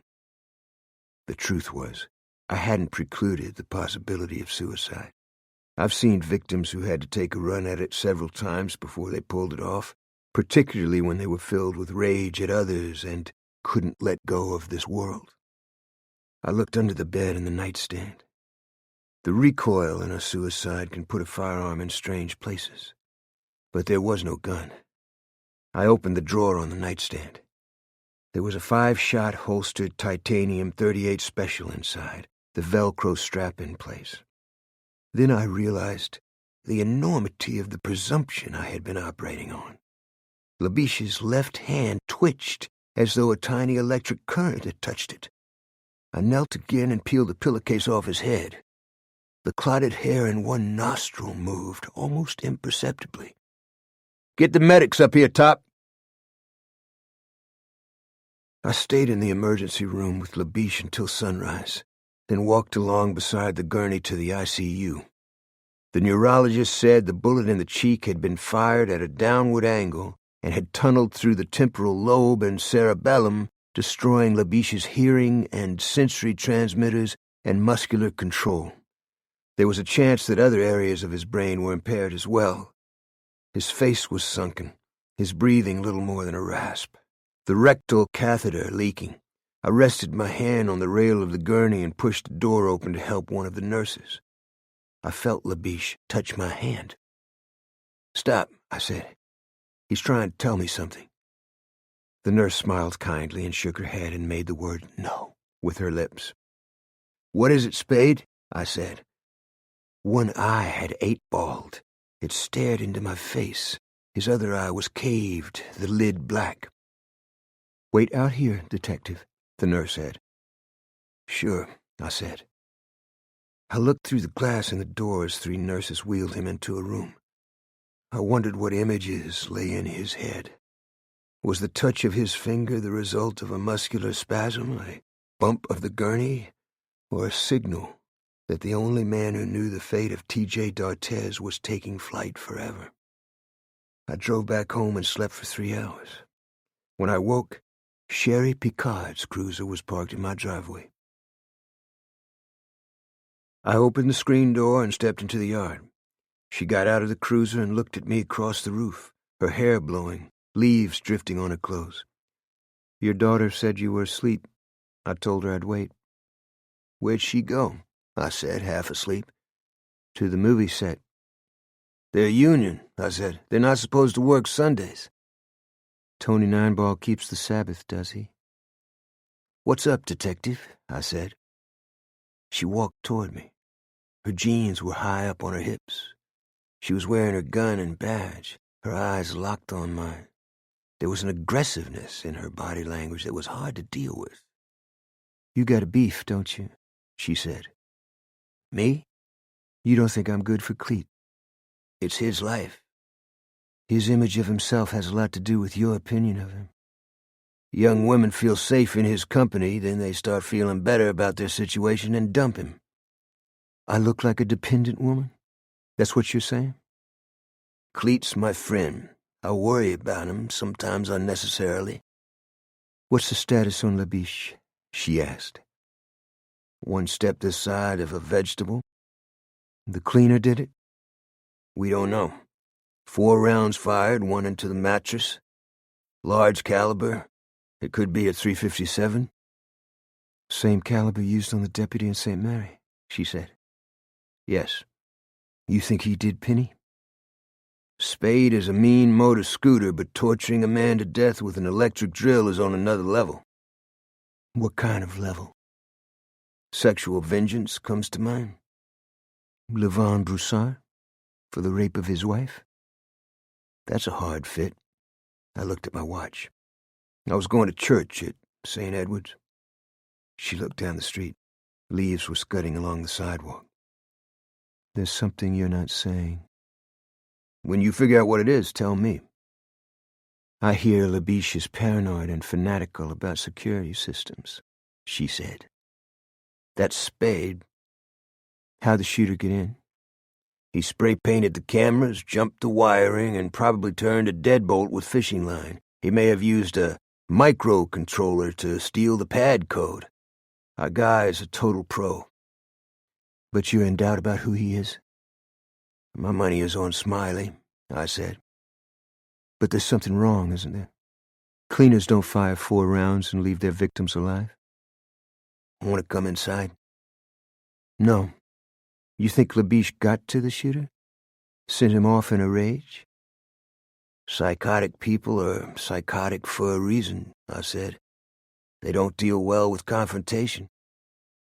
"Cleet isn't answering his cell. You know where he is?" "He probably took Homer fishing." I saw the light fade in her eyes. "What is it?" I said. "Some guys in the department have a hard-on about Cleet meddling in the Jeff Davis 8 case. They're going to go through Homer to fuck him up." I knew where to find him. It was an emblematic postage stamp out of the past on the southwestern side of the Atchafalaya Swamp, a reminder that our connection to the Caribbean and our neo-colonial origins was only 1 hour away.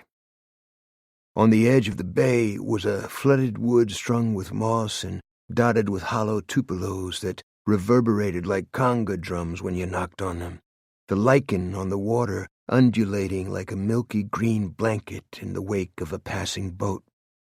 In a hummock that had been part of a plantation built in the late 18th century were former slave quarters made of cypress and roofed with corrugated tin that had been eaten into orange lace. There were palm trees in the hummock, and depressions back in the trees where people born in Africa were buried, their names and histories lost. Supposedly Jean Lafitte moored his boats here when he and James Bowie were transporting slaves from the West Indies to the United States in violation of the 1808 embargo. The story of the Mid-Atlantic Passage was here, as well as the story of the auction houses in New York, Jamestown, Charleston, and New Orleans, all of it now bleached by sun and rain and washed clean of memories that steal into your sleep, the scattered planks and logs as weightless and innocuous as balsa wood, and the whitish-brown cylindrical stain in the soil that supposedly was the remnant of a whipping post. I cut my outboard and drifted onto the bank. 50 yards away, Cleet and Homer were anchored in a channel that flowed out of a bay between two narrow islands thick with gum and willow trees. They were casting their lures at the edges of the lily pads on the shady side of the islands. The time of day was equally wrong for big-mouth bass and sac-a-lait and goggle-eye perch and bream, but catching fish wasn't the issue for Cleet. He had become Homer's father, and I didn't want to think about the travail and injury that awaited both of them. The sun was white in the sky, the surface of the bay gold and brown and wobbling with light, the breeze out of the south smelling of salt and distant rain. I went into the shade and propped an air cushion under my head and went to sleep. I dreamed of a scene out of T.E. Lawrence's The 7 Pillars of Wisdom, though I don't know why. Bedouins on camels and in open-air motor cars were charging down a sand dune, the early morning sun at their backs. Down below was a hospital train that had been dynamited and jacked off the tracks. The motor cars were equipped with Vickers machine guns, the muzzles flashing, sand rilling from the balloon tires. The train cars were filled with typhoid victims. The cries and moans of the dying were louder than the Vickers. I woke with a jerk, a weight like an anvil on my chest, pushing me into a dark pool. "Hey," Cleet said. "You're having a dream. Wake up." I held my head. I looked at my watch. I'd been asleep 15 minutes. I didn't know where I was. "Must have been a whamaroo," Cleet said. I looked at Homer and tried to shake the train from my mind. He had put on weight, the right kind. His hair was long and straight, mahogany-colored like an Indian's, his skin coppery, his eyes blue. I had the feeling he would be a tall boy, maybe a soldier, an underwater welder, a chopper pilot flying out to the rigs, but something out of the ordinary, something that required courage and paying dues. The restoration of his life was due to one man only, and that was Cleet Purcell. Homer was holding a huge mudcat on a stringer that was wrapped around his wrist. "Is that yours or Cleet's?" I said. "I caught it on throw line with a piece of liver," he said. "You know how to skin one without getting spiked?" "Yes, sir." I opened my Swiss Army knife and handed it to him backward. "I don't have no pliers," he said. "Any pliers," Cleet said. "Any pliers," Homer repeated. "They're in the tackle box," Cleet said. "There's a nail on that gum tree by the water." We waited until Homer was out of earshot. "Something happened?" Cleet said. I told him about the shooting at Labiche's house. He listened quietly, showing no expression. Then he said, "It sounds like our guy lost his Kool-Aid. That is, if it's the nutcase who steals ice cream trucks." "It's got to be the same guy. He just got sloppy." "Like he's losing control?" Cleet said. "That's my guess. Sherry Picard was at the house this morning." What for? She didn't know where you were. She also said some cops in Jeff Davis want to screw you over. With the adoption? I nodded. Maybe this isn't just about some pinheads wanting to do payback, he said. I've been making some calls about Nightingale. That bombing down in South America he told you about, did he give you specifics? He said he didn't see the aftermath, I replied. I bet. There were more than 36 people maimed and blinded and killed. The government burned and bulldozed their village and moved them 200 miles away. Nightingale's family owned the company. Did he tell you that? No. I'm going to fix him. I mean legit. I know a couple of wire service guys in New Orleans. I didn't reply. That's not going to slide down the pipe, he said. How many people cared about the things you saw in El Sal? He went to his boat and opened his cooler and took out 2 cans. He sat down next to me on the mound of compacted dirt and broken bricks. You were dreaming about Nam? Not directly. He looked around at the cabins, the pools of heat in the corrugated roofs that had been added during Reconstruction, when the former Confederate colonel who owned Angola Plantation turned it into a rental convict farm to replace the slaves set free by the Emancipation Proclamation. It's still with us, isn't it? He said. What do I know? He put a cold can of Dr. Pepper in my hand. Drink up, big man. Let's take it to these motherfuckers, whoever they are. High above us, a burnt orange pontoon plane was working against a headwind, frozen against a satin blue sky, droning like an angry bee. We got the ballistics back late Monday afternoon. The rounds fired in Labiche's home came from the same .357 used to kill the St. Mary deputy and the 2 drug dealers in Algiers. The same afternoon, Alifair came home in a huff from filming in the backyard of a plantation east of Jeanrette. I quit. Because of Nemo, I said. Along with his skanks and his low-life hangers-on. Good for you. But it's Lavon who disappoints me, she said. You have to leave people to their own destiny, Alf. We were in the kitchen. She hadn't noticed Monty Coon sitting on the counter. When did this happen? I fed him in the house a couple of times. Now he pops right in, just like Tripod. Snugs, our short-haired, thick-necked white cat, walked across the floor and joined Monty Coon on the counter with a thump. Snug's body rippled with muscle when he walked, his tail springing back and forth. His badges of honor were his chewed ears and the pink scars embedded in his fur. Alifair picked up Snugs and cradled him in her arms. She looked down into his face. Want to be a screenwriter? That's what I thought. You wouldn't touch Hollywood with your bare seat. You told Tony Nemo or Levon you were through? I asked. Both of them. Nemo said something to you? It's not important. Yes, it is. He said I'm lucky I'm beautiful because my books stink. She focused her attention on Snugs and jiggled his tail. What else did he say? Nothing. He's a fat idiot. Tell me, Alifair. He said, I bet you give good head.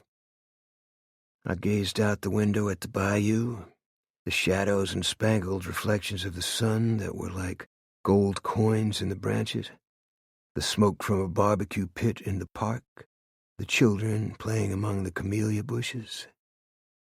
I need to pick up some milk at the store, I said. Were you all filming at Albania Plantation today? Why? I just wondered. Is all the gang still there?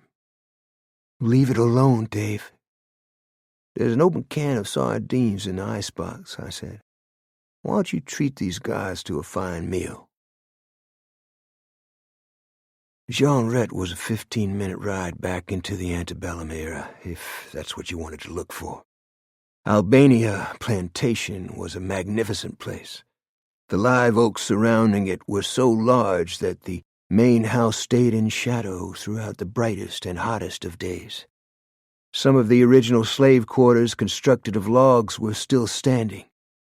I parked my truck and walked around the side of the house. The backyard sloped down to the bayou. The film crew had turned the yard into the setting of a French cotillion when the year was 1862 and the Yankees had been whipped at both First and Second Manassas, and the lost cause was not lost at all. The trees were strung with paper lanterns. The actresses wore hoop dresses, and the actors wore the tailored steel-gray uniforms of the Army of Northern Virginia, many with silk sashes, and the band played the songs of Stephen Foster.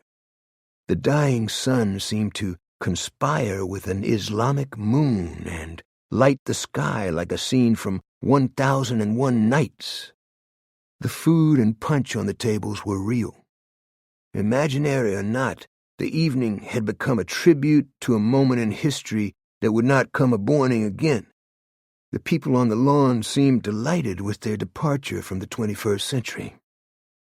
Tony Nemo was eating from a plastic bucket of potato salad at a picnic table behind the cameras and lights.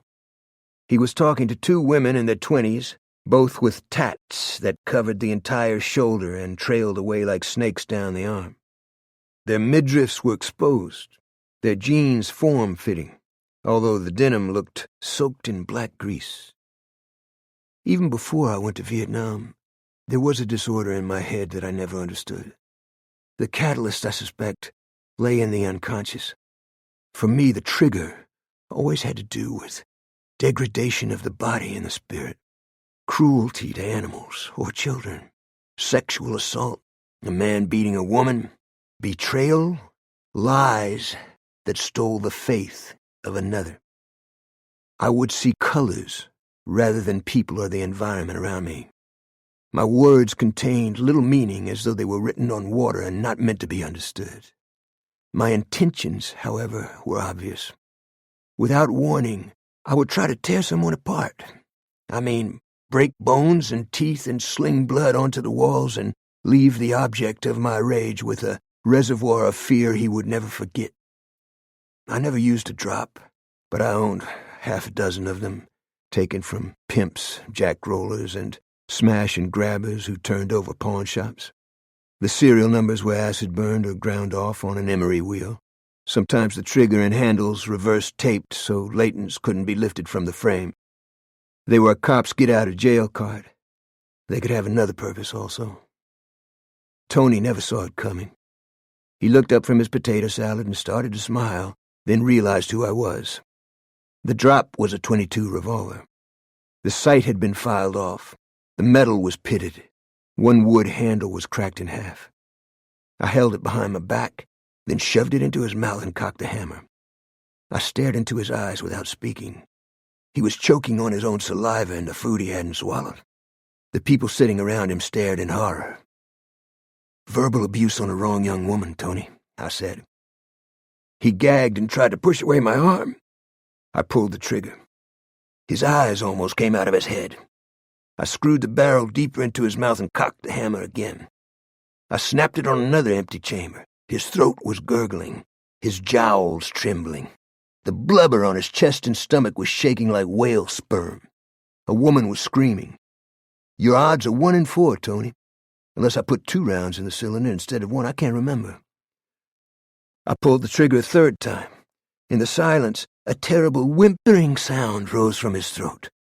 I removed the pistol from his mouth. Blood and saliva ran down his chin. He fumbled for his oxygen mask. I flipped out the cylinder and showed it to him. "No bullets, Tony. Here, see for yourself." His gaze lifted to my face. He looked like a man who realized a sea change had just taken place in his life, in full view of others, and he would never be able to erase the moment. I splashed the gun into his bowl of potato salad and walked back to my truck. I drove back down the highway and past a trailer slum and crossed the Teche on a drawbridge and continued past another oak-shaded plantation within 100 yards of the slum property by the bridge. The juxtaposition of the two images could have been extrapolated from a Marxist propaganda film. I felt strange, driving through the twilight by myself, as though I had deliberately severed my connection with the rational world and given up all pretense of normalcy, and in so doing had set myself free. Chapter 32. I wasn't done. I went to Levon Broussard's home on Lorville Road. His wife's car was in the garage, but his was not. I parked in front and waited. A few minutes later, his SUV turned off the road and came up the driveway. He got out and walked toward me, his engine still running. I could see Rowena watching from the gallery. "You crazy fuck," he said to me. "Problem? I saw it all. Approximately 150 other people did too. My daughter took the screenwriting job because she respects you and your work. Her faith was repaid by Nemo's insults and his attempt to degrade her. To my knowledge, you didn't do a damn thing about it. I didn't know about it. You do now. I'm supposed to kick him off the set. He's the goddamn producer." I could feel my anger returning, my palms tingling, a dryness in my mouth, a flame inching its way across the lining of my stomach. "What's wrong with you, Levon? You've devoted your entire life to good causes. How could you hook up with a guy like Tony Nineball?" "It's what the situation demanded." "You want him to rig a jury for you? He'll end up owning your soul." "I didn't kill Kevin Penny. A lot of people believe I did. Some have even congratulated me." I stepped closer to him. I saw Rowena walk into the yard, a flowering tree in bloom behind her. "Look me straight in the face and tell me you didn't do it," I said. "Your prince won a drill only because you tried to save his life. Tell me that." "It's as you say." There was not a flutter of emotion in his face or his eyes. "He raped your wife. He put his mouth all over her body. He put his seed in her." "You want me to knock you down? You don't like the imagery? What do you think your trial is going to be like?" "Tell Alifair I'm sorry. Ask her to come back on the set." "Dream on." "What can I say?" "The truth." White Doves at Morning is one of my best books and one of the least read. I wanted to see it on the screen. Nemo obtained the funding. If I had gotten it myself, I would have ended up dealing with the same Hollywood people he deals with.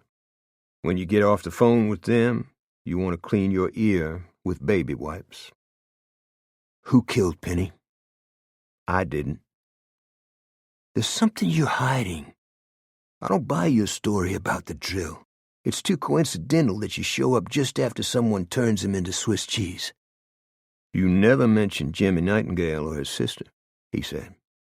"He's headed for the Senate and maybe even bigger things. He's a fascist who's lying to all these poor people who think he's going to make their lives better.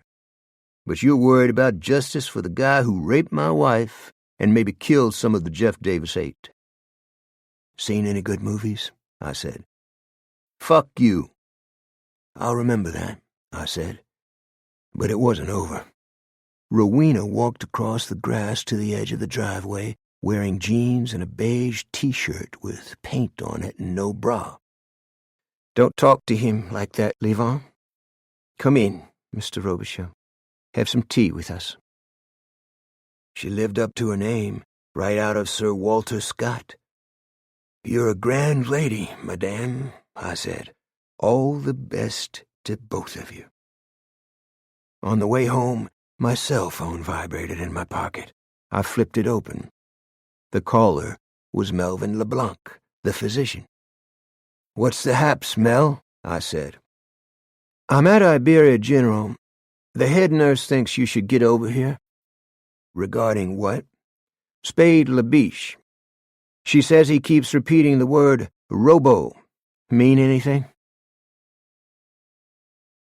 I parked under the oaks in front of the hospital and went inside. A nurse walked with me to the ICU. "Is he a friend of yours, Detective?" "We work together." "I wondered if he had any immediate family in the area." "Maybe in New Orleans." "I see. Why do you ask?" "If he belongs to a church, this would be an appropriate time for his pastor to visit." I went inside the room. The left side of his face was encased in bandages except for the eye. He was breathing through his mouth. His lips formed in a cone as though he had eaten hot food and was trying to cool his tongue. "It's me, Spade," I said. "Dave Robicheaux." He seemed not to hear me. The fingers of his right hand twitched. "I'm sorry this happened to you, partner," I said. "You got a bad deal?" No reply. No reaction. I looked over my shoulder. The nurse had gone. "You want to tell me something?" His fingers moved again, up and down, as though he were beckoning. I leaned over, my ear close to his mouth. "Tell me what it is." His breath contained a stench like decomposition in a shallow burial or a body bag in a tropical country. You what?" I said. "You want save." His voice trailed off. The neurologist had told me his hearing was destroyed, but maybe that wasn't the case. "Give it another try," I said. "Thought there's a seizure." I took a Kleenex from a box on the nightstand and wiped his spittle from my cheek. I eased my hand under his and held it. "If you can't do it, Spade, you can't do it. In your mind, just tell the man upstairs you're sorry for the mistakes you made. Don't worry about anything else." I thought his left eye had been blinded, but it looked straight into mine. His voice was hoarse and coated with phlegm, the words rising from his throat like bubbles of foul air. "Epilepsy. He was strangling. Something was in his throat.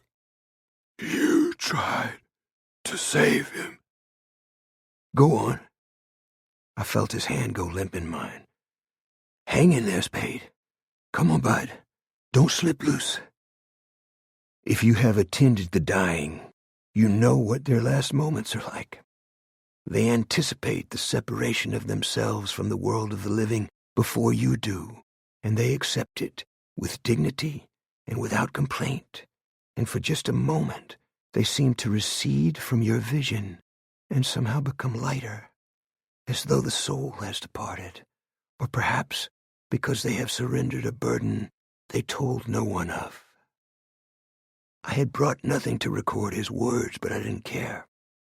I owed Spade a debt and wanted to repay it. I removed my religious medal and silver chain from my neck and poured it into his palm and folded his fingers on it and placed his hand and arm on his chest. I walked down the corridor and ran into the nurse by the elevator. "Is everything all right, Detective Robicheaux?" "Just fine," I said. "Is he resting all right? It's time for his sponge bath. Then we'll be transferring him to hospice." "I think Spade will be okay," I said. "I'm sure he appreciated your visit. The poor man. What a horrible fate. It's funny the things they say to you, isn't it?" "Pardon?" "At the end, men usually ask for their mothers, but he asked for you. You must be very close." I drove home and fixed a cup of café au lait in a big mug and sat on the back steps.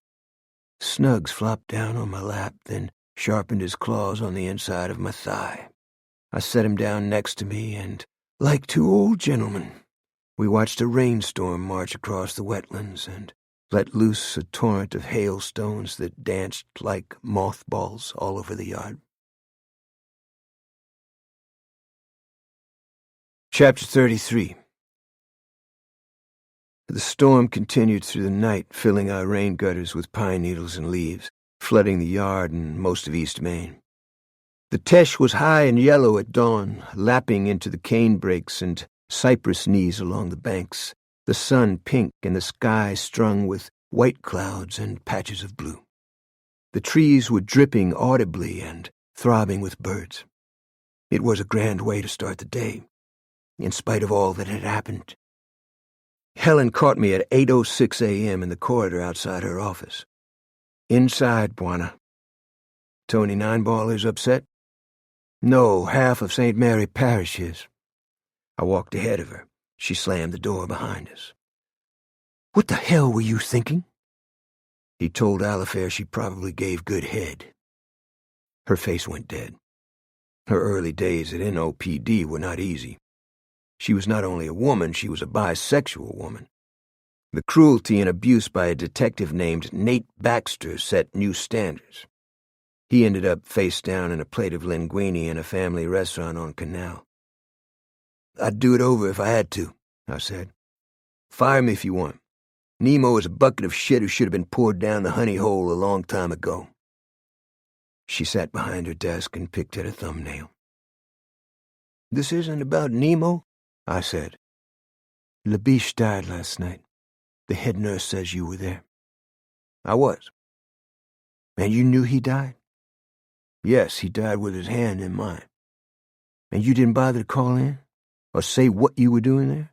Or what he might have said before he caught the bus? What he told me won't change anything, I said. I didn't have my recorder. What did he say? D'Arthez was having an epileptic seizure, and I tried to save him. There was something in his throat. That's about it. Jesus Christ, that's why you dragged him out the window, she said. He had the plastic filter of a cigar lodged in his throat. That's it. And then I think Penny came up behind me and hit me with a rock or a chunk of concrete. Labiche mentioned Penny? No. Nothing to suggest who might have sent Penny after you? I believe it was Nemo. You're probably right. This won't get you off the hook, though, will it? I don't care what anyone else thinks. She opened her desk drawer and took out my medal and silver chain and set them on the corner of her desk. A nurse brought this by about 15 minutes ago. She said you must have left it in Labiche's hand because nobody else was in the room with him. I picked up the chain and put it around my neck and dropped the medal inside my shirt. Thanks. You're a piece of work, Pops. In a seedy motel north of the Four Corners area of Lafayette, Chester Wimple sat on the side of his bed and stared at the window shade. The bottoms of his tennis shoes barely touched the floor. He wore a white painter's cap with a long bill and a high square top, and brand-new pants that fitted his legs like buckets, and a stiff, short-sleeved, checked shirt, and a clip-on bow tie. When he tried to rethink the events in the Labiche house, his mouth and jaw contorted as though a puppeteer were playing a joke with his face. He had never messed up a hit, or left loose ends, or allowed emotion to sully the virtuous nature of his work. Tidiness and cleanliness were his hallmarks. The left hand of God could not be otherwise. The words, creepy little snurd, crawled like worms in his ears. On the bedspread were his .357, a Scope 223 carbine, a Beretta 9mm, the earlier model with the 14-round magazine, and a World War II British Commando knife, the blade double-edged, narrow, shining with an oily blue liquidity tapering into a dagger point. The steel was cold and hard when he picked it up and closed his palm on the handle, his lips parting, his phallus tingling inside his boxer shorts. This was the only weapon in his possession that had the personal touch, that brought him into eye contact with the target and allowed him a guilty pleasure not unlike the impure thoughts he was not supposed to have. Yesterday, he had received a new set of index cards at the general delivery window. The drawings on each card and the names of the next targets caused him no difficulty. He did not know them, or why they needed to be removed from the landscape, which, for Chester, was an antediluvian world governed by raptors and pterodactyls. The flowing calligraphy on the first card was the issue. The words seemed to contain a trap, the way words were used to trap him when he was a child. They made his eyes jitter, and the window shade changed from a warm yellow to a dull red that pulsed as though a fire were burning on the other side. The note read, "My dearest Chester, you have been a good boy. Don't ever let anyone say you are not. But I have the feeling you have been spying on me. You mustn't do this. We cannot be together again until our work is over. Please don't be offended. You know how much I love and care for you. You are the light of my life. Had we not had each other, we would not have survived. We'll be together soon. Just keep being the sweet boy you are, and stop these evil people from preying on our friends and children who cannot defend themselves." She had not signed the note, or even used an initial. He wanted to cry, not out of joy either. She did not want to see him. He pushed the point of the commando knife into the skin behind his chin, forcing his head back until his neck ached. What if he shoved the blade to the hilt? Would it reach the brain? What was the poem she used to read him? He could remember only pieces. Tiger, tiger, burning bright, in the force of the night. What the hammer? What the chain? In what furnace was thy brain? He had thought she was talking about him, and why he was different from other children. "Oh, no, no," she said. "You're a good boy, Chester. This poem is about bad people, the kind who have hurt us." At that moment, he knew no power on earth would ever separate them. He replaced the rubber band around the index cards and flipped through the images with his thumb. 2 more targets, people he knew nothing about. What had they done? Actually, he didn't care. If they were on the cards, there was a good reason. They knew it, too. He saw the regret in their eyes before he sent them to that place where they couldn't hurt people anymore, and he felt no guilt about their passing. He gave ice cream to children with a glad heart. That's who Chester Wimple was. But something else was bothering him. He was losing his objectivity, and his motivations were becoming impure. For personal reasons, he wanted to do the man with the convex face and the peroxided shoebrush haircut and the muscles that glistened with suntan oil. The man in the pool with Emmeline Nightingale. The man whose body fluids floated in the water and touched hers. He wanted to do this man on his own, up close with the commando knife, or with a rifle from afar, so the soft-nosed, jacketed round would be toppling when it keyholed through the face, all of it caught inside the cylindrical simplicity of the telescopic sight. Chester turned on the television set and stared at cartoons for the next 2 hours, sitting on the side of the bed, his mouth open, his face as insentient as a bowl of porridge. Cleet was not only a member of our family, he would lay down his life for Alifair or me, which also meant he inserted himself into situations without consulting anyone. On Tuesday, he and Homer went fishing in St. Mary Parish, then drove top-down to the movie set behind Albania Plantation. Levon and Rowena Broussard were standing behind a camera down the bayou.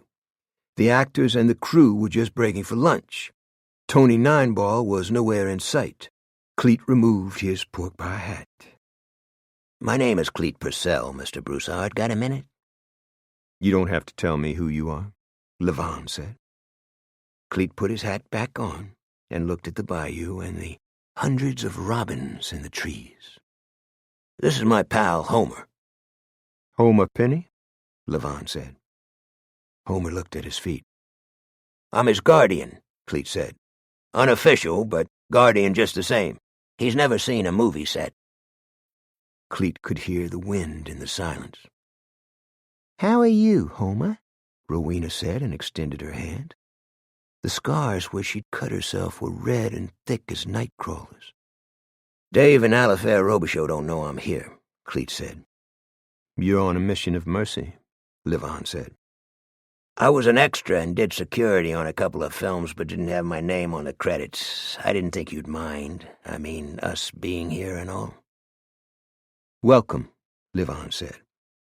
I wanted to ask a favor, too. I never would have guessed, Levon said. I have a frisbee over there on the table, Homer, Rowena said. Why don't you and I toss a couple? Homer looked down the slope at a row of cannons and actors and kepis and butternut uniforms. That'd be great, he said. Levon waited until they were out of earshot. You're here about Alifair? She worked hard on the script, Cleet said. It wasn't for the money either. What do you want me to do about it? Tell her you want her back. She can come back any time she likes. That's not the same as apologizing for what happened and telling her you appreciate her work. Levon took out his cell phone and found a number in his contacts. His call to Alifair went straight to voicemail. This is Levon. Tony is a jerk. I need you here, Alifair. Your script is beautiful. I don't want amateurs messing it up. I sent you 2 emails. Call me. He closed his cell. Anything else? I sent the Nightingale chauffeur to you, a guy named Swede Jensen. I hope you didn't mind. He's a Confederate soldier. He's down by the bayou now. No kidding, Cleet said. I'd like to eat lunch and get back to work. Sure, Cleet said. Do you and Homer want to join us? Cleet saw a red frisbee sail over the cannon and Homer jump in the air to catch it, his face split with a smile. That'd be nice. That night the rain came again, mixed with hail and bursts of tree-lashing wind. Cleet ordered in a pizza, and he and Homer watched My Darling Clementine on Cleet's television set. At the end of the film, when Henry Fonda leaves the woman by the side of the road and rides away into the Arizona wastelands, Homer's eyes turned wet, and he looked at Cleet for an explanation, either for the film or for his emotions. See, it's about the fact that a guy like Wyatt Earp would never be able to enjoy a normal life, Cleet said. Clementine is so beautiful, Homer said. You can see the love in her eyes. It's not right to leave her just standing by the road. See, John Ford directed that film, Homer. He was always experimenting with light and shadow.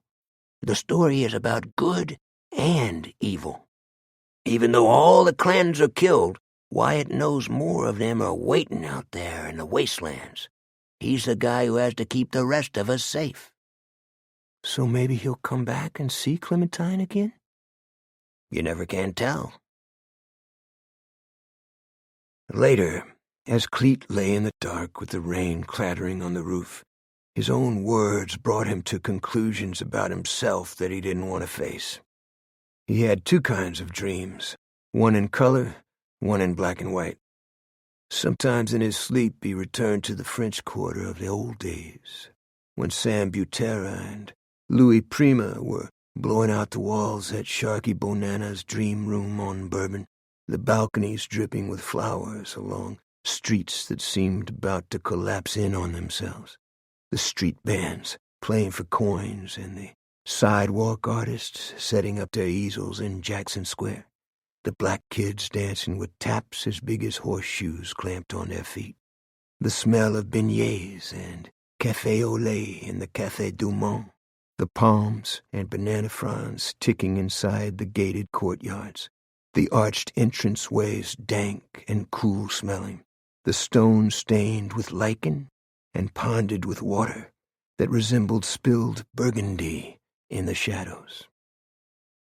The dreams, in black and white, went back to an Asian country where, out there in the sweltering dark, beyond the concertina wire and the claymores and the flicker of an offshore battery, Bedcheck Charlie launched grenades randomly with a captured Blucher, blowing mud, foliage, and even a sit-down shitter into the air, the detritus raining down on Cleet's poncho and steel pot. Occasionally, bed-check Charlie got lucky, and after the explosion, a grunt down the line would scream words at the stars that Cleet did not want to attach to an image. Sleep came to Cleet only by way of surrender to a fantasy. Before he went overseas, he saw a black-and-white news film in an art theater in San Fran that showed Viet Minh sappers crawling through barbed wire strung by French legionnaires. The Viet Minh wore sandals cut out of rubber tires and sweat-soaked black pajamas that looked like black oil on their skeletal frames. Their only possessions and weapons were a rice ball, a piece of fish tied in a sling on their waist, and a bamboo cylinder packed with explosives tied on their back. Without flinching, they crawled across anti-personnel mines that blew them into dog food. Yet they kept coming, undaunted. Cleet wondered how desperate a person would have to be in order to become so brave. At about 0400, he would surrender to his fatigue, the eggs of a malarial mosquito humming in his blood, the sour stench of his body, the jungle ulcers on his skin, the squishiness of trench foot inside his boots, the insects that got into his socks and up his legs, the cut on his nose where his steel pot had scissored down on his face. In surrendering, he put the faces of the sappers on bed-check Charlie, and for a brief time did not think of him as an enemy. Cleet gave himself over to a mental opiate, and bed-check disappeared into a box.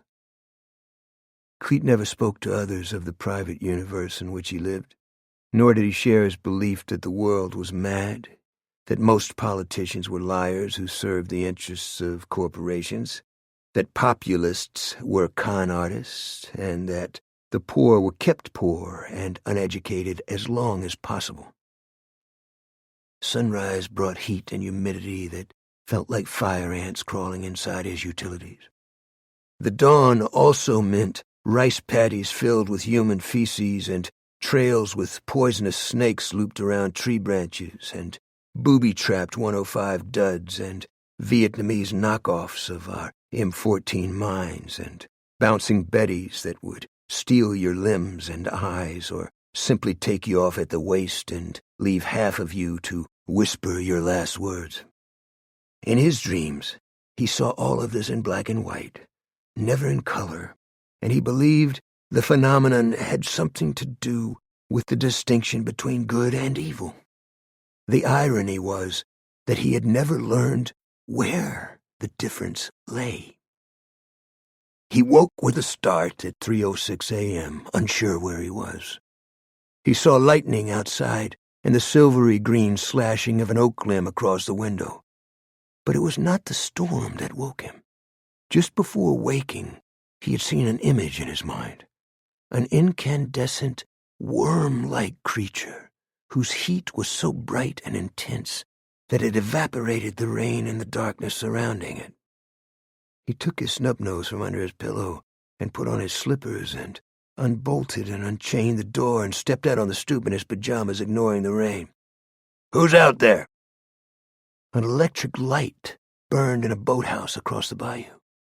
His caddy was parked in the cul-de-sac, the hood and cloth top sprinkled with leaves and pine needles, the hand-waxed paint job beaded with water.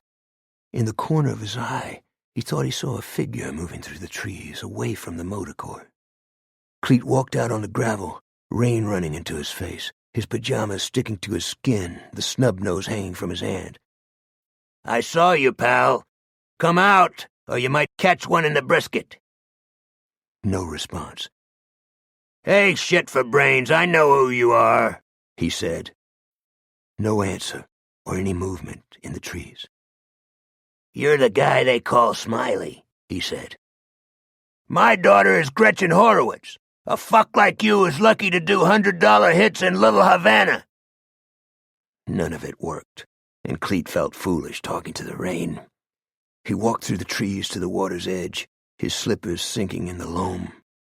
The bayou was the color of cafe au lait, wrinkling in the wind like shriveled skin. His hand was squeezed tight on the grips of the .38. Maybe he had imagined it all.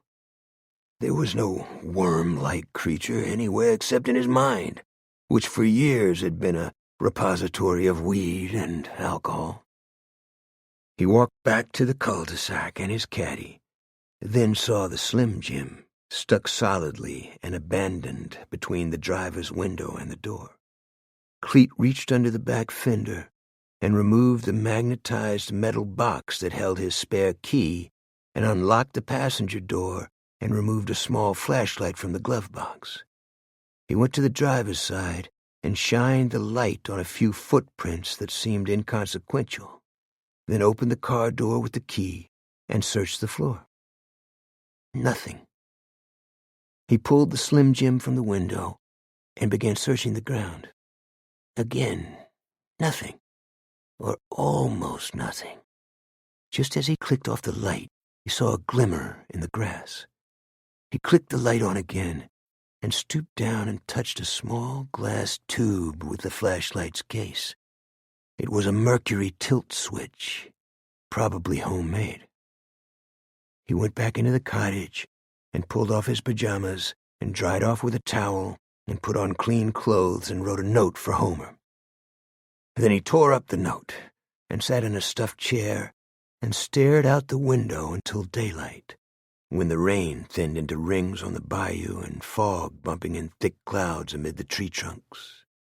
When he thought of the glass tube's implications, his shingles flared like a nest of heated wires between his shoulder blades, and the remnants of his undigested supper spilled into his mouth. Chapter 34. He pulled into my driveway at 7 a.m. when I was feeding Snugs and Monty Coon on top of Tripod's hutch.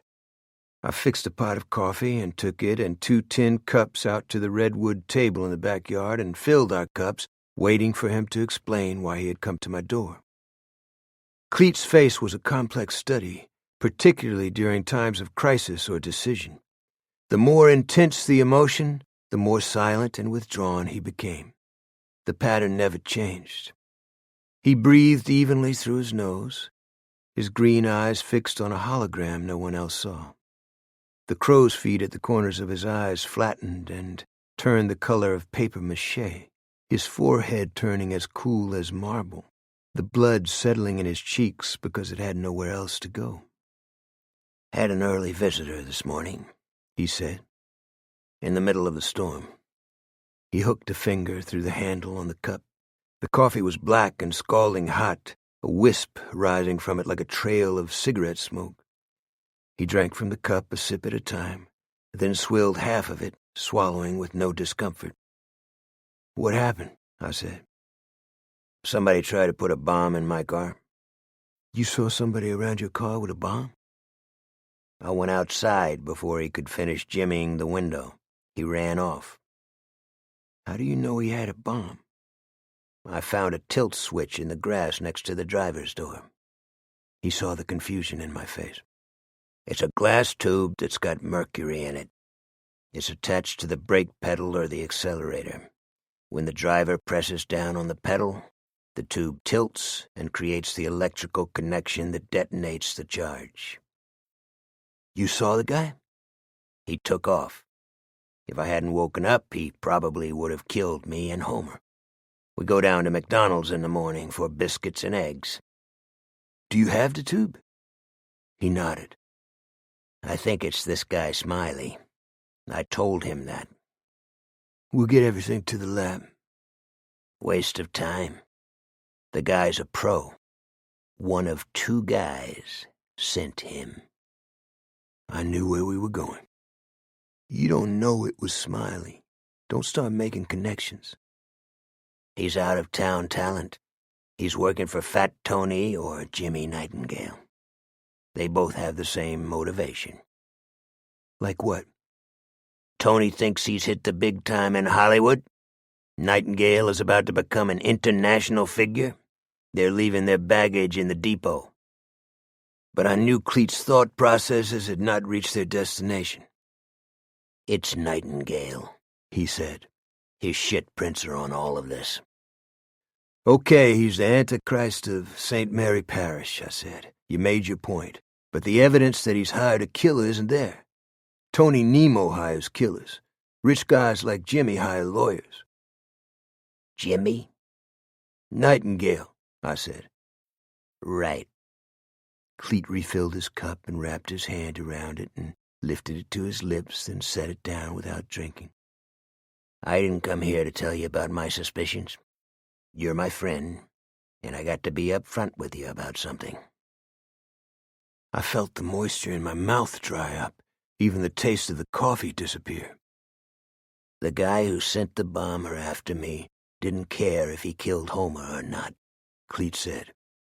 It doesn't matter if it's Tony Nineball or that punk in St. Mary Parish. The guy behind this is going off the board.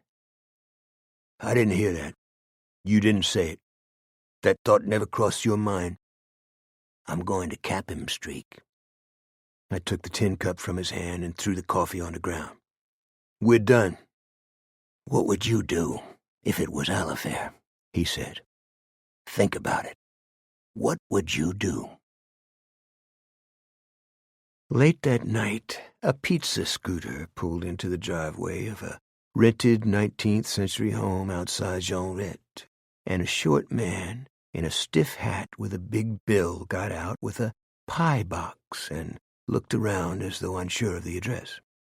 The house was set back from the street and dark with shadow except for a light in the bathroom.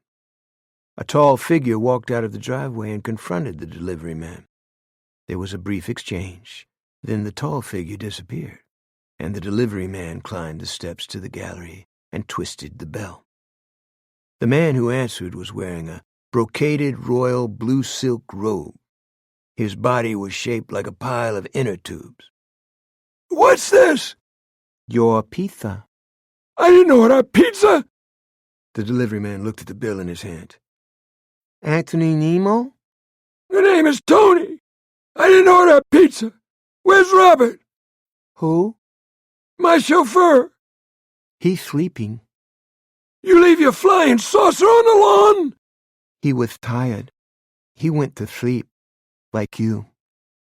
The delivery man raised a stun gun and touched it to the center of Tony Nineball's face. Tony hit the floor like a cargo net loaded with salami. When Tony awoke, all the curtains were closed, the air conditioning blasting out Arctic levels of cold air. A toy man, with lips as red as a clown's, was sitting on a chair 2 feet from him, staring at him with a silly smile. Tony's arms were pulled behind him. Hi, sleepyhead, the man said. My name is Chester.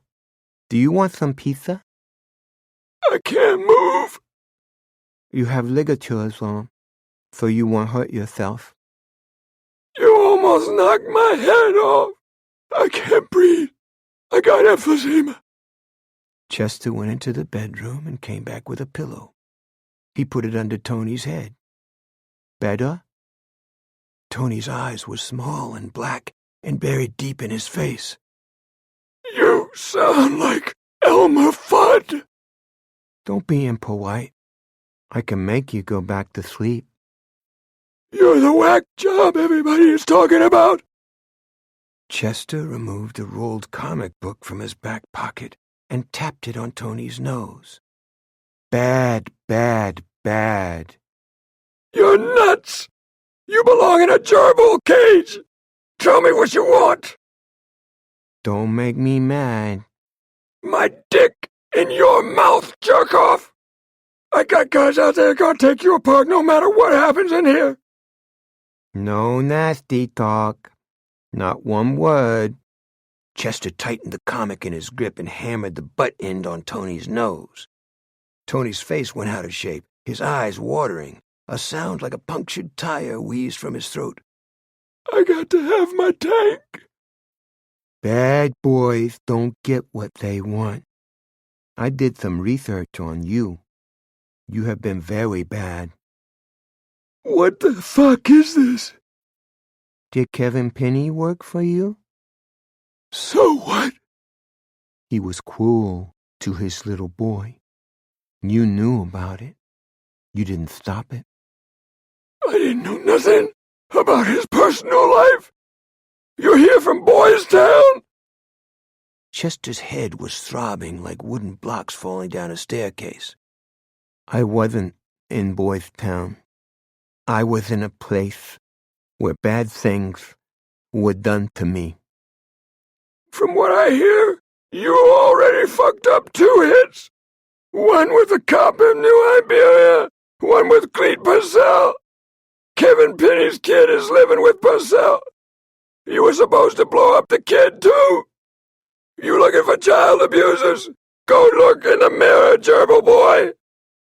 Chester's mouth had shrunk to a stitch, his nostrils no more than tiny holes, white around the rims. He unrolled his comic book and stared at the cover. Wonder Woman was leaping across a canyon undaunted, her gold and red bodice pushing up her breasts, her blue star-spangled shorts skin tight, the message in her face unmistakable. I will, Chester said inside his head. You do what? Tony said. What Wonder Woman tells me to. If I don't, I'll have bad thoughts and do bad things. Bad thoughts? You're an assassin who talks to a comic book. You're a meltdown. I can get you help for that.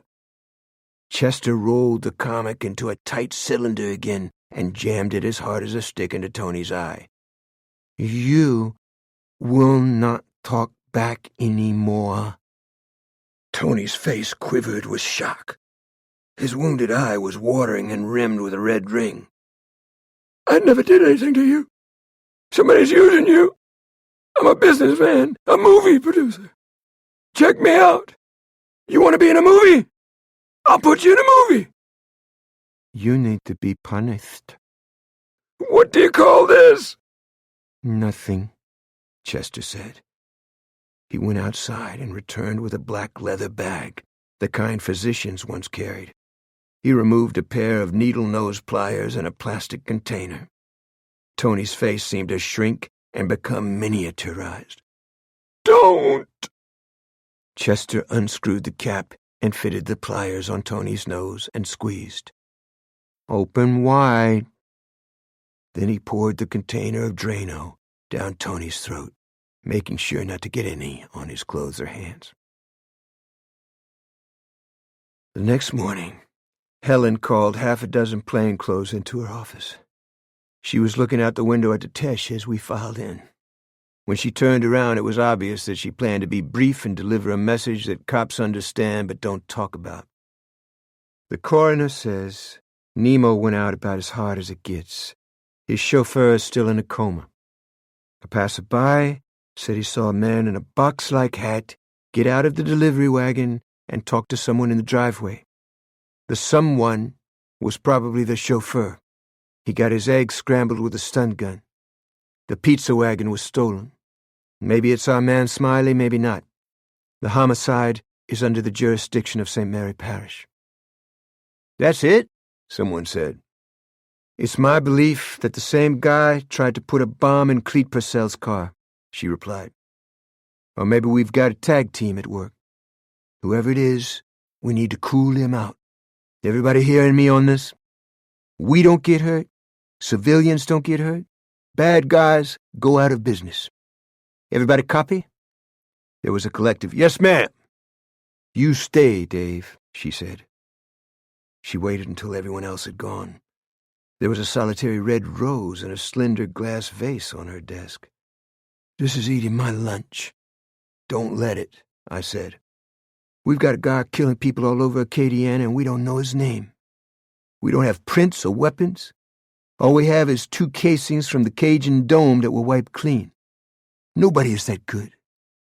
Nothing more from the feds? They've heard of a guy working out of Miami named Smiley. They don't know any more than we do. Maybe we're looking in the wrong place, I said. Maybe he's from overseas. The mob used to bring hitters in from Sicily. They'd stay with a local family, wash the dishes, do the hit, and go back home. She tried to straighten the rose in the vase, then picked up a petal that had fallen on the desk and dropped it into the wastebasket. Her eyes seemed out of focus. "That's a pretty flower," I said. "The fella gave it to me for my birthday. A fella I might start seeing." I had no idea why she was behaving the way she was. "You okay, Helen?" There was a worm right in the middle of the rose. Funny, huh? I knew better than to say anything. "It's like Smiley," she said. "He's out there, invisible, always ready to do harm." "He's just a guy, nothing more." She sat back in her chair, her gaze receding. "You know better." I wasn't going to pursue the subject. I had known Red Cross personnel and American soldiers who had been at the liberation of Ravensbrück and Dachau. None of them was ever the same again. They also spent the rest of their lives trying to explain the nature and sources of evil. Cops fall easily into the same trap. A day comes when you see something that you never talk about again, and it lives with you the rest of your days. "We'll get him," I said. "I'm not talking about Smiley or whatever his name is. It's something else, and I say it deliberately. Keep it simple, Helen. Jimmy Nightingale is involved in this. That's not what the evidence indicates. Maybe he didn't rape Rowena Broussard, but I think he knew Kevin Penny did. Maybe he even sicked him on her. We'll never prove that, Helen. Let it go. I saw him at the Winn-Dixie yesterday. People were lining up to shake his hand. He put his arm over my shoulders. I felt like I'd been molested." I had never heard her talk like this. "You think he's the third Antichrist in Nostradamus?" "No, I think he's Huey Long on a national scale, and that scares the shit out of me." That night, I drifted off to sleep while watching the local news. When I woke, I realized I was listening to the voice of Jimmy Nightingale. He was confessing to the satchel bombing of the Indian village in South America. There were tears in his eyes. He could have been a character actor in a medieval everyman play. Out on the salt, he had told me the same story. I believed then and I believe now that he was at least partially contrite.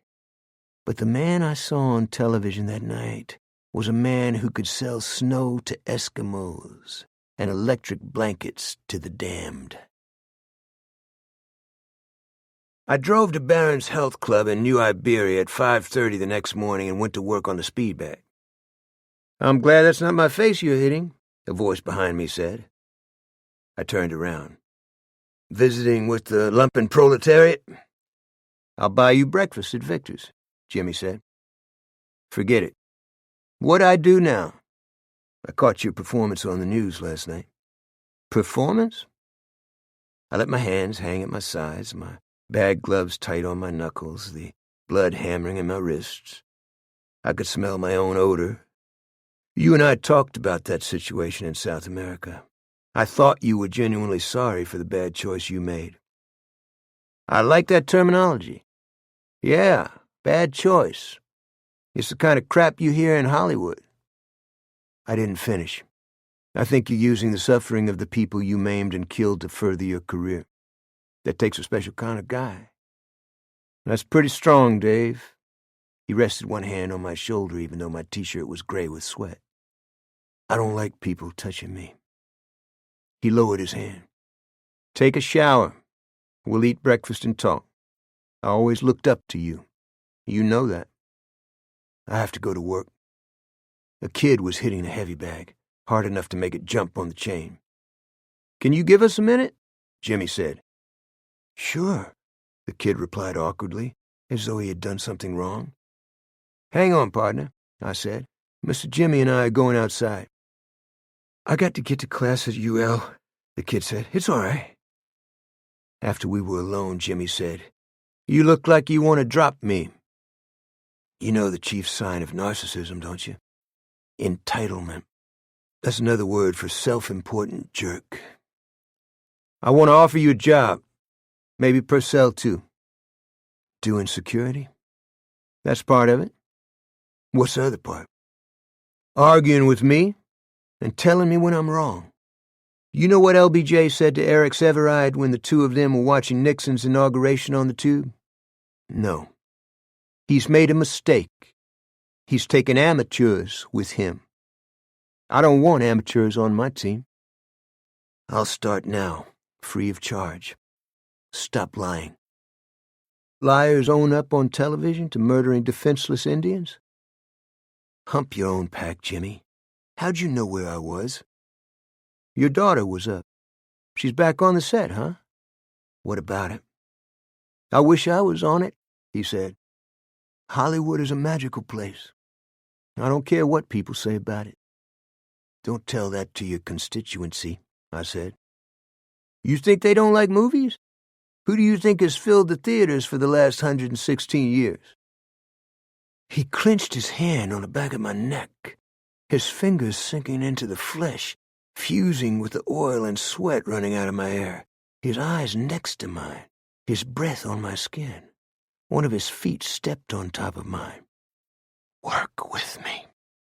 You can have power you never guessed at. We'll turn the world into the Garden of Eden.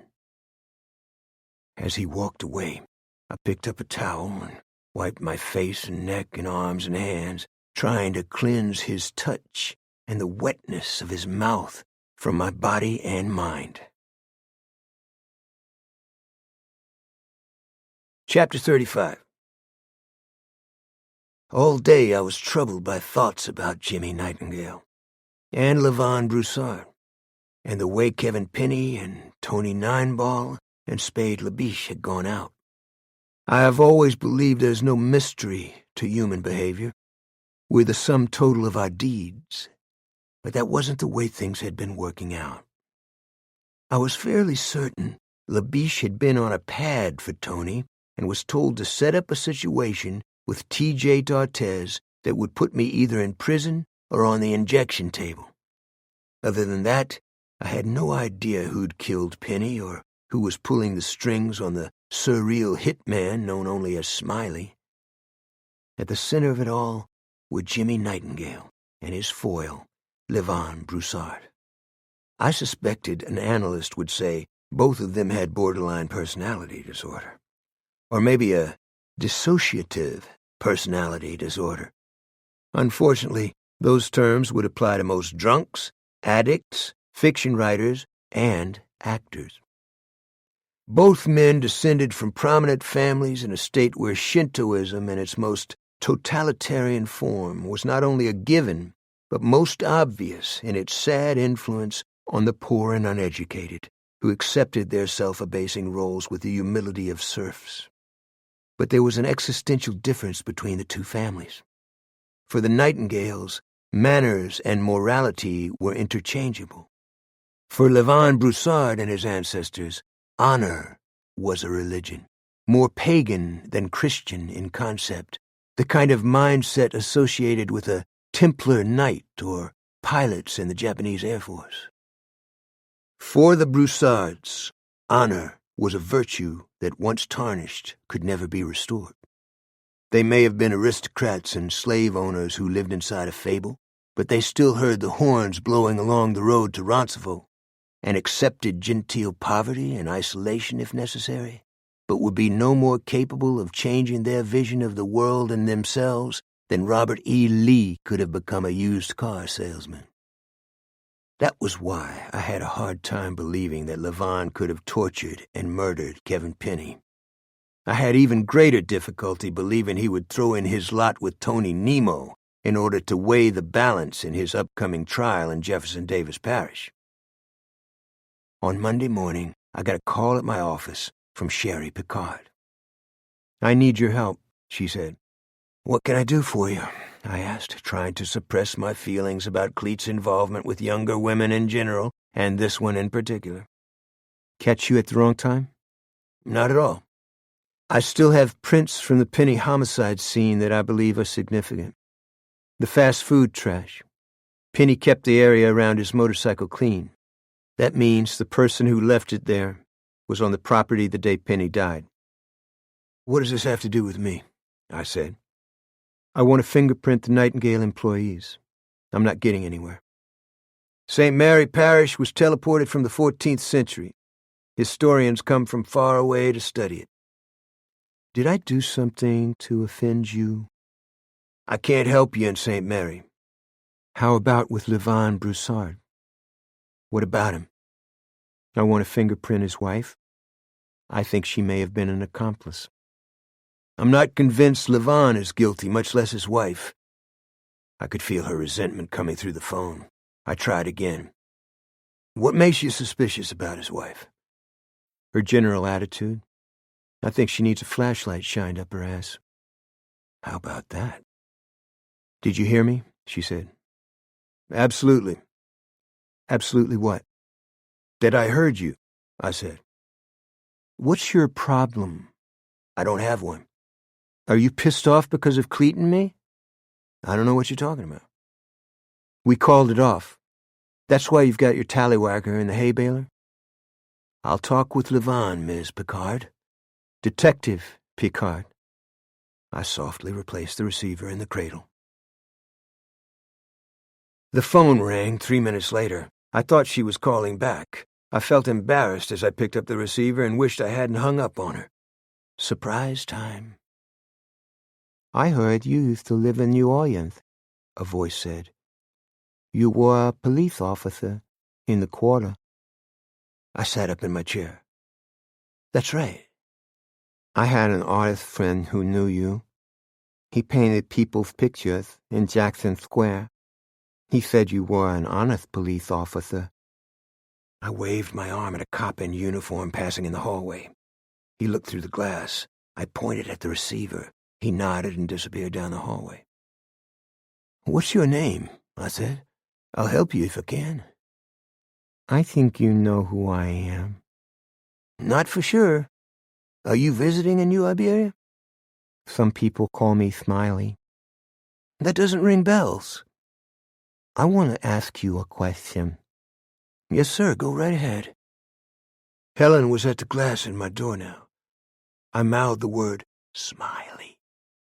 Does the man named Purcell have a boy? You mean Cleet Purcell? A boy lives with him, he said.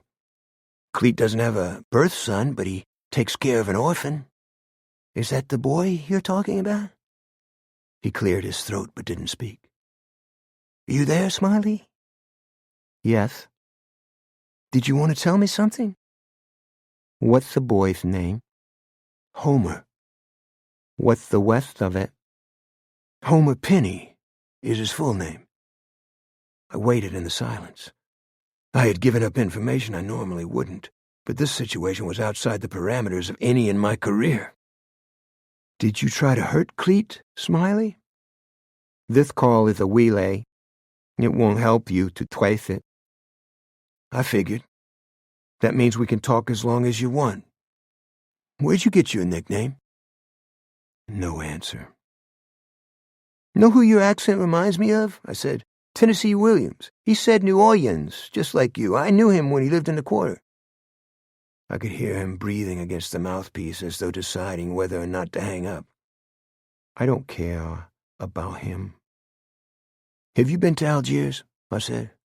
A couple of bad black dudes got their grit splattered over there. What do you know about it? Between you and me, I think they probably had it coming. You hear anything about that? They were bad to a colored lady. Her name was Miss Birdie. Did you smoke these dudes? Maybe, he said.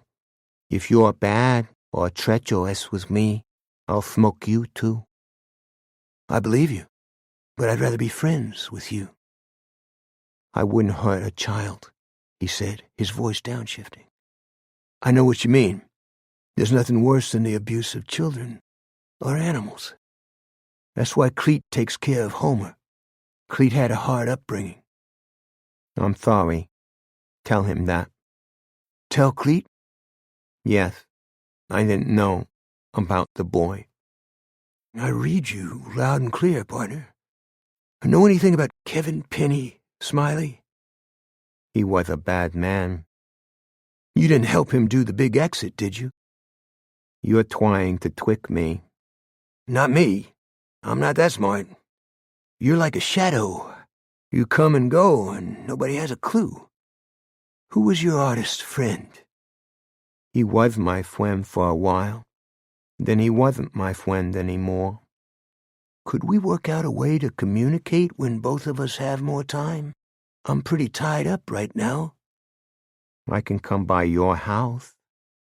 He had me. I could almost see him grinning. You're calling the shots. Did you ever hear Louis Prima and Sam Butera play at the Dream Room on Bourbon? Do you want to know how old I am?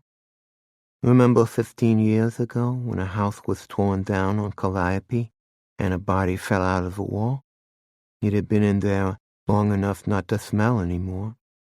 This man was bad to somebody who trusted him and got walled up with his paintbrushes stuffed in his mouth. He was a very bad boy. Bye-bye. The line went dead. I looked blankly at Helen through the glass. I had witnessed 2 deaths by electrocution in the Red Hat House at Angola. On both occasions, I'd felt that I was watching an element in the human gene pool for which there was no remedy. And I mean the desire to kill, either on the part of individuals or the state. I took a Kleenex from a drawer in my desk and cleared my throat and spat in it, then dropped it into the waste can. At noon, I took Cleet to lunch at Bon Creole out on East St. Peter Street. We ordered fried oyster po' boys and sat at a table under a blue and silver marlin mounted on the wall. You couldn't make the trace, he said. The signal was probably relayed off 2 or 3 towers, I said. You checked out the story about the artist in the wall? His name was Pierre Louvier. Evidently he was an eccentric guy who hung out with a weird crowd in the quarter. How did he go out? Not easy. You think Smiley did Penny? No. Why not? He would have said so. He doesn't have any guilt about the people he kills. Psychopaths lie for the sake of lying, Cleet said. He was obviously bothered about putting a bomb in a car that would kill a child. The waitress put our food on the table. She looked uncomfortable, obviously having overheard our conversation. Don't pay attention to us, I said. She tried to smile, but had a hard time with it. She walked away blinking. Go on, Cleet said to me. I think Smiley feels he got set up. No idea who he's working for? None. Sherry Picard called. Cleet looked at a place 6 inches from the side of my face. Yeah? She said y'all aren't hanging out anymore. It's more like she flushed me. No big deal. Right. I avoided looking at his eyes. He put a cracker into his mouth and chewed. He hadn't touched his sandwich. She's off the wall, Cleet. I'm old. She's young. You warned me. End of subject. Age is not a factor. She has the grace of a chainsaw. Wrong choice. 3 things about Cleet Purcell. Since I'd first met him, he'd never once used God's name in vain, referred to a woman in a profane way, or criticized a woman who dumped him. Unless you counted the postcard he sent me from El Sal, when he skipped the country on a murder beef and asked me to tell his ex, who cheated on him, that he wanted her to have the toothbrush he'd left in the bathroom. He wadded up a napkin and lobbed it into a trash can by the cold drink dispenser. Smiley say anything about Jimmy Nightingale? No, but I had a strange experience with Jimmy at Barron's Health Club. Like what? I was hitting the speed bag and pretty sweaty and dirty. He squeezed the back of my neck and whispered in my ear. He was standing on my foot. Cleet's gaze went away from mine, then came back. He's AC/DC? He was talking about making the world into the Garden of Eden. You're making this up? Jimmy isn't the same guy I used to know, I said, but that's not what bothers me. I couldn't scrub his touch off my skin. Helen said the same thing about him. Cleet looked into space. I think I'm going back to the big sleazy for a few days. Start putting junk in my arm, hanging out at bottomless clubs, go to a Crisco party at a steam room, do something healthy for a change. It's not funny, Cleet. None of this is, he replied. I didn't give you the whole gin on Sherry. She called one of her sniper targets a sand nigger. She tried to take it back, but it made me think about her relationship to Kevin Penny. She might have decided to get rough. Sherry wouldn't make a good Mary Knoll. Cleet went to Walmart that afternoon. On the way out, he ran into Swede Jensen, the Nightingale chauffeur, whom he'd helped get a job as an extra in Levon's film adaptation. Swede was wearing white Bermuda shorts with bananas on them and a sleeveless golf shirt, his tan as dark as saddle leather, his armpit hair stiff and bleached by the sun. His concave face always reminded Cleet of a hominid replica he had seen in a natural history museum.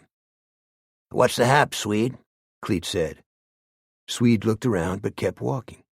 "Wait up," Cleet said. "Oh, hey, what say, Purcell?" Swede replied, studying his watch. "How's it hanging?" "I saw you on the set behind Albania Plantation. You were wearing a Confederate uniform." "Yeah, it's a lot of fun." "They paying you okay?" "Yeah, union scale, all that stuff." Cleet waited for Swede to thank him. It didn't happen. "You don't have a conflict with your chauffeur job?"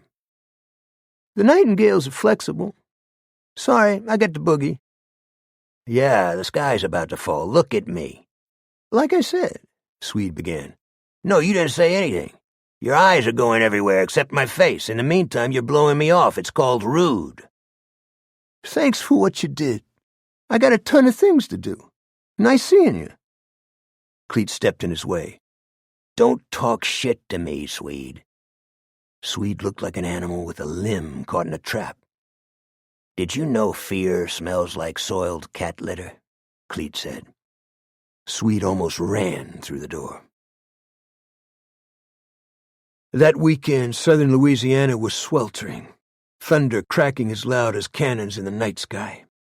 At sunrise, the storm drains clogged with dead beetles that had shells as hard as pecans. It was the kind of weather we associated with hurricanes and tidal surges and winds that ripped tin roofs off houses and bounced them across sugarcane fields like crushed beer cans.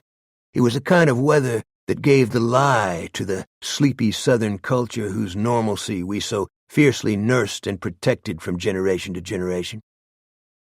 I could not sleep Sunday night, and on Monday I woke with a taste like pennies in my mouth and a sense that my life was unspooling before me, that the world in which I lived was a fabrication, that the charity abiding in the human breast was a collective self-delusion, and that the bestial elements we supposedly exorcised from civilized society were not only still with us, but had come to define us, although we sanitized them as drones and offshore missiles marked occupant, and land mines that killed children decades after they were set. These are signs of clinical depression, or maybe a realistic vision of the era in which we live. During moments like these, no matter the time of day or night, I had found release only in a saloon.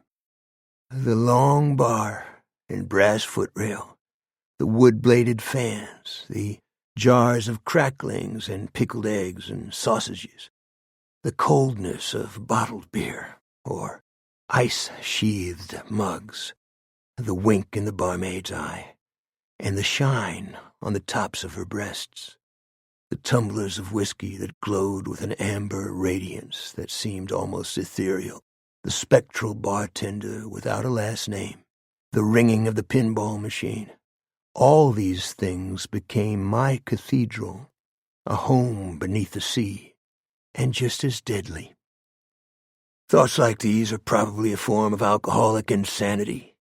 But on that particular Monday morning, I preferred my own madness to what I had begun to feel as Helen and Cleet did, namely, that an inchoate sickness was in our midst, and it was as palpable in the hot wetness of the dawn as the smell of lions in the street at high noon. At 9:33 a.m., I received another call from Sherry Picard. "I need to talk to you, Aclete," she said. "Since he's not in his office and not answering his cell phone, I called you." "Thanks," I replied. "I was warned about you, too." "This is a business line," I said. "If you have a personal issue, call me at home." "My ass. Did you try to dime me with the FBI?" "That's probably one of the craziest things I've heard in a while." "Because an agent just left my office. I have the distinct feeling that I'm being looked at for the Penny homicide." "Talk to the U.S. Justice Department," I said. "The feds hate Cleet's guts. I don't have contact with them. Most of them wouldn't take the time to spit on us." "Don't give me that. They're in contact with your boss, which means they're in contact with you." "Why would either Cleet or I dime you, Detective?" I said. "Because I told him we're not right for each other. It was fun and now we move on. It was nothing personal. I thought he was a sweet guy." "Rejection is not personal. That's wonderful." "You'd better stay out of my life and my career," she said. "Be assured I will." "I have a second reason for calling.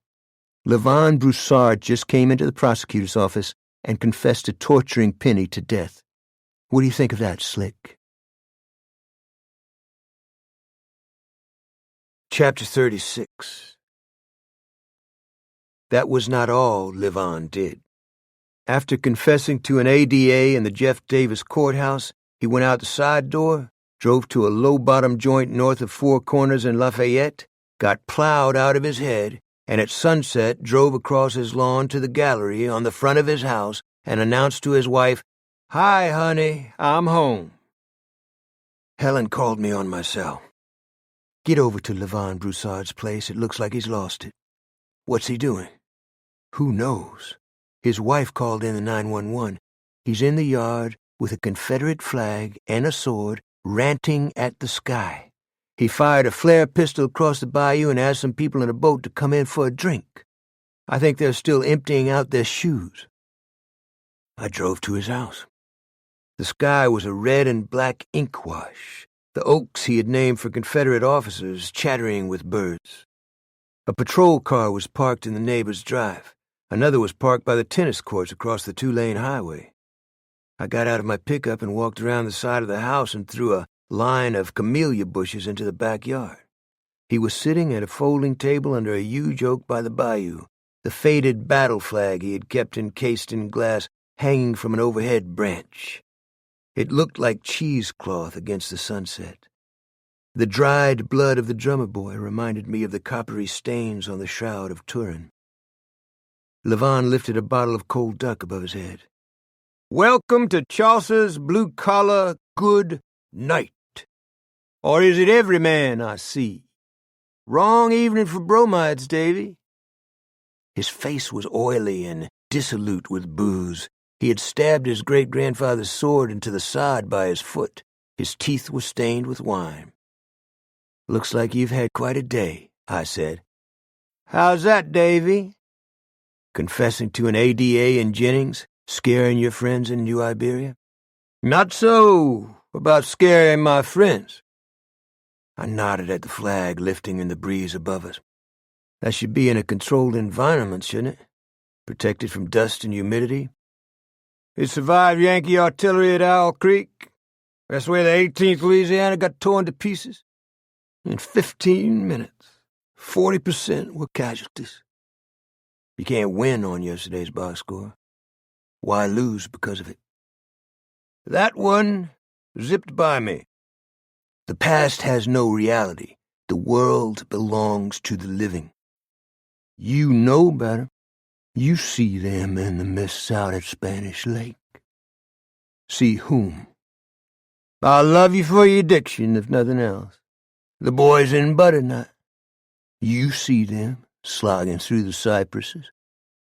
"Who told you that?" "They did," he replied. I wanted to believe he was mad. Unfortunately, I no longer knew what madness was. "Why did you confess to a crime you didn't commit?" I asked. "You don't believe me capable of killing the man who raped my wife?" "You didn't try to kill the black guys who raped her in Wichita?" "I'm making up for lost time." "Not with toggle bolts and an electric drill." "I thought that was an inventive touch." "Quit lying, Levant." I pulled the sword from the ground and stuck the brass guard in his face. "Look at the names on there. Cemetery Hill, Sharpsburg, Gaines Mill, Chancellorsville. Would the soldier who was at these places torture a man to death, even a piece of shit like Kevin Penny?" "No, he would not, but that doesn't mean I wouldn't." "Good show, no cigar," I said. "Let's go." I placed my hand lightly on his upper arm. He shook his head and sucked in his cheeks. "Don't underestimate the situation, Davy." "Call me Davy again and I'll break your jaw." He grinned up at me. "You're a good guy. But out of this. Let others do their job." "You want one of our guys to cap you because you can't do it yourself?" "Maybe." "Get a card in the Screen Actors Guild. Come on, I'll take you down to City Hall. Your lawyer will work out something. Helen isn't going to let the guys in Jeff Davis cannibalize you." I heard the French doors open on the back porch, which was built of brick, high off the ground and hung with ceiling fans. "Leave him alone," Rowena said. "It doesn't work that way," I said. "He's sick," she said. "He doesn't know what he's saying." I looked at her hands. They were empty. I walked toward her. "Don't be a problem for me, Miss Rowena. Go back inside. We'll take good care of him. You have my word. He's innocent. I believe that. So leave him here. Talk to him when he's sober. There's a bigger question we need to deal with. Why is he confessing to a crime he's not capable of committing?" There was a shine in her eyes. I looked at her a long time. "The question stands, Miss Rowena. I'll bring him to City Hall with our attorney in the morning. You can bring yourself, but he's going to jail right now." "Hold up there, Dave," Levant said behind me. "No need for this." He lifted the flag off the tree with the tip of his great-grandfather's sword. "Let me put this away, and we'll be toggling off," he said. I looked back at Rowena. For the first time in the case involving the Jeff Davis 8 and Tony Nineball and Jimmy Nightingale and Levon Broussard and Kevin Penny, I knew what had happened. Cleet Purcell believed in straight lines. Bust 'em or dust 'em was his mantra. But there was a caveat. Cleet was never what the mob called a cowboy. He could be a violent man, but with few exceptions his violence was committed in defense of others. Consequently, his greatest virtue became his greatest vulnerability, and his enemies knew it. He told me about his encounter with Swede Jensen at Walmart and about Jensen's guilt and fear, or at least Cleet's perception of it. Then Cleet stopped answering my calls. I should have known what was coming next. Cleet kept a custom-made extra-long footlocker in the garret above his office. In it were a cut-down Mossberg semi-auto 12-gauge he'd taken off a hitman in Las Vegas, a Glock, 2 Berettas, a .44 Magnum, a Derringer a deranged prostitute had pulled on him during a vice raid, a sap and a blackjack and a baton, a Slim Jim, brass knuckles, a gun that fired a beanbag, mace, a tear gas pen, a carton of flash grenades, handcuffs, wrist and waist chains, and the most unusual drop I'd ever seen, an engraved snub-nose gold over silver Colt Police 32 with ivory grips that only a collector or a rich man would own. The drop came from the safe of a mobster who operated a lodge and casino above Lake Tahoe. Because the gun was a collectible, its serial numbers, all of them intact, were obviously registered, and the discovery of the pistol at a crime scene would lead the authorities back to the mobster, long dead, and more important, to the casino culture he represented. Tuesday afternoon, Cleet showered and shaved and put on fresh sport clothes and had his hair cut and drove to the Nightingale plantation outside Franklin. He carried the drop in an ankle holster and a scoped 1903 Springfield rifle in the trunk. The azaleas were still in bloom when he turned into the driveway. The St. Augustine grass a deep blue-green, the 4 o'clocks open in the shade of the oak trees. He could feel a surge of adrenaline come alive in his chest and wrists and hands, not unlike the high of going up the Mekong in a swift boat behind twin 50 calibers, the stern dipping and swaying in the trough.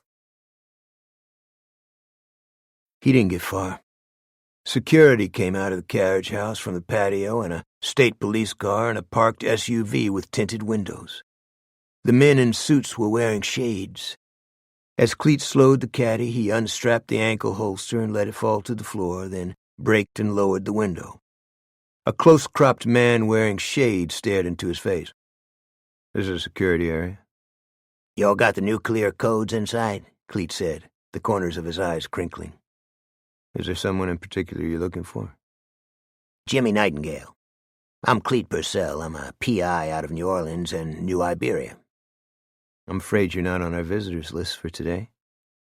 "How about telling Mr. Nightingale I'm here, and then we'll take it from there?" The man at Cleet's window looked over his shoulder. "You can turn your vehicle around in front of the house, then get back on the road, please." "That doesn't sound too cool," Cleet said. "Is that a firearm inside your jacket?" "I'm licensed to carry." "You need to leave, sir." "No, I don't." "Step out of your vehicle, please." With the back of his foot, Cleet pushed the drop under the seat. "I'm at your service." He got out of the caddy and lifted his hands and smiled. He towered over most of the security personnel. "What's next?" "I'm going to reach inside your jacket for your piece," the man in the suit said. "Are you comfortable with that?" "As long as you give it back." The man in shades removed the snub nose from Cleet's shoulder holster and handed it to a St. Mary's Parish Sheriff's deputy. "Could I have your keys?" Cleet pulled the keys from the ignition and dropped them into the security man's palm. The St. Mary deputy popped the trunk with them. "He's got a scoped rifle and an M1 in here." "They're legal," Cleet said. "I shoot at a target range. How about giving this stuff a rest?" "Stop dancing around with this guy," a voice in the background said. The voice belonged to a tall man wearing western-cut pants and a tight cowboy shirt and mirror-shined, needle-nosed Tony Lamas and a straw cowboy hat with a thin, black, bejeweled band around the crown. His gray mustache was clipped and as stiff as a toothbrush. "Remember me?" "No," Cleet said. "Angola in the 80s. I herded some of the big stripes." Cleet saw a hazy image in his mind, a gun bull mounted on horseback atop the Mississippi levee, silhouetted against a dull red sun, his expression lost in the shadow of his hat. A sweat-soaked black convict was mule-jerking a stump from the silt, ripping it loose in a shower of dirt. "Wooster," Cleet said. "Good memory." "You shot a kid." "I made a Christian out of a nigger." "You went to work for Tony Squid," Cleet said. "Who?" Wooster said. "Is Nightingale here or not?" Cleet said. "It's none of your goddamn business," Wooster said. Cleet blew air out of one nostril and looked sideways. "How y'all think this is going to play out?" "With you hauling your ass out of here," Wooster said. Cleet opened and closed his hands at his sides. They felt stiff and thick, the veins in his forearms cording. "You guys steal the play." Then Jimmy Nightingale came around the side of the house in tennis clothes, a racket over his shoulder, his skin shiny, not a strand of his bronze-colored hair out of place. "Hey, slow down out there."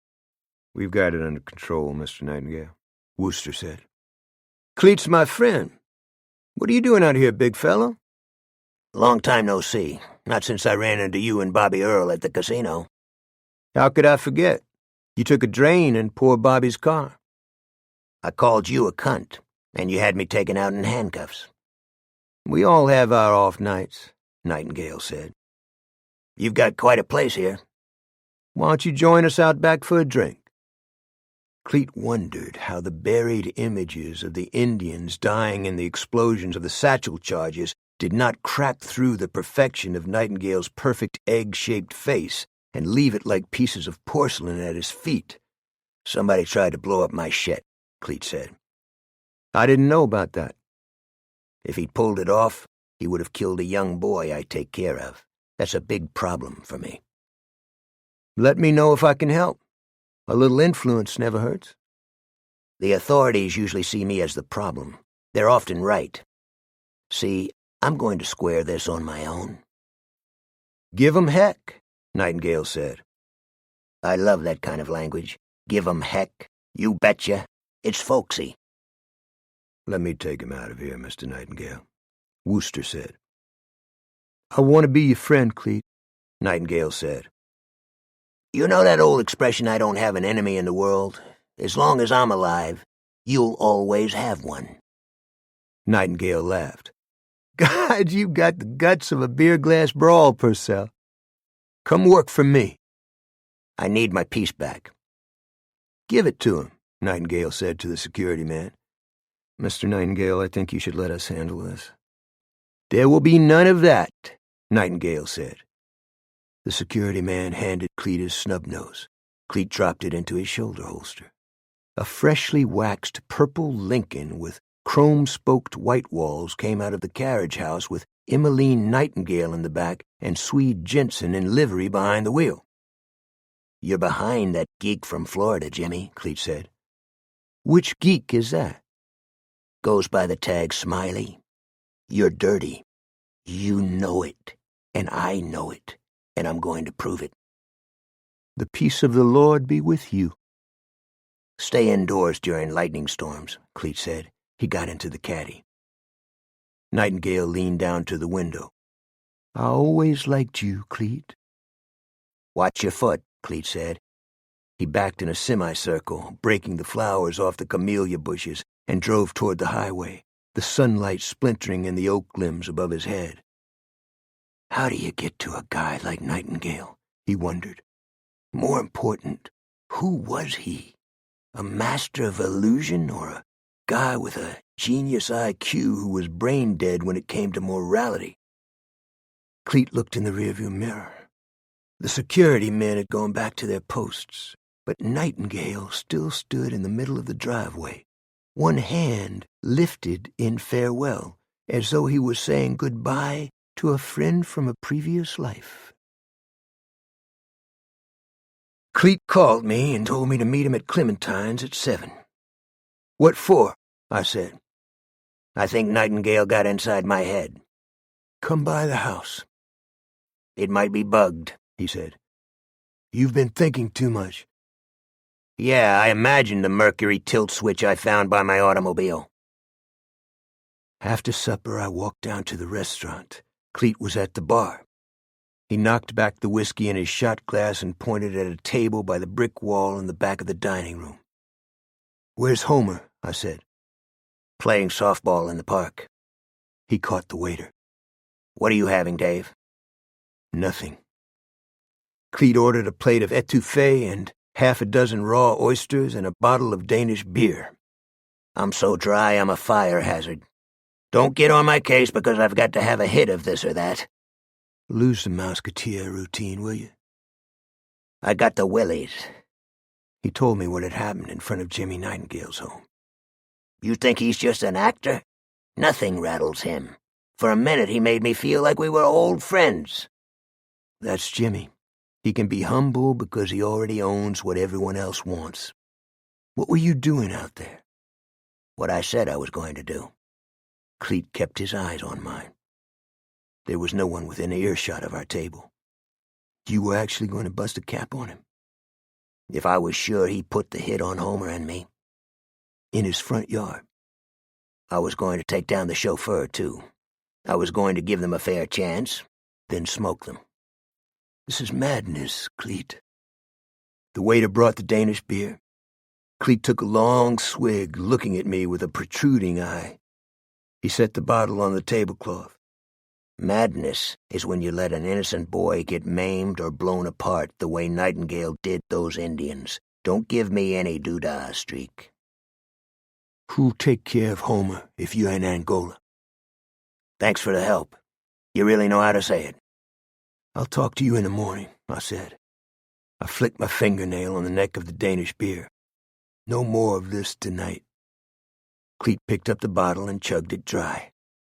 I got up from the table and squeezed his shoulder, then kept going out the door and down the sidewalk in the summer night, the air heavy with the smell of jasmine, the water high and yellow and coursing with organic debris under the drawbridge. For just a fleeting moment, I wished the year were 1862. Chapter 37. Levin Broussard was transferred from custody in Iberia Parish to Jefferson Davis Parish. I did not believe he was guilty of the Kevin Penny homicide, but nonetheless I was glad he was gone, and I hoped that I would not be entangled with him and his wife for a while. That wasn't the way it worked out. Sherry Picard was in my office Thursday morning. I rose from my chair when she entered, but it was hard. "Good morning," I said. "How are you? What brings you to town?" "Nice day." "You speak like you're constipated," she said. "I have a tumor on my vocal cords," I said. "It comes and goes. I've never understood it." "What's with Levin Broussard? Why do you think he confessed?" "Haven't a clue," I said, my face empty. "Good try. He's in your jurisdiction, he's your problem." "I thought he was your friend." "Right now I'm worried about Cleet Purcell. He has a terrible character defect. He's a bad judge of people." I saw the color climb in her face. "I want to speak to Sheriff Swallow." Bang on her door. "Listen." Then I saw her blink, the breath go out of her throat, a tremble in her chin. I lowered my voice. "Look at me, Detective." "Look at you?" she said. "Sometimes I get my head on sideways. I'm reactive. I don't mean it." "I'm tired of getting fucked over," she said. I dropped my eyes. It was an unpleasant moment. Her need was obvious. There is no organizational injustice worse than putting a misogynistic cop or military officer in charge of female personnel. The abuse that follows is immediate, egregious, and cruel to the bone. "Can I ask you something?" I said. "I heard that you called one of your targets in Iraq or Afghanistan a sand nigger." I was mad at Cleet. He kept talking about the mama sign he killed by accident. I told him to let it go. I was deliberately crude about my own history. "You think I'm a racist?" "No." "You want to have lunch?" she said. I opened the bottom drawer in my desk and lifted up a brown paper bag that was folded neatly across the top. Inside I kept a spare rain jacket and hood. Brought my own. "I didn't intend to hurt Cleet. He's a good guy." "So are you," I said. "Oh, yeah?" She touched at a mole on her chin and looked at the ball of her finger. "See you around, hotshot. Keep it in your pants." I watched her walk out the door. I had a feeling that Sherry Picard cast a large net, and maybe that was just my imagination. On a peninsula that extended into the Gulf of Mexico, Chester Wimple followed the Lincoln driven by the chauffeur with peroxided hair that reminded him of popcorn butter. The wind was blowing hard out of the south, the flags on the boathouses and the elevated camps snapping, waves breaking against the chunks of concrete that had been dumped along the banks to keep the peninsula from eroding away. Chester could see Emmeline in the back seat of the Lincoln, in sunglasses, a scarf on her head. The Lincoln turned into a camp at the end of the peninsula, and Emmeline and the chauffeur went inside laughing. At what? Had Chester set the bomb in the Cadillac owned by the fat man, he might have killed a child. That was something to laugh at? No, Emmeline couldn't hurt a child. Not after what she and Chester had suffered in the orphanage in Mexico City. Chester parked his rented car on a lot that had been left deserted after Hurricane Rita wiped out the structure and left little except clusters of banana plants and windmill palms and persimmon trees. Because it was a weekday with a forecast of storms and lightning, few of the other camps were occupied. He got out of his car with his binoculars and Scope 223 carbine and worked his way along the bank until he had a good view of the Lincoln and the camp to the south, backdropped by waves that were swelling higher and higher. The camp had a rustic exterior, with a peaked metal roof and walls made of heavy dark-stained timbers, but the satellite dishes and the propane crab boiler and barbecue pit on the fantail and the sliding glass and gold trim on the doors hinted of the luxury and level of comfort inside. Chester focused his binoculars through the sliding door on the living room. Emmeline was brushing out her hair in front of a mirror. The chauffeur had put on boxer swim trunks and was sitting in a black leather chair, his legs crossed. A clipboard was propped on his knee. He was writing on an index card. He tilted his head one way, then another. No, he was not writing. He was sketching something on the same kind of cards that told Chester who and where his target was. Chester removed the binoculars from his eyes and watched the seagulls dipping out of the wind into the froth, scooping up tiny fish with their beaks. The sky was gray, the clouds torn in strips like a ruined flag. Out on the horizon, he saw a sailboat trying to tack against the storm, the mast bending into the waves.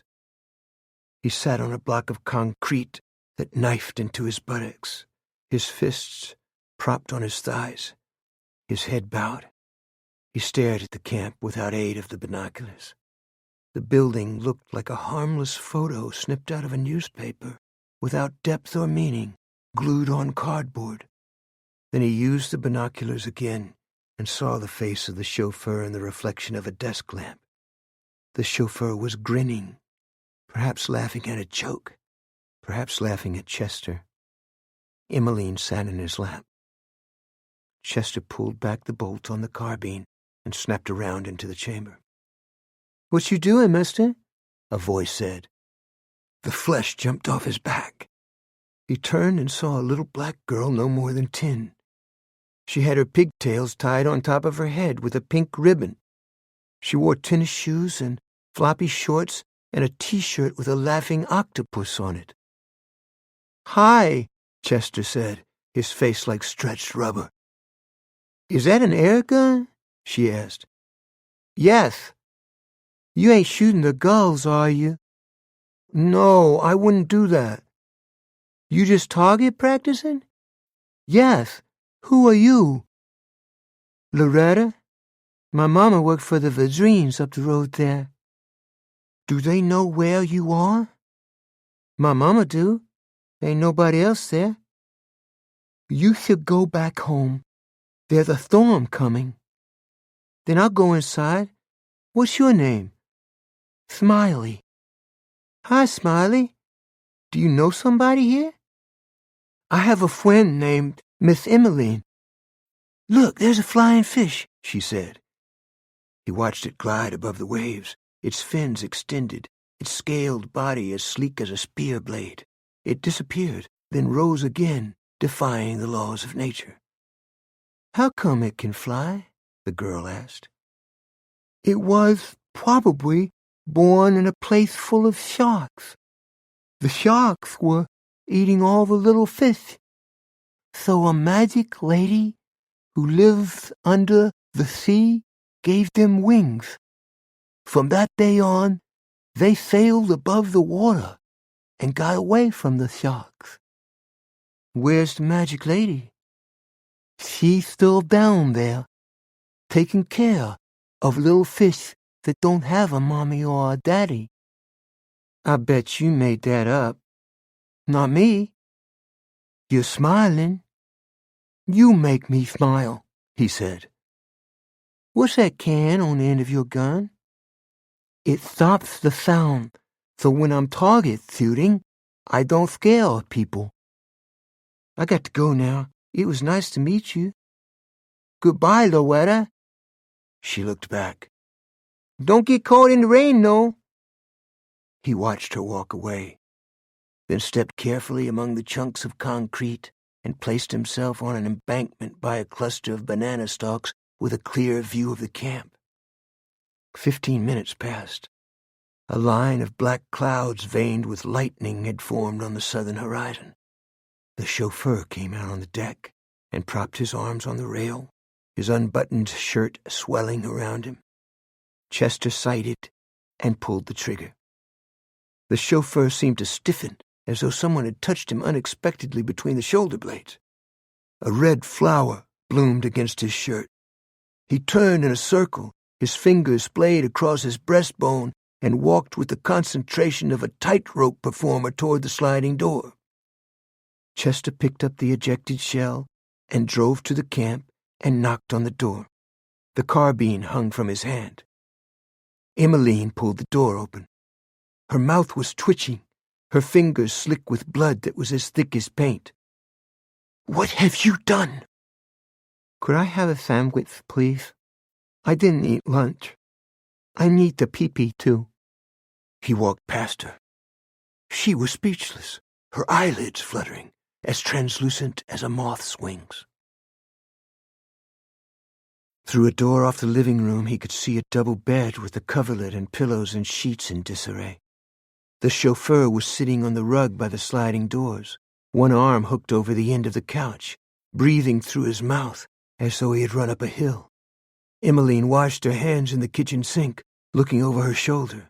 The chauffeur began to moan. "Get the towels out of the bathroom," she said to Chester.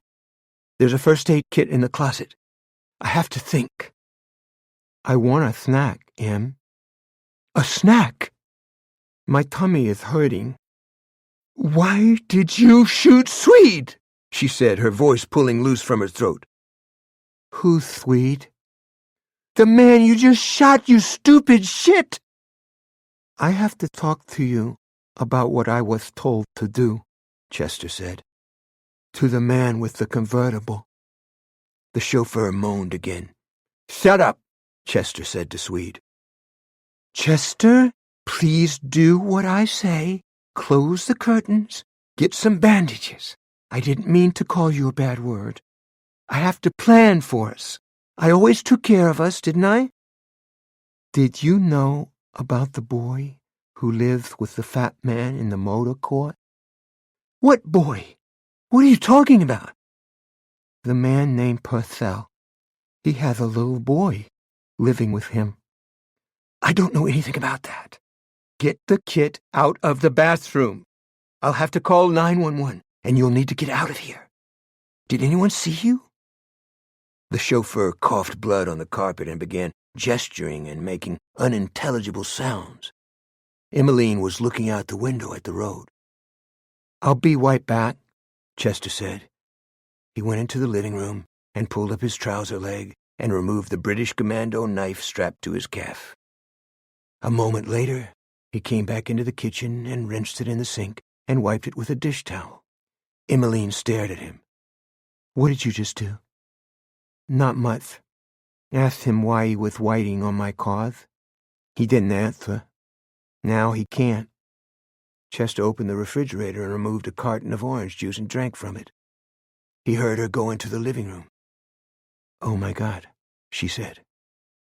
He sat down at the breakfast table, a great fatigue draining through his chest and limbs, the fragmented pieces of his life assembling and reassembling before his eyes.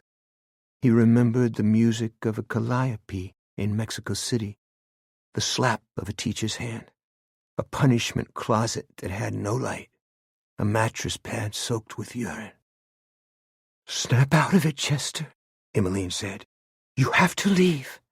I'll call 911 and tell them we had a home invasion. They'll believe me. They think a killer's after Jimmy. Did anyone see you?" "Maybe," he replied. "Maybe isn't good enough." "A little colored girl named Loretta."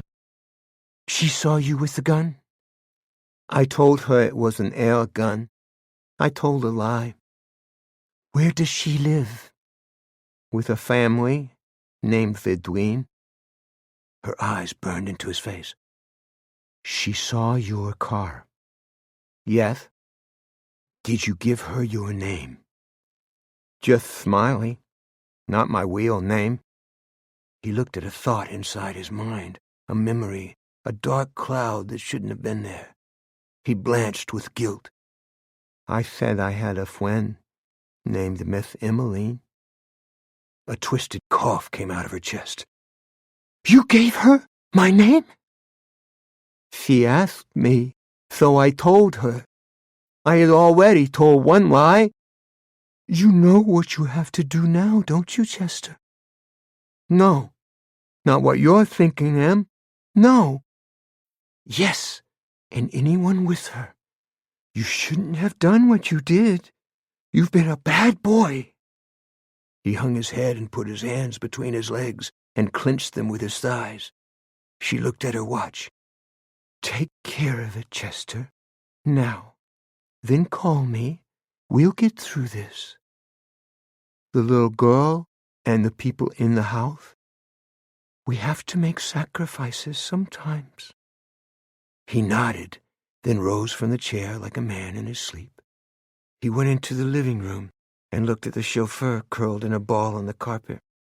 He watched where he stepped and heard the first raindrops of the storm striking the windows and the metal roof and the glass doors, saw the rain denting the waves, swallowing the sky, probably thundering down on a sailboat and crew that were trying to reach the shore.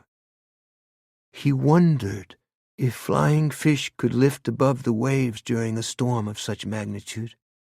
He wished a whirlpool would form around him and this house and Emmeline and suck them under the sea.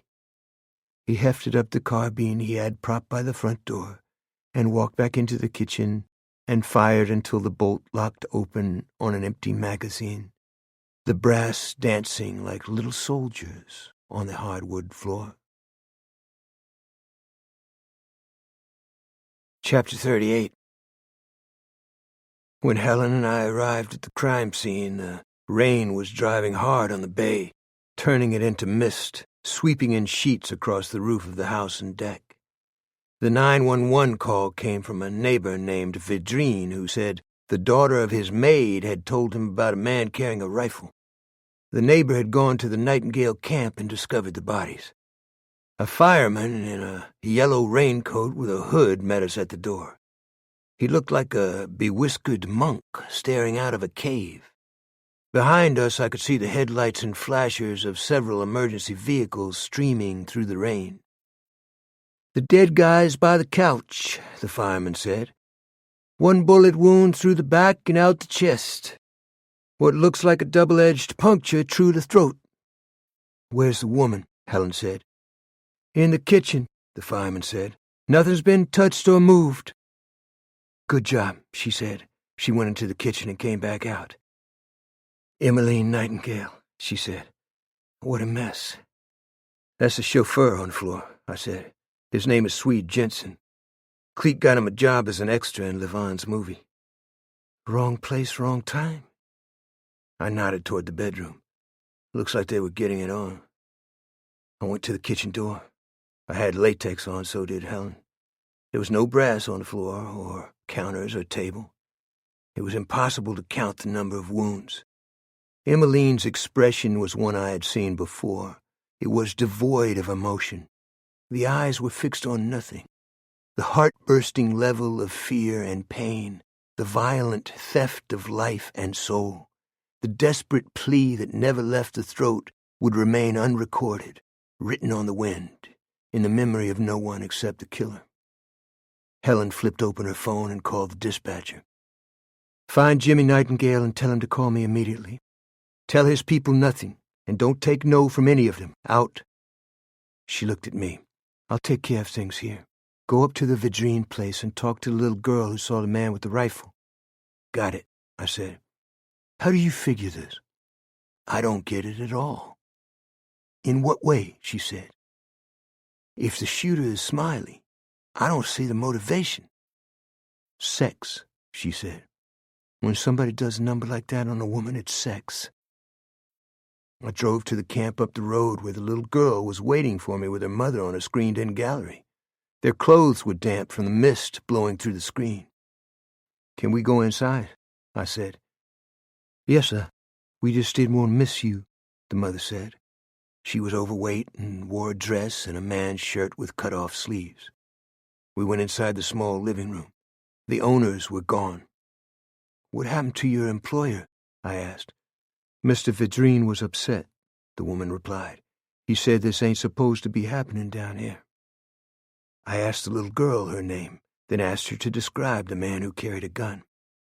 His mouth was real red, she said. His name was Smiley.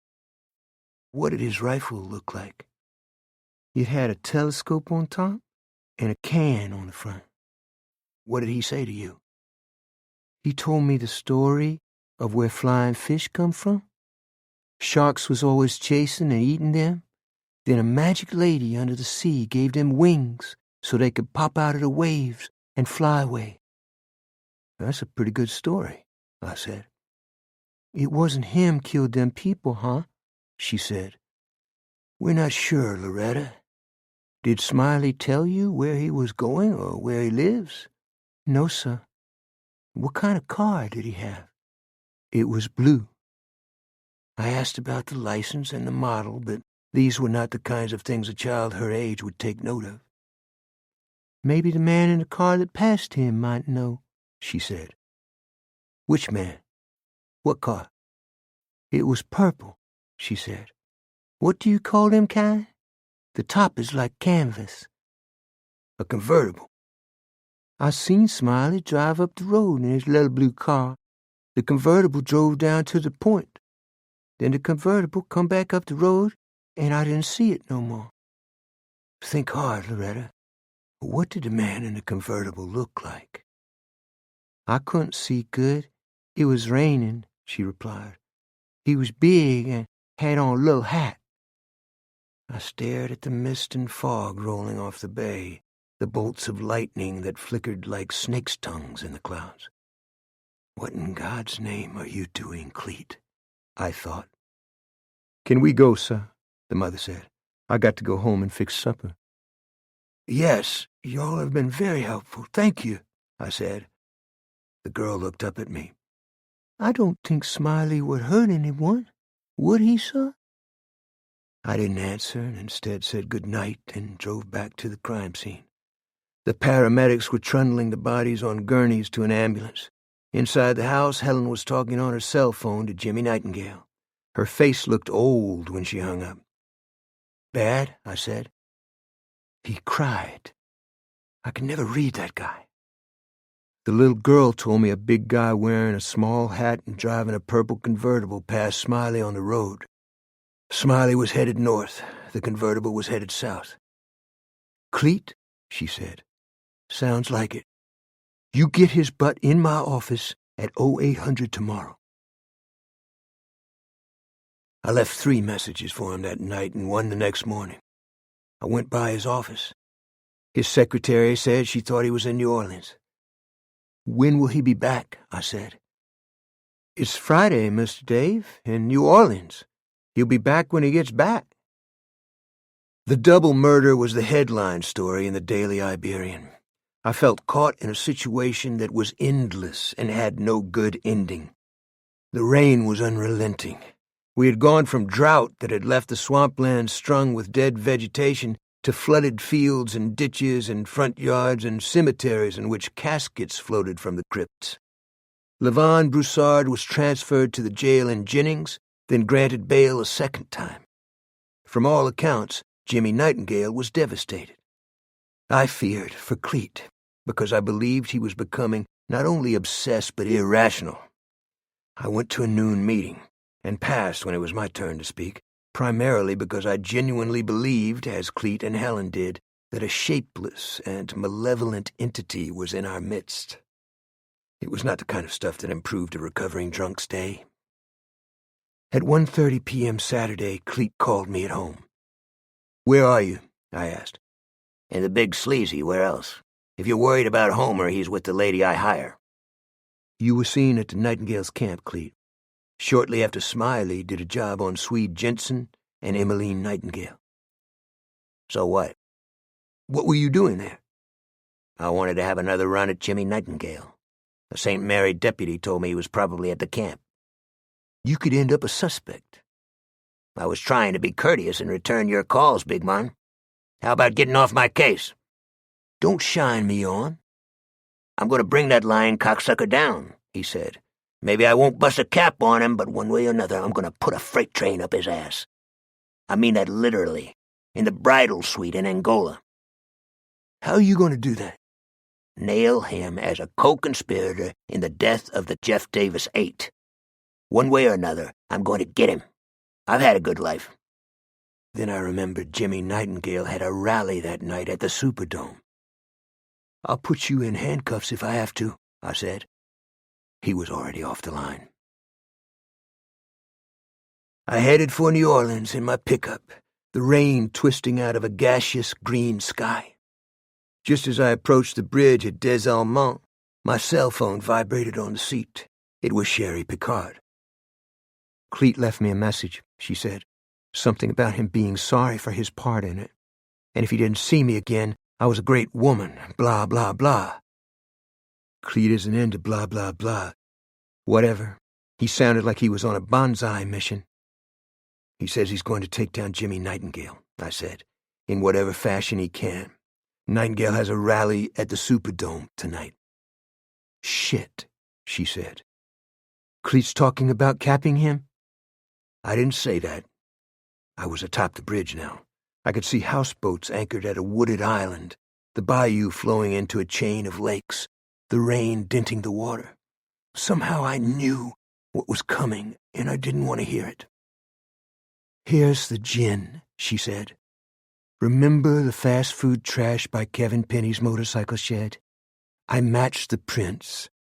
They belonged to Rowena Broussard. I thought she wasn't in the system. She visited her husband when he was temporarily locked up.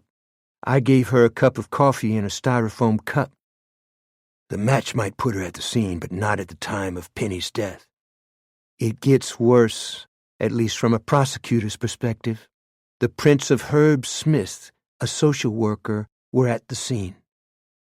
I don't remember the name, I said. It doesn't matter. His niece was one of the Jeff Davis 8. Starting to get the picture? You think Rowena did it, but there's no way she'll be convicted? That's right. And Levon won't either, because people around here think he walks on water? You got it. What does this have to do with Cleet? I asked. He's convinced himself Jimmy Nightingale is partly responsible for the Jeff Davis 8 and for Penny's death and for the attempt to put a bomb in his car. I don't think Nightingale has anything to do with any of it. I wouldn't rule Nightingale out, Miss Sherry, at least not entirely. Lose the Gone with the Wind stuff, will you? I can't take that plantation cutesy talk. You know who else told me that? I asked. No. Rowena Broussard, I said. See you at the Dome, hotshot. For 5 days in August 2005, the Superdome had been shelter for more than 30,000 people during and after Hurricane Katrina. Do not let the term shelter mislead you. The dome became an introduction to hell on earth. The storm stripped off huge chunks of the roof. The power and water supply failed. Toilets and urinals overflowed and layered the floors with feces. The food in the refrigerators rotted. The heat and humidity and stench caused television reporters to gag on camera. Every inch of concrete surrounding the dome was covered with garbage, clothing, and people sweltering under a white sun. Black people who tried to leave the area by crossing the Danziger Bridge were shot by police officers. One of those who died was a mentally disabled man. But our excursion into the Garden of Gethsemane had slipped into history. The incompetence and cynicism and villainy of its perpetrators largely unpunished. The bravery and self-sacrifice of its heroes, such as the United States Coast Guard, largely unremembered. Jimmy's rally was more like Mardi Gras than a political event. even though most of the crowd knew about the murder of his sister. The purple and green columns of light surrounding the dome were an ode to the ancient world, a pagan display presided over by a rotund and garlanded and sybaritic man who understood his constituency's love of shared power and empire and blood sports and the opportunity to participate and glory in them. I called Cleet and went directly to voicemail. Dixieland bands played outside and inside the dome, the musicians in candy-striped jackets and straw boaters, their smiles frozen like ceramic dolls. Tens of thousands filled the seats and aisles and corridors. The concession stands were heaped with Cajun and Creole cuisine. Draft beer was $10 a cup, and a double-shot cocktail was $14.50. Jimmy Nightingale T-shirts and caps were everywhere. The ammonia smell of urinated beer bloomed from the men's rooms. By the time Jimmy mounted the stage, the crowd had doubled, and the air was filled with an electric haze and a growing feral odor from the press of bodies in the corridors and aisles. Jimmy was dressed in mourner's black, but through the tiny binoculars I carried, I could see a flag pin on his lapel and sequins that had been sprayed on his hand-tooled boots and his gold cufflinks that were the size of quarters. His incarnations were endless, like Proteus rising from the sea. In this instance, he vulgarized his own image and yet did it with elegance. His short-brimmed Stetson, one he never wore in Franklin, hung from his hand. His expression was neither somber nor celebratory. He gazed silently at the crowd, bathed in light, his posture and trim physique and resolute manner heartbreaking, considering the loss he had just incurred. All sound and motion in the dome seemed to slow like a film winding down, then stop. Even the beer vendors in the aisles were motionless, their box-like trays suspended painfully from their necks. "I want to thank you," Jimmy said, a tremble in his voice. "I cannot express how much I appreciate your being here. You are the finest people I have ever known. God bless each and every one of you." The stage lights were pointed up into his face, giving it the angular splendor of a Byzantine saint. One by one, the audience members came to their feet, applauding lightly at first, then breaking into an ovation that shook the building. Tears slid down both his cheeks. Then Jimmy did something I never saw coming. He went to the back of the platform and motioned for a man to join him. Even the audience seemed stunned. A gaunt figure whose plastic surgery had failed him was being raised from the dead, a modern Lazarus dragged against his will into the light, all his sins forgiven. Even he did not seem to understand his good fortune. He raised one hand timidly, as though afraid of the response. The audience was transfixed and did not know what to do. Jimmy lifted a microphone from a stand. "Many of us take different roads in our struggle to keep our country free and pure and unsullied by the millions crossing our borders. Bobby Earl loves his country and the traditions for which our brave fighting men and women have shed their blood. We help the poor, the immigrant who honors our laws, the destitute and downtrodden, but we do not let others rob us of our heritage and birthright. Bobby Earl devoted his life to an honorable cause, and we will not be party to the political correctness that condemns a man because he speaks his mind and practices the freedoms guaranteed him by the First Amendment. Bobby is a good man, a Christian, and a patriot. Let's give him the credit he deserves, and to hell with the people who don't like it. I'm proud to call Bobby Earl my friend." One heartbeat later, someone let loose with a rebel yell, and the entire place went crazy. That was when I saw Cleet Purcell standing in a doorway that led to the concourse. He was eating a hot dog, wiping his mouth with a paper napkin as he chewed. My cell phone vibrated in my pocket. I looked at the caller ID and put the phone to my ear. "This is Dave." "I'm in the dome," Sherry Picard said, Have you found Cleet? I just saw him. He went into the concourse. I'm walking there now. Before you hang up, I have to ask you a question. Go ahead. How does a woman the size of Rowena Broussard take down a guy like Penny? Succinylcholine. Say again? It paralyzes the muscles. Somebody shot a hypodermic load of it into his system. Rowena was a nurse in South America, wasn't she? Those lefties are a howl. Cleet fought for the leftists in El Sal. I gave him a dispensation. Stay away from this person, I thought.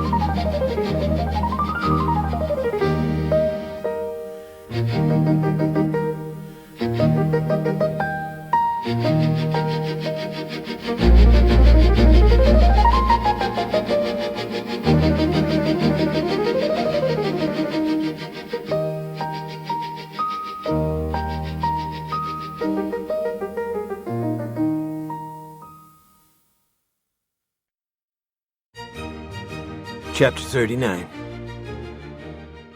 Cleet left the concourse and worked his way to the other side of the dome, hoping to come up on the backside of the stage. If he could make it that far, he was going to walk onto the stage. It was undignified, self-abasing, and maybe the act of a public fool. What did it matter?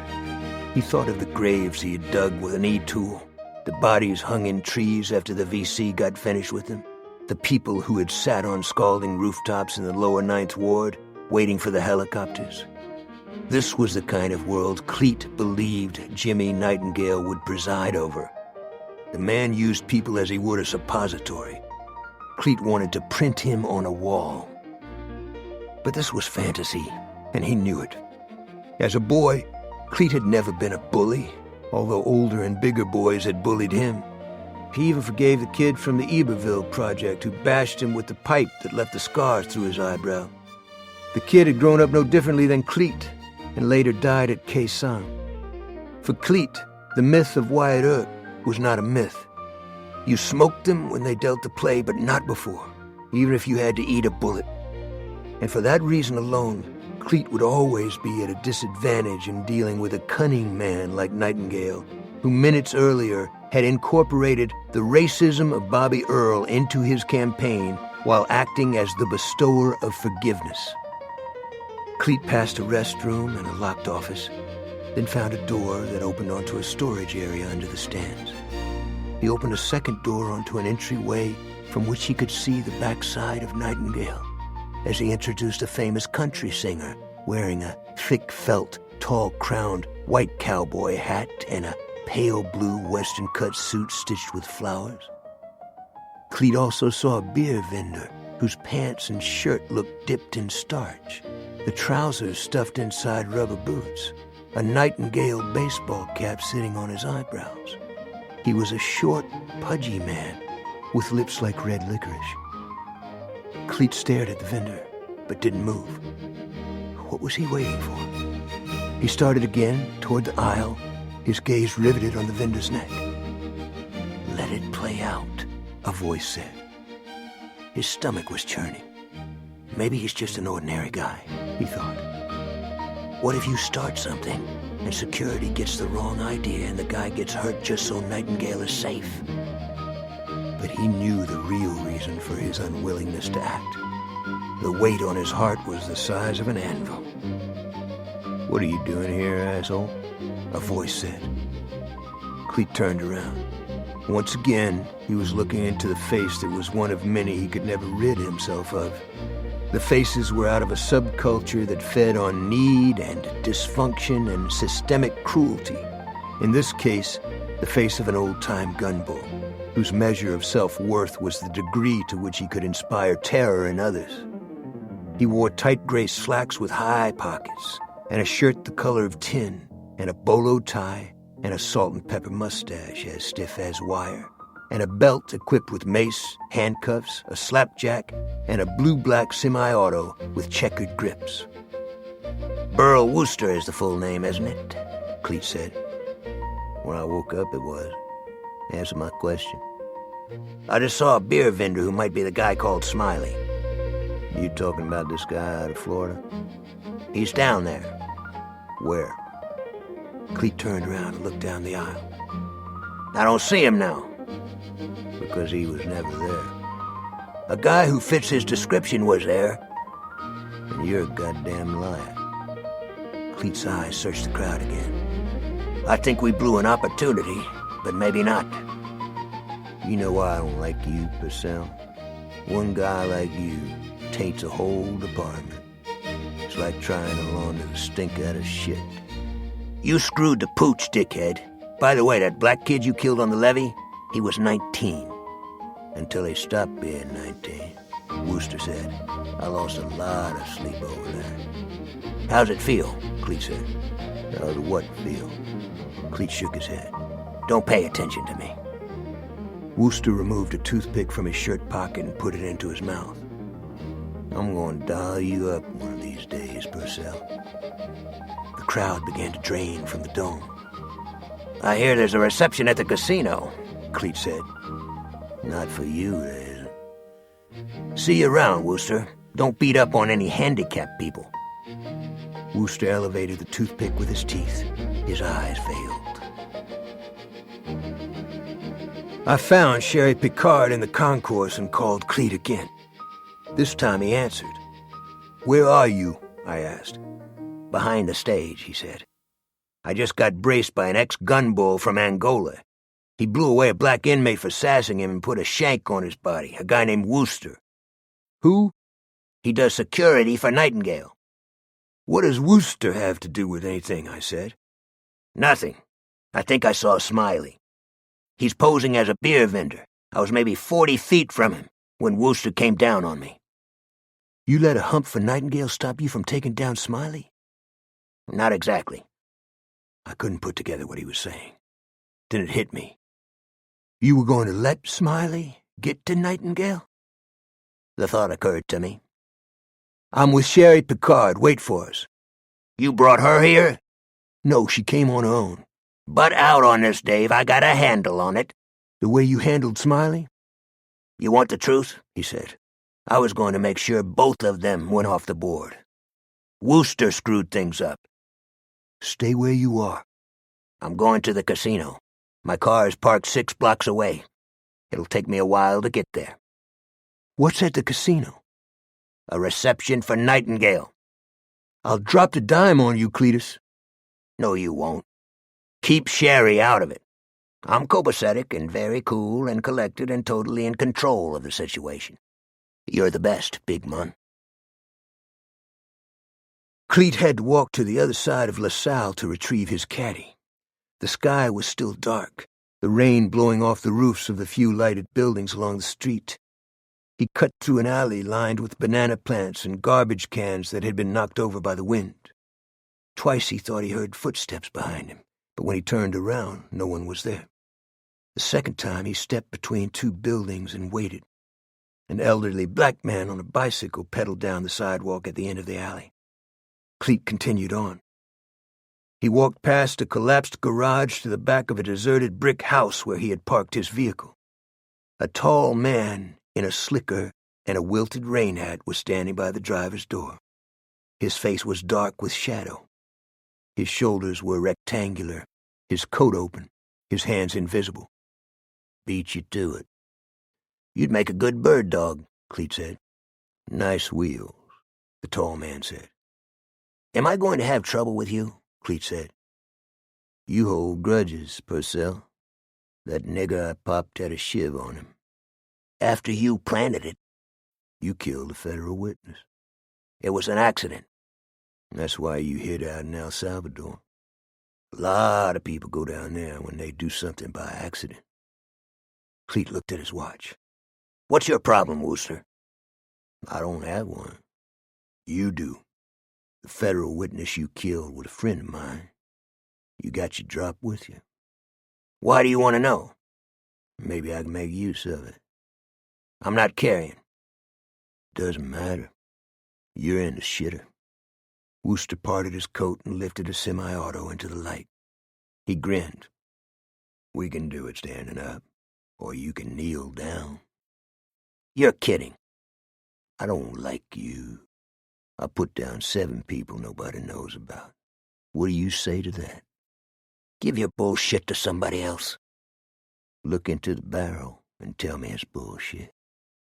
"What do you get out of it?" "Kicks." "A guy like you does nothing for kicks except maybe standing in line to fuck your mother." "Later tonight after you're dead, I'm going to get laid. Think about that."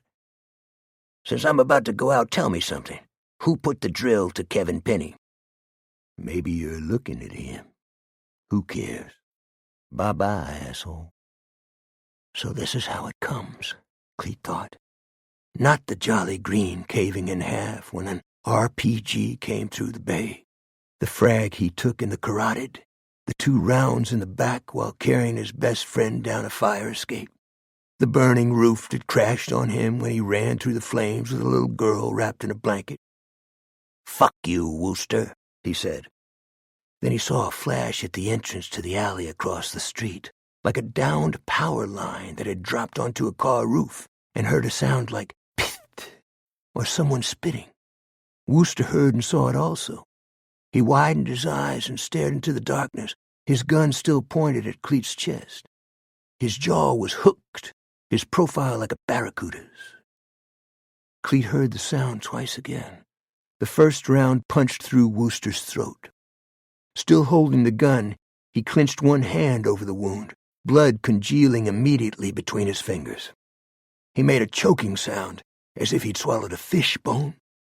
The second round made a hole less than the diameter of a pencil above his eyebrow, as though a bug had settled on it and exited the back of his head cleanly and knocked out a window in a garage. He fell into a greasy pool of water, curled in an embryonic position, the rain falling in his eyes.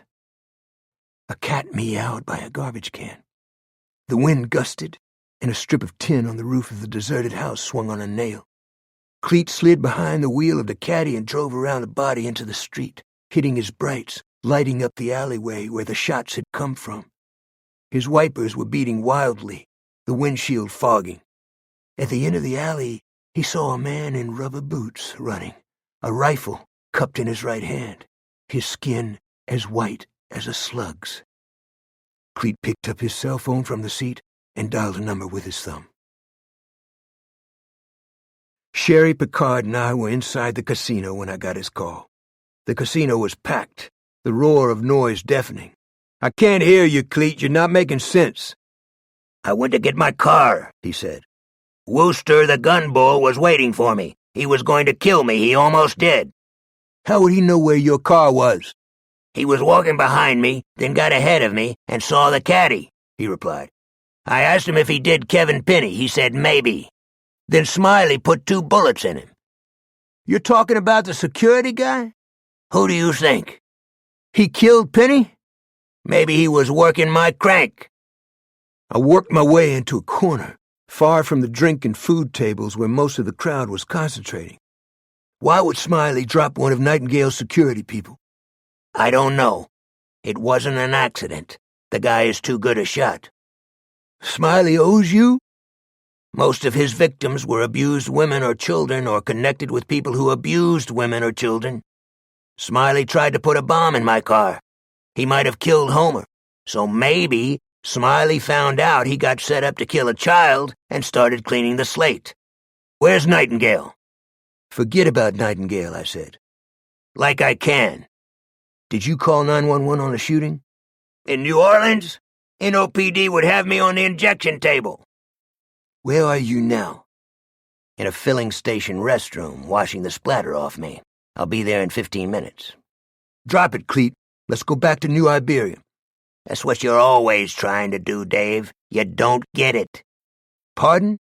"The place you remember isn't there," he said. "There are no safe places anymore. Everyone knows that except you." No, everyone did not. I had at least one partner in my grand illusion about the relativity of time and the melding together of the past and present and future, and the possibility that the dead are still with us, like the boys in Butternut marching through the flooded cypress at Spanish Lake, and the slaves who beckon us to remove the chains that bind them to the auction block, and all the wandering souls who want to scratch their names on a plaster wall so someone will remember their sacrifice, the struggle that began with the midwife's slap of life and their long day's journey into the grave. I think madness is a matter of definition, but if you are afflicted by it, you thank God for those who share it with you. And that was why I was always drawn to Levon Broussard, and paradoxically to Jimmy Nightingale. Neither accepted the world as it is, and neither was entirely rational.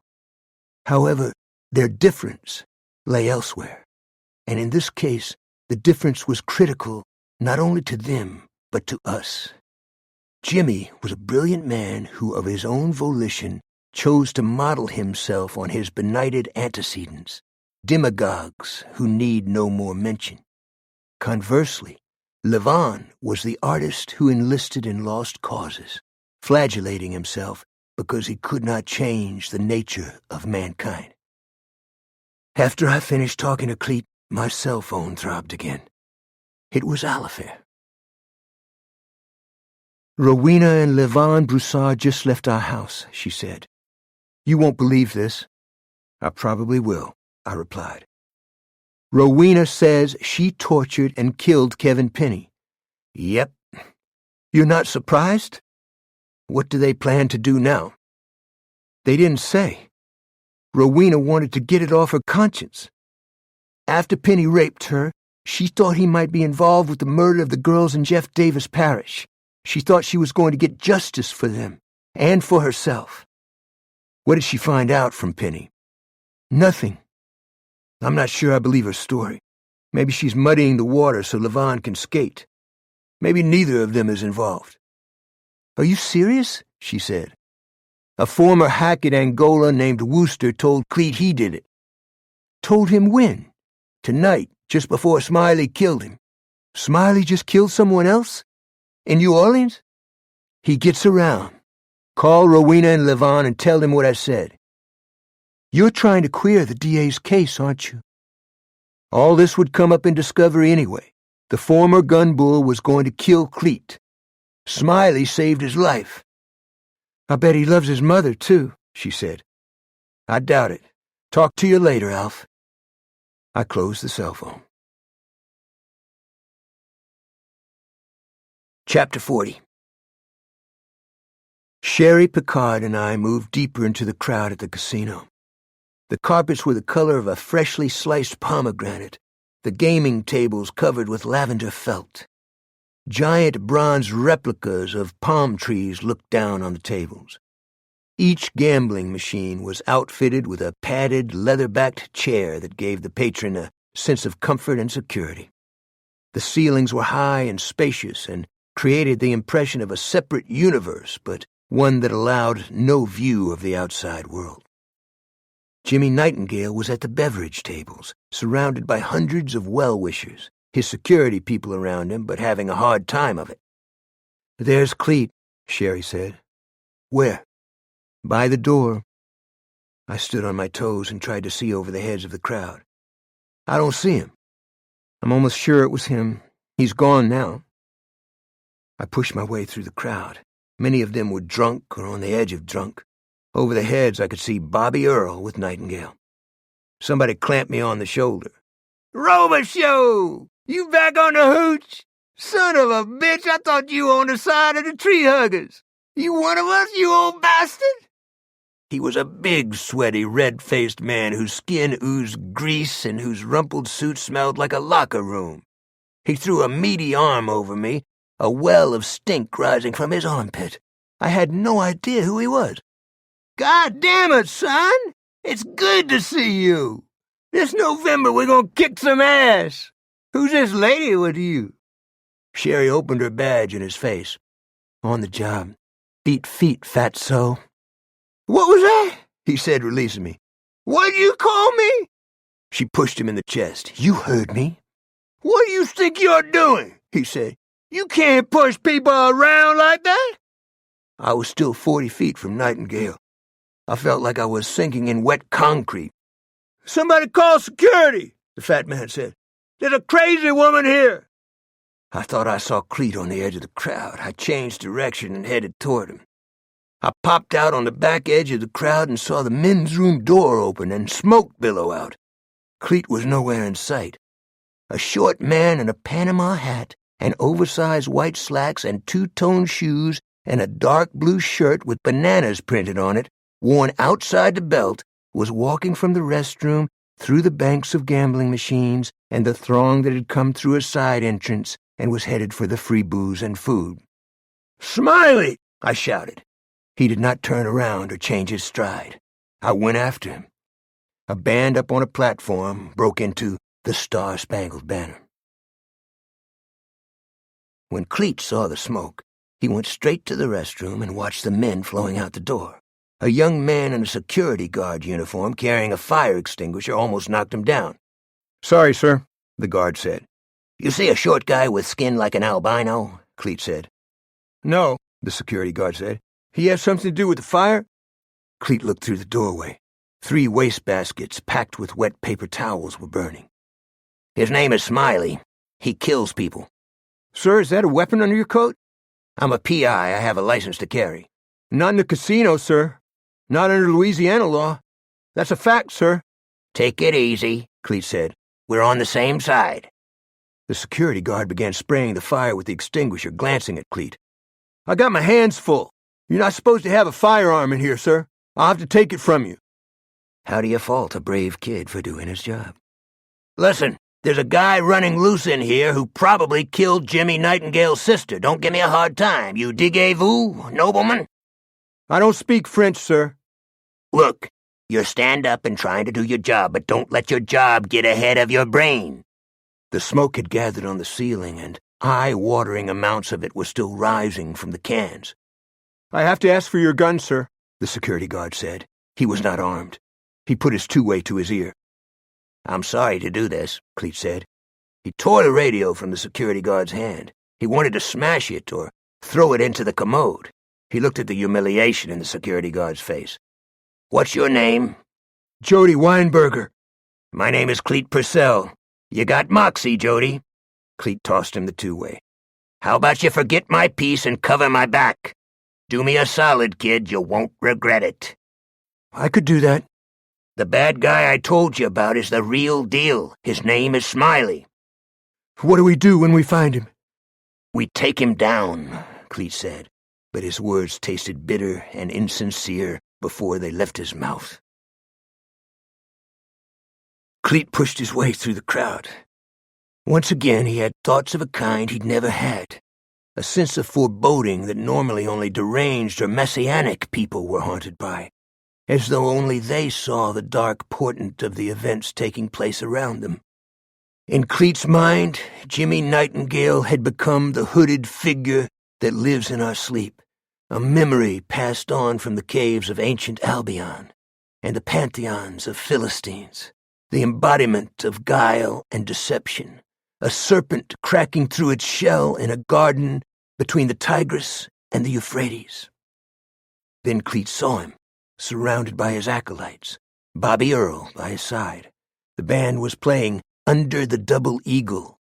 Amid the meretricious decor of the casino, Nightingale's face was suffused with the soft, buttery glow of a gold coin. Bobby Earl's hand rested on his shoulder. Cleet had never hated a man as much as Nightingale. He longed for the excuse to free his snub-nose from his holster and in a blaze of bullets free the world forever of the creature he was sure the Bible warned us about. He looked over his shoulder. Jody Weinberger was right behind him, his youthful, trusting face expectant, his eyes fixed on Cleet's. "Shouldn't we warn Mr. Nightingale?" Jody said. On the far side of a craps table, Cleet saw a man in a Panama hat and a loud shirt, his arms like rolls of sourdough, his head tilted down, his expression concealed. "Can you answer me, Mr. Purcell?" the security guard said. "Maybe we should call it in. Sir, we've got to do something, or I've got to call for help." I felt as though I were in a mob of revelers at a public execution. The fat man who had clamped my shoulder was still with us, leading 2 security guards, pushing people out of his way. "There she is!" he shouted. "Impersonating a police officer!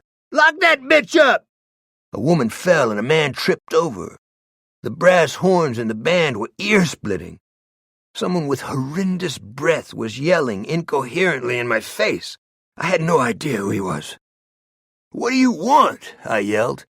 "My wife is having a heart attack," he said. He looked around desperately. "Help me get her out of here." "I'm sorry, I can't help you," I said. Sherry grabbed my arm. "Look, on the other side of the craps table, the guy in the Panama hat. Is that him?" Smiley was standing alone, as though no one was in the building except him and Jimmy Nightingale. I saw him reach into his right-hand pocket. I began fighting my way toward him. It was like swimming with a bag of rocks strapped on my back. Cleet saw Smiley moving toward Jimmy Nightingale and Bobby Earl, a hand in his pocket, a sweet look on his face. Cleet reached inside his coat for his snub-nose. but he didn't pull it from its holster. "Is that him, Mr. Purcell?" Jody said. "Is that him? What are you waiting on, sir?" "Let it happen," her voice said. "You're not God." "You got to, Mr. Purcell," Jody said. "Got to do what?" Cleet replied, as though drugged.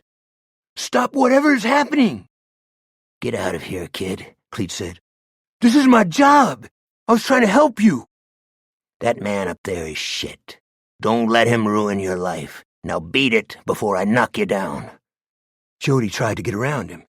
Cleet hit him in the chest with an elbow, then saw Smiley ease a small revolver from his pocket and lower it by his thigh and begin walking rapidly toward Nightingale. Cleet burst from the crowd and crashed through Jimmy Nightingale's security people, his gun falling from its holster. He tackled Jimmy and slammed him to the carpet just as Smiley fired one shot, then a second one. Cleet could hear the breath wheeze out of Jimmy's chest and feel the spray of spittle on his cheek. When Jimmy tried to get up, Cleet mashed his head into the carpet with a forearm. The casino turned into bedlam. Everyone around Sherry and me either ran for the exits or cowered on the floor. Sherry squatted behind me, pulling a revolver from an ankle holster, trying to see beyond the beverage table where Cleet and Jimmy Nightingale were. She pushed past me, touching my shoulder to steady herself, her face tight and pale, like that of someone looking into an Arctic wind. I stood up next to her, my 9mm in my hand. "You see him?" I asked. "Who?" she said. "Smiley." "No." "Circle to the left, I'll go right," I said. "Roger that." Then she said, "Oh, fuck." "What do you see?" I said. "That kid. He's got a gun. He looks like he's about to piss his pants." Amid the sea of people on the floor, we saw a young security guard walking toward the drink and food tables. He was pointing a white-handled, snub-nosed revolver, a .38 with both arms extended in front of him.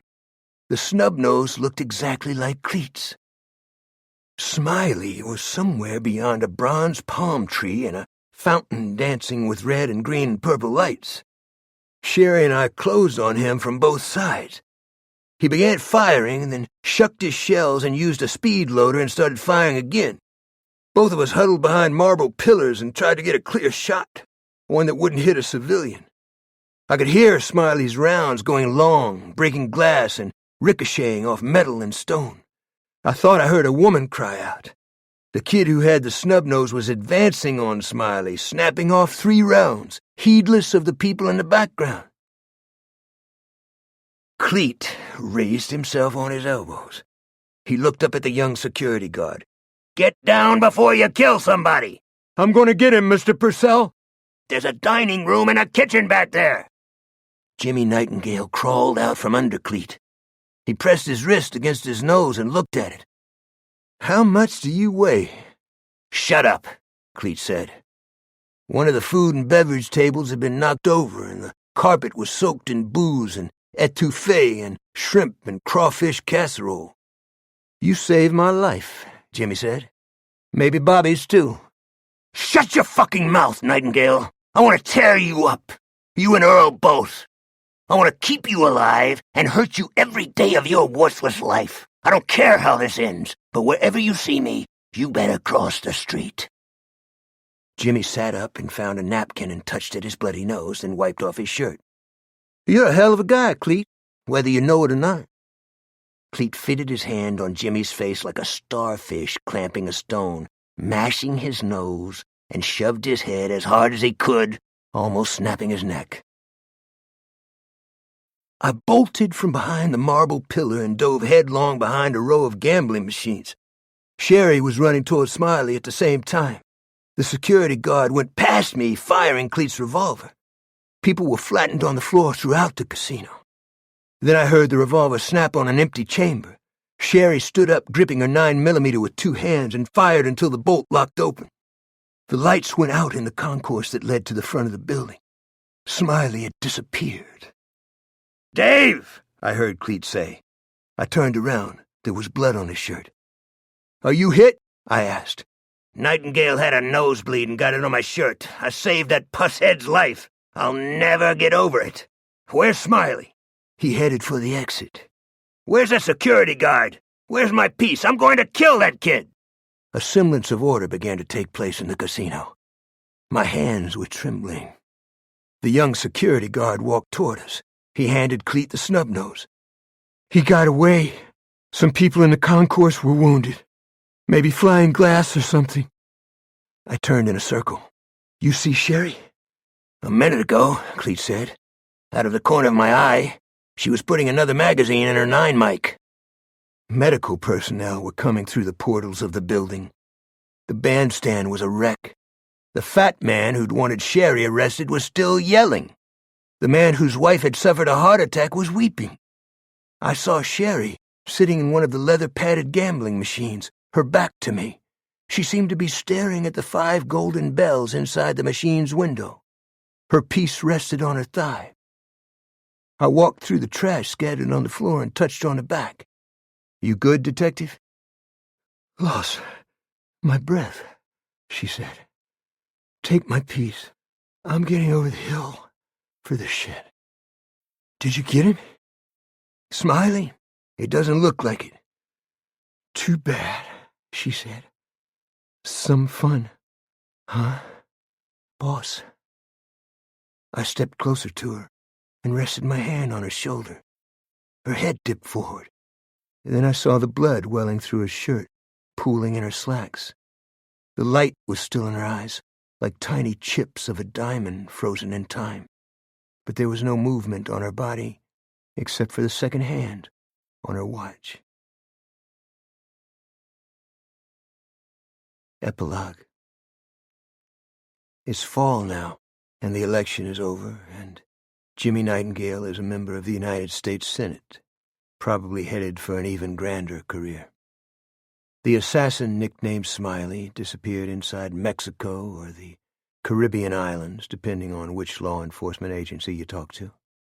For many legal reasons, neither Levon nor Rowena Broussard ever stood trial for the death of Kevin Penny. But the real reason was that nobody cared. In fact, Levon and Rowena adopted Homer. I knew the truth about Rowena's culpability, but I joined ranks with those who looked the other way. Perhaps I've become a cynic. Or better said, I've learned to let the season have its way, to not fight against the pull of the earth and the tidal movements of the oceans and the admonitions that the race is not to the swift and that the earth abides forever. Cleet had saved the life of a man he hated and may have contributed to the ascendancy of a man who would write his name on the clouds in the worst possible way. In the meantime, a brave woman lost her life from a bullet that ballistics proved to have ricocheted from Cleet's snub-nose. Although exonerated, the boy who fired the round will probably live with guilt the rest of his life. Whenever Cleet and I are in New Orleans, we ask him to dinner. He never accepts the invitation. I visit Molly's grave, and I try to financially help the widow of T.J. D'Artez. I sleep little, welcome each dawn, and bring Snugs and Monty Coon into the house and feed them no matter how muddy they are. Through the summer, I watched the completion of Levon's film, and in December, Alifair and I went to see its screening in Los Angeles. I had a strange experience in the theater. To this day, I cannot explain it. The scene was on Beauregard's left flank on a gray spring dawn outside the settlement known as Shiloh Church. The actors wore faded butternut, some with gold or blue piping, and were crouched among hemlock trees, looking up a hill where Yankee artillery was already in place, loaded with grape and chain and canister and exploding shells. The crews de-elevating in anticipation of the Confederate charge. There could be no doubt about the outcome. The commanding Confederate officer, a purple plume in his hat, rode his horse up and down a shallow creek with his sword drawn. "No matter what happens, boys, form on me," he said. "You're men of the South. Be not afraid. God and our people are with you." Drummer, begin your beat. The entire regiment rose to its feet, and a boy not over 12, the one I'd seen splashing his way through the shallows at Spanish Lake, began a ragged cadence that set the regiment in motion like stick figures lurching unsteadily into a wind, their faces white, their equipment banging, some of them barefoot. Halfway up the hill, the artillery crews at the top of the slope fired in sequence down the line, like a string of giant firecrackers, then reloaded and fired at will. The slaughter was immediate. The slope was blanketed with fog, the air filled with the rebel yell, a fox call that sounded like "hoo, hoo, hoo." The green of the hillside and the wildflowers slick with gore. The aggregate of smoke and dust and river mist seemed filled with bolts of lightning, as though a thunderstorm from heaven had lost its way and descended upon the earth. Inside the smoke, the battle flag of Granny Lee flipped back and forth on a staff, barely visible against a pale sun, its cloth rent with grape shot. The commanding officer was still seated on his horse, his plumed hat on the point of his sword, shouting, "Don't falter, boys! We've got them, by God! Just a little farther! Form on me!" The drummer boy and most of the others died or were wounded in under 10 minutes. Was this magnificent and tragic ordeal one that could compare to Golgotha, the manufacture of evil men who wanted to keep our brothers and sisters enslaved? I will never believe that. I think of each dawn as a gift, and I try to remember that the horns blowing along the road to Roncesvalles save us from ourselves and the curse of mediocrity.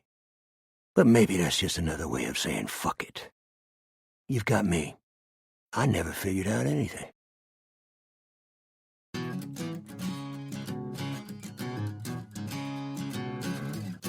Robicheaux, a novel, was written by James Lee Burke and read by Will Patton. It was recorded by Noriko Okabe and Ryan Lissy at Simon & Schuster in New York. Editing and post-production by Mike DeCino for Common Mode. Terry Hogan was the mix engineer. The associate producer was Elliot Rombach. Robicheaux was produced and directed by Christina Zarafanidis. This has been a presentation of Simon & Schuster Audio.